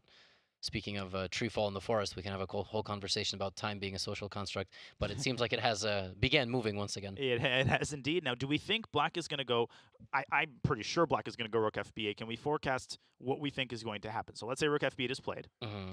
White responds probably with rook fa1. And let's say I play the simple move, rook b2, the obvious move. Here the problem is that black has no threats. Yep. And white could try to solve the problem of his back rank by shifting the king over to e1. And at the end of the day, not only is the a6 pawn a weakness, Levy, but there's also f3, e4 possibilities, much like there are in the London. Yeah, there's like some weird way black could get the a6 pawn to a4 and get a bishop to c2. That would be a really bad situation. Oh, but you're not in time. Yeah, exactly. If you had one more tempo. Wait, why is that position still okay? Rook takes It's like hardly better. I guess it's because of rook c2, maybe? There's a various... Oh, and doubling the rooks. Oh, and you called it. The c3 pawn is a big weakness. Yeah, that a pawn is disposable somehow, and you just use it to decoy the opponent into playing passively. Okay, so even if black sacks the a pawn in many scenarios, the activity compensates for it. And so Anish Giri probably calculating those types of lines. He's got plenty of time to do it. What's your prediction? You think this is going to be a draw, or you think something crazy is going to happen? Probably. I don't know. I don't feel like there's enough. I mean, if anything, you give white a couple moves, f3 and e4 is on the way. That looks really unpleasant, because if black loses the defense of the pawn on c4 and the pawn on d5 collapses, let me just kind of show what I'm talking about here. This is very bad. White could very easily go on to win the game. Literally, white gets 2 moves right now. White is probably just better immediately. Yeah. So this game comes down to 1 move at a time. You lose the d5 and c4 pawns. White has connected passers in the center. That's dynamite in these types of endgames. So Anish has good reason to be thinking right now, and we'll keep an eye on this endgame as it unfolds. But let's go back to our beautiful 4-game view. I think we can't look at that view enough. It's gorgeous. But Levy, correct me if I'm wrong, but we have to get back to Nakamura's game. Sure. We're not going to get another Bongcloud this tournament, so I think we need to go straight into Hikaru's attempt to dismantle it. Don't tempt me with a good time. I think he is dismantling it. What do you think? Knight is on f4. It's just a positional squeeze, and Duda's at 30 seconds. And No, you know it's what the worst part of this is? What the worst part of all this is? What is it? Duda has to play another game. Not today. At least one. Oh, at least one game. I'm just saying, like, he has to at least show up tomorrow and play one. You think he's going to play a Bongcloud with black? Well, okay, I won't answer yet. I'll make a confession to you as the last minor pieces are traded. And the problem, Levy, before I talk about it, is that white couldn't go rook e1 just so everybody's on the same page. Because here black simply takes and starts gobbling up all of the pawns. This is a lost queen endgame. Yep. Duda has to give up control over the e-file, and I think Hikaru is going to go rook to e3 and just start collecting all of these weaknesses. But when Danny mentioned that Aman mentioned that in the event of a 4-0 score, one of the good things about the format is that the players still have to play the next game. I was kind of laughing to myself and saying, oh, that's a hypothetical. It's obviously not going to happen. This is about to happen. Yeah. Rook e2. Wait, rook e2 just ends it, doesn't it? Yeah, rook e2 and... Rook e2, rook f2, g5. Goodbye. Go That's home. the end. That's the end. Dinner time. Look at this. I think, yeah, I don't know what to say. I mean, there's ways of going out when you're down 3-0, and this is stunning. Yeah, to just rook e2. self-sabotage. Wow. Ooh, he rook took on c3. He didn't even let me play rook e2. He took on c3, still completely winning. He's going to go rook c2 on the next move. Everything wins, right? Everything wins. Jeez. I mean, this was rook c2, trade the rooks, and go c3, c2, c1. Yep. Yeah, and Hikaru not even spending any time. He's just saying, my king is perfectly safe, it's over. What a day. Wow, I can't believe we saw Bongcloud. I don't like that. You know, we're supposed to commentate the games as commentators, not judge the games. I don't love that decision by Jan Krzysztof. I mean... I don't love it either. I don't love it either. I mean, I feel like... You need to fight. Yeah, it's sort of... It's strange. On the one hand, you could do whatever you want, and I'm not a huge guy about, like, respecting the game or yeah, no, neither am I. However you... But, like, it's the CGC. It's the highest prize fund individual victory for the entire year. It feels weird to be here, fly out, and play a Bongcloud in Game 4. And I'm totally laissez-faire, like, you know, do whatever you want, you know, screw around in the last round sometimes when it doesn't matter. But it does matter here. You're absolutely right, 200K prize fund. I'm shocked at this decision by Jan Krzysztof, and I think Hikaru dismantled it very professionally. The result of the game was never in question. I don't think Hikaru wants to win like that. And he leads 4-0. I don't think Hikaru wants to win the game like that. No, he does not. I think Hikaru wants to win the game and display signs of his chess style that are really, really good. Yeah. But not like that. No, he most certainly doesn't, but he did win it like that. Yep. And he's up 4-0. We have 3 more games that are remaining. They're all in the end game. Let's go to our Sarin-Sevian game because it's been a while since we've gone to that game, and the end game seems very, very unbalanced, Levy. Oh my! Weird position. Oh my! How did we get this from a London? Yeah, this is a London gone wild. Sam is advancing those queenside pawns, which, by the way, is the entire meta strategy of his setup. To rotate the F-rook over to where it's standing now on the C-file. Remember, that's the F-rook. Oh, that is the F-rook. Yeah, that's the F-rook. So this whole strategy is absolutely fascinating, and he took it from Ding Liren, and he's made it better. Dude, Sam Sevian is on his way to being up 2 games here. This is... I really regret not picking him. I really kind of wanted to, but I just too. But it was but just the pressure. It's Nihal. Yeah, we have 10 seconds there to make a decision. You know what I mean? I was like, Nihal just beat Dingley Rent. No, this is what a show. Dude, Sam Sevian is amazing. He beat MVL. I hope Sam Sevian had his headphones on when we were making our picks and he didn't hear us, because I don't want to run into him over there after. I was looking around the playing hall, making sure he hadn't arrived yet. He arrived like the second after he made our pick. Oh, but Levy, I think some people would look at this position and say, wait a second, you're saying black is better, but look at these pawns on e4, d5, and f4. Why aren't these pawns that effective? Well, the simple reason is that they're totally and completely blockaded. Yep. The knight on b7 guards d6. If you push e5, you lose the d5 pawn. If necessary, black's rook could come into e8, the knight comes into c5, and just look at black's extent of queenside control. Yeah. The knight coming to d3. Continue, Levy. No, I was going to say that there's really, like, this looks terrifying, right? Like d6, then you move the rook. I was going to go to d7. Okay, you can even attack it from c6 as well. It looks like white just has a monster over here. But yeah, just f6. Yeah, just I mean, you cannot have 3 of your 4 pieces on the endgame on the back rank. Yeah, One of them pawns? is a knight. I mean, it's a queen, but it's a knight. Okay, Yeah. It's like buying a nice car, parking it in the random parking garage, right? So it's you're just going to start losing your pawns one by one. This rook will finally make its first move after 33 turns. So it will get in the game at the right Yeah, well, moment. the pawns on d6 and e5 are kind of like what happens when I try to parallel park. Pawns disappear almost immediately. Rook comes to e8. And Sevian just saying, I'm chilling. I'm applying pressure on white's center. I can't believe there's a 4-0 score on the screen. I know. It's the cognitive dissonance that's created by that. We see those scores maybe in round 1 of the CGC, entitled Tuesdays. We know we literally didn't. We never saw a score like that. Dude is like the 10th ranked player in the world. He just won a tournament. Yeah, just won aim chess. Yeah, just won aim chess. Like He beat Carlsen. Yeah, exactly. And he beat me, which is more impressive. Yes, of course. No, certainly. And if I was there, oh my God, forget about it. But Hikaru won Fisher Random World Championship, which is the pieces are not set up the right way, right? Yeah. The right way. It's set up in a different way. You can make the argument it's not going to apply here. It's 4-0. Sorry, I know we got a game on the screen, folks. No, it's this is not supposed to happen. Nobody's okay? going to begrudge us if we talk, extra about what we just saw in Hikaru Duda. But no, that was incredible. Nihal has to save this game. I think if he goes down 3-1 and he loses another game of the white pieces, I mean, the path to a comeback is going to be narrower than ever. Oh, absolutely. And Sevian hasn't lost control of a single game yet, which is what happened against Levon. Like, Levon's style was very provocative. It's the reason that he was able to defeat Sam. But Sam playing like he got nothing to lose.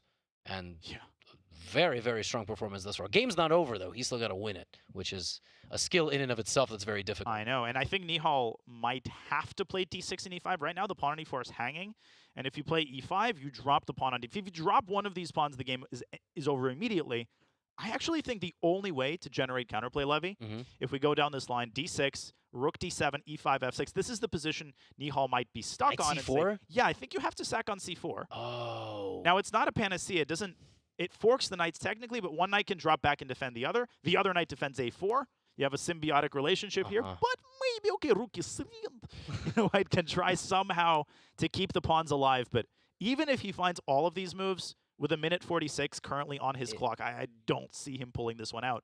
If the computer is saying it's minus 1.6 or minus 1.8, and this is what the computer is suggesting, it game's over. The game is over. Well, I've seen Nihal pull out some crazy comebacks. Certainly. You have to acknowledge that. Yes. But yes, the way Sam is playing. Sevian. Yeah. Okay, d6, rook d7 on the board. Let's follow this line. Now he's going to play e5. I don't see an alternative. You could sack now. He could play knight c4 now, yeah. Basically a transposition, and that's probably what he's contemplating. Like, I think he sees this idea, which is the only way to make this exciting. It's the only move he has. He can only defend his center pawn or sack the knight. He has no other moves. He has no time. Nope, because otherwise, after e5, f6, yeah, you lose the d6 pawn, the d file opens up, the knight infiltrates d3, and then it's like, rats descending upon a feast. Yeah, if I said white could not take on c4 right now, white's position is atrocious. It is like legitimately horrible because white doesn't have the time to untangle anything and attack the only weakness in black's position, which is this pawn. So what do you do? Yeah, I have no idea what you do. Neither does Nihal as he drops 2 below a minute. Let's go back to our bird's eye view because we have 2 games other than this one that are still underway, and they're all very exciting. You have the top right of your screen here, Wesley trying to squeeze out that advantage against Dmitry Andreikin, who cannot afford to lose. And on the bottom left, you have Timur Radjabov facing Anish Giri. Yeah. I was going to say, the game on the bottom left might finish right now. Okay, let's go to that game. Yeah, can we just quickly pop into that game? We absolutely between can. Giri and Radjabov. King f1 should just be a draw, right? Rook c1, king f2, and then just repeat. Wait. King f1, I think there's rook. Oh, He goes king d3. I did not expect that. So now if rook e2 check. King d3? Yeah, exactly. And then black gobbles up the 2 pawns, but white has the passed d pawn. I'm not sure why king f1 was not possible. I think it wasn't possible. I think he's playing for a win. I think he saw the draw. He just didn't want to make the draw. Okay, that's entirely possible. Huh. I mean, 3 pawns is 3 pawns. Wesley Wesley just won. Wesley won that. Wow. He squeezed that one out. Oh, that's unbelievable. What went wrong in that game? I feel like I feel like that game was just balanced. Did I miss something? Oh, watching Wesley So there on the screen getting up. Well, it was balanced. It was a slightly better endgame for black. We didn't think that Dimitri would lose it, though, just because of how solid he is. But Wesley goes up 3-1 over Dimitri Andreikin, the Rock Levy, at the end of day 1. What a strange day for Wesley, because he's won 2 games with black, and Dimitri with white is unable to create enough chaos. It's fascinating. Like, sometimes when you play black, it's easier to make nonsense happen on the board, and that's what Dimitri's strategy has been. But he hasn't been able to win those games, and with white, he's been... Well, he shouldn't have taken a draw in the last round. He had a There you go. chance. He had an attack with black, but we have 2 games remaining, and they are very, very sharp. Right side, you have Nihal Sarin with the white pieces trying to come back down a piece now. He did sack on c4 Levy. And on the left side, I think this game is about to end. Yeah, we're going to have a draw momentarily in our Radjabov Giri game. But let's keep these 2 games open for now because I don't know which one of them is going to end first. Yeah, this Giri game is actually very tense. It's very easy to forget that endgames can be so tricky. Just think about Duda, Hikaru, the game 3. So right now, Anish is going to try to get these pawns off the board, and so is Radjabov. But Radjabov doesn't want all the pawns off the board. He just wants... I think rook a6, though, Levy, and rook takes h6, king d7. You grab d6, and then even in an opponent game, if you give up your f5 pawn, it's still going to be a draw. Sure, exactly. So these players know how to simplify down to the fact that even if they lose material, it's still a draw, because you could draw with just the king against the king and a pawn, if you know what you're doing, which they do. And you could also chuck the h-pawn by pushing it up to h5 to force white to leave your king alone and then play king d7. And if you want, you can draw rook endgame a pawn down. Yeah, you can display that with arrows. Yep.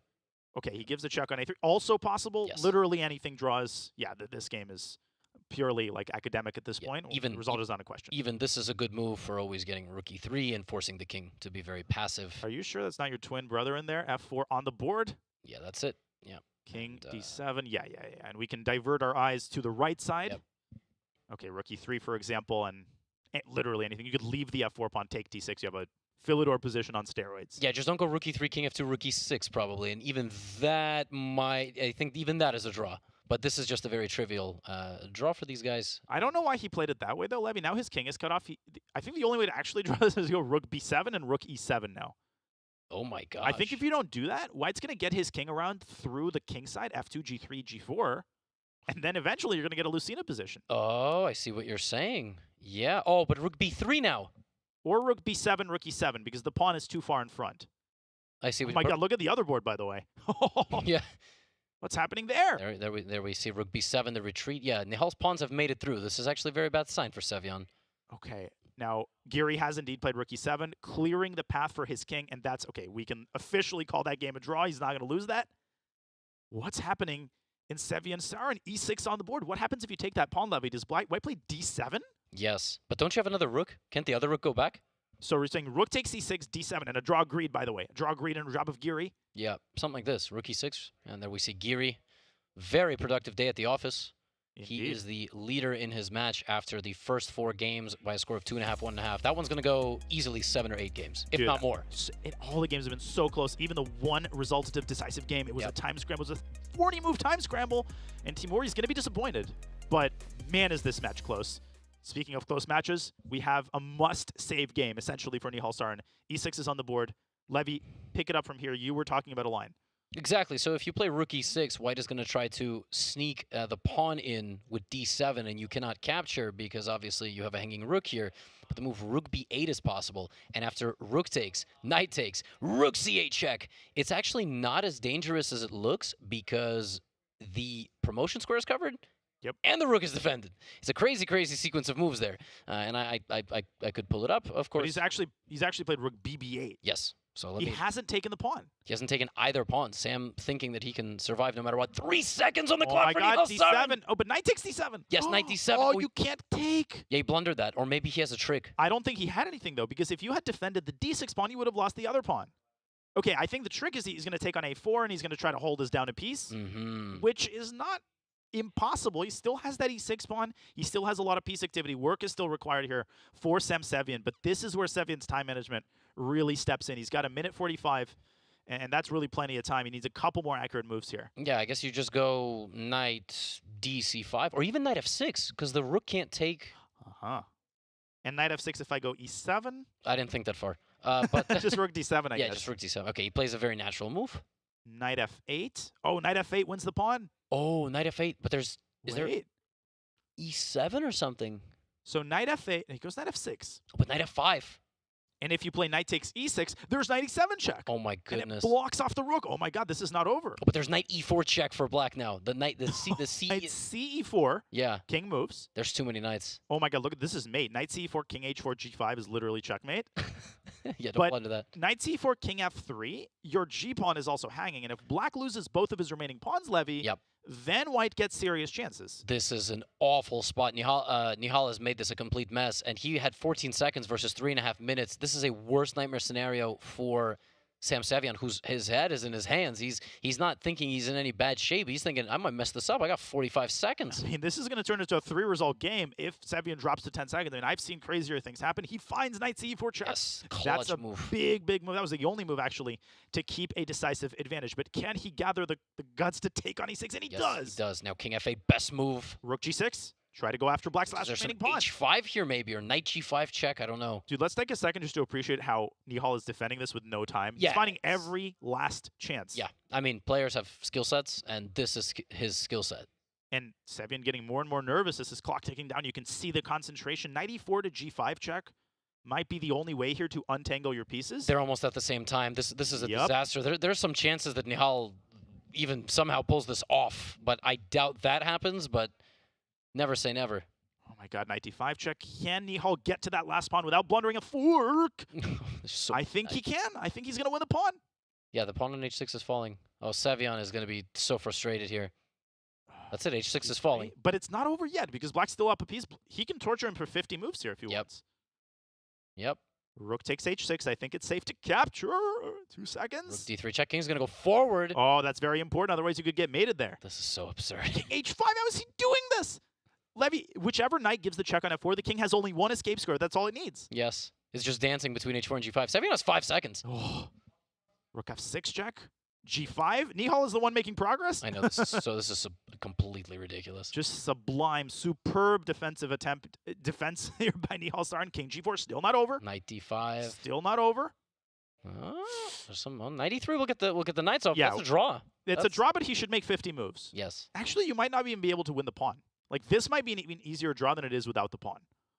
This is... Okay, Nihal offering a draw. Obviously, Sevian declines it. Yeah. But I think Levy g6 just forces black to give the knight away. How exactly? Like, how is black going to make progress? Just king g5? Oh, I see. And yeah, that's it. Is this a... Nope. He's still trying. Knight f4. If Sevian wins the pawn, this game goes on for another 50 moves. Yes. And I think he actually just might. Knight e7, pawn made it. 6? Pawn made it so far. You could get mated here. Yeah, Nihal just gives the pawn away. Knight f, okay.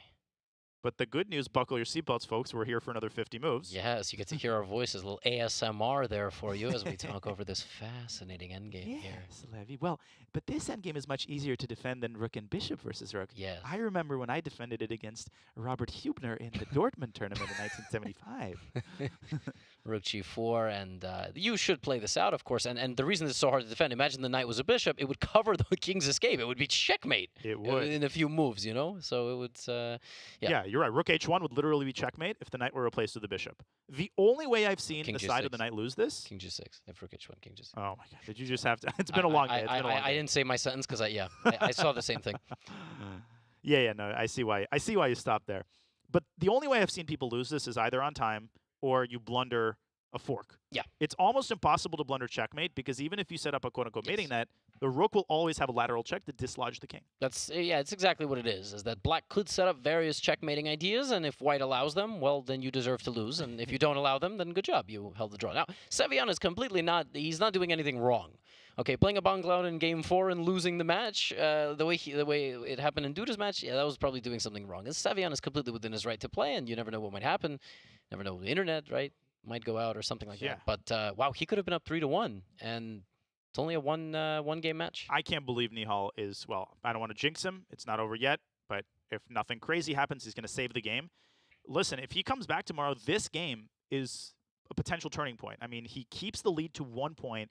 That just feels so different, right? You come back tomorrow morning, you win one game, and the match starts anew. So huge, huge defensive effort here by Nihal Sarin. He is as hard to bring down as Hikaru Nakamura, almost. Yeah, honestly. Really, his defensive capabilities are amazing. And this does feel like a win in many ways, but a lot of good things going for Sevian. Number 1, still got a golden ticket to return to this event. Number 2, still up in this match. Yeah. And number 3, no more games today.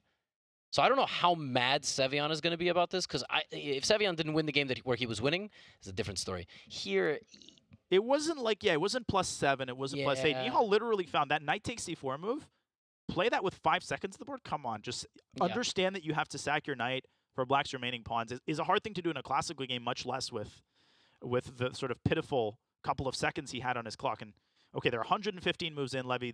I didn't see where the counter started. Obviously, the 50 move rule means that if 50 moves go by and a pawn does not move and a capture does not take place, the draw is official. I think he's made something like probably 35 moves or so. It's probably in the 40s at this point. 40s. Yeah. And that rule was put in place to prevent situations like this from going on for forever, and there it is. And you called it. Wow, that was so accurate. Yeah, it felt, Sevian doesn't look particularly unhappy. He would be far more unhappy if he needed to win that game to like tie the match in the final game, but a very good day for Sam Sevian here in the first day of the quarterfinals. And just, to be honest with you, just a fantastic welcome back to the event. Yeah, I mean, high quality play in this match. I mean, by both players, a lot of effort, a lot of grit, and just a very impressive game two by Sam Sevian. I mean, he came here, didn't expect to come. He didn't have as much time to prepare Levy.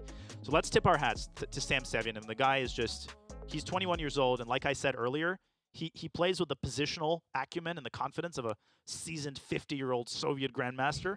But he has that tactical prowess and the opening preparation of a 21-year-old. Yeah, it's amazing. You got two young guys playing in this event who bring absolutely different styles to the table. And I said this in the pregame show, and here we are at the end of day number 1 of the Chess.com Global Championship Finals. And the question remains, when's the last time you saw a Final 8 where the guy in one of the seeds just got knocked out in his back? We'll see. He might take this all the way.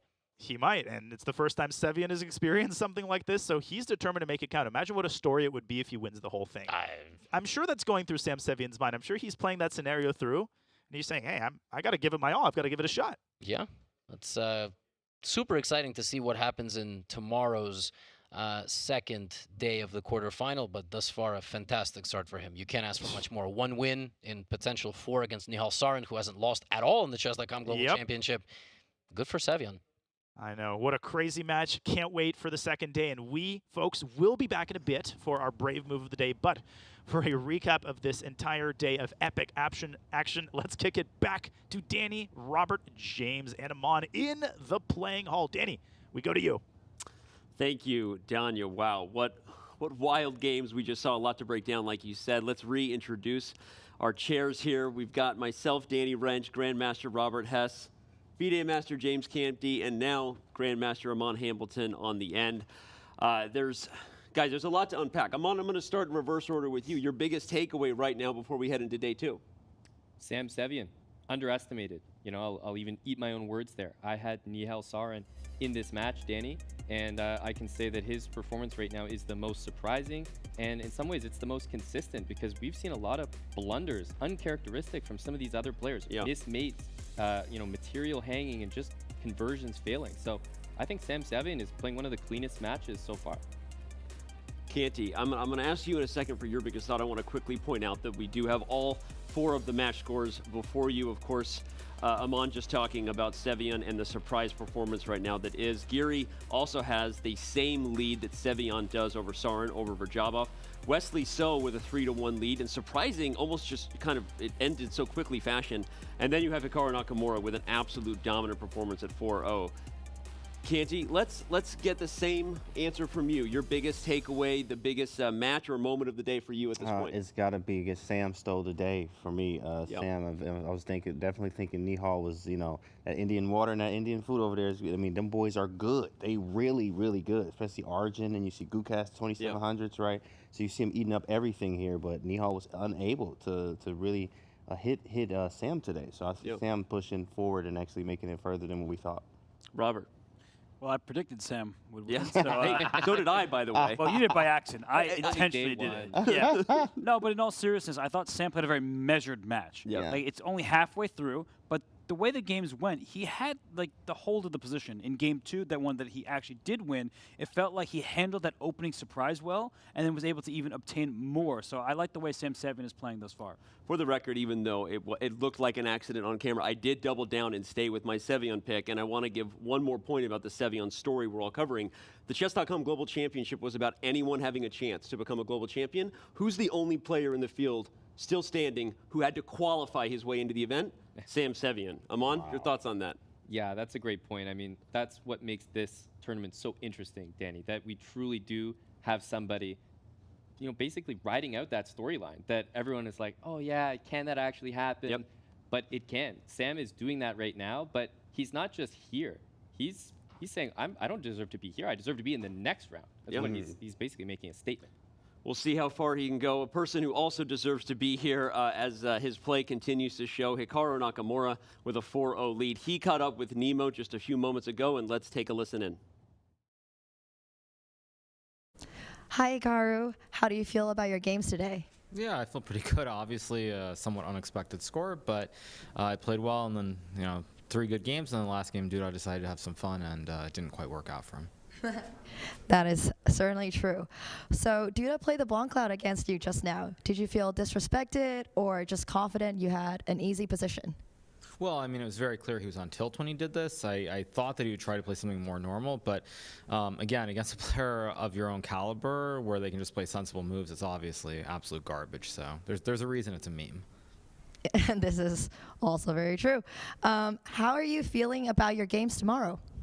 Well, I mean, I have to lose 4 games to not advance, so obviously I'm in as good a situation as I could be.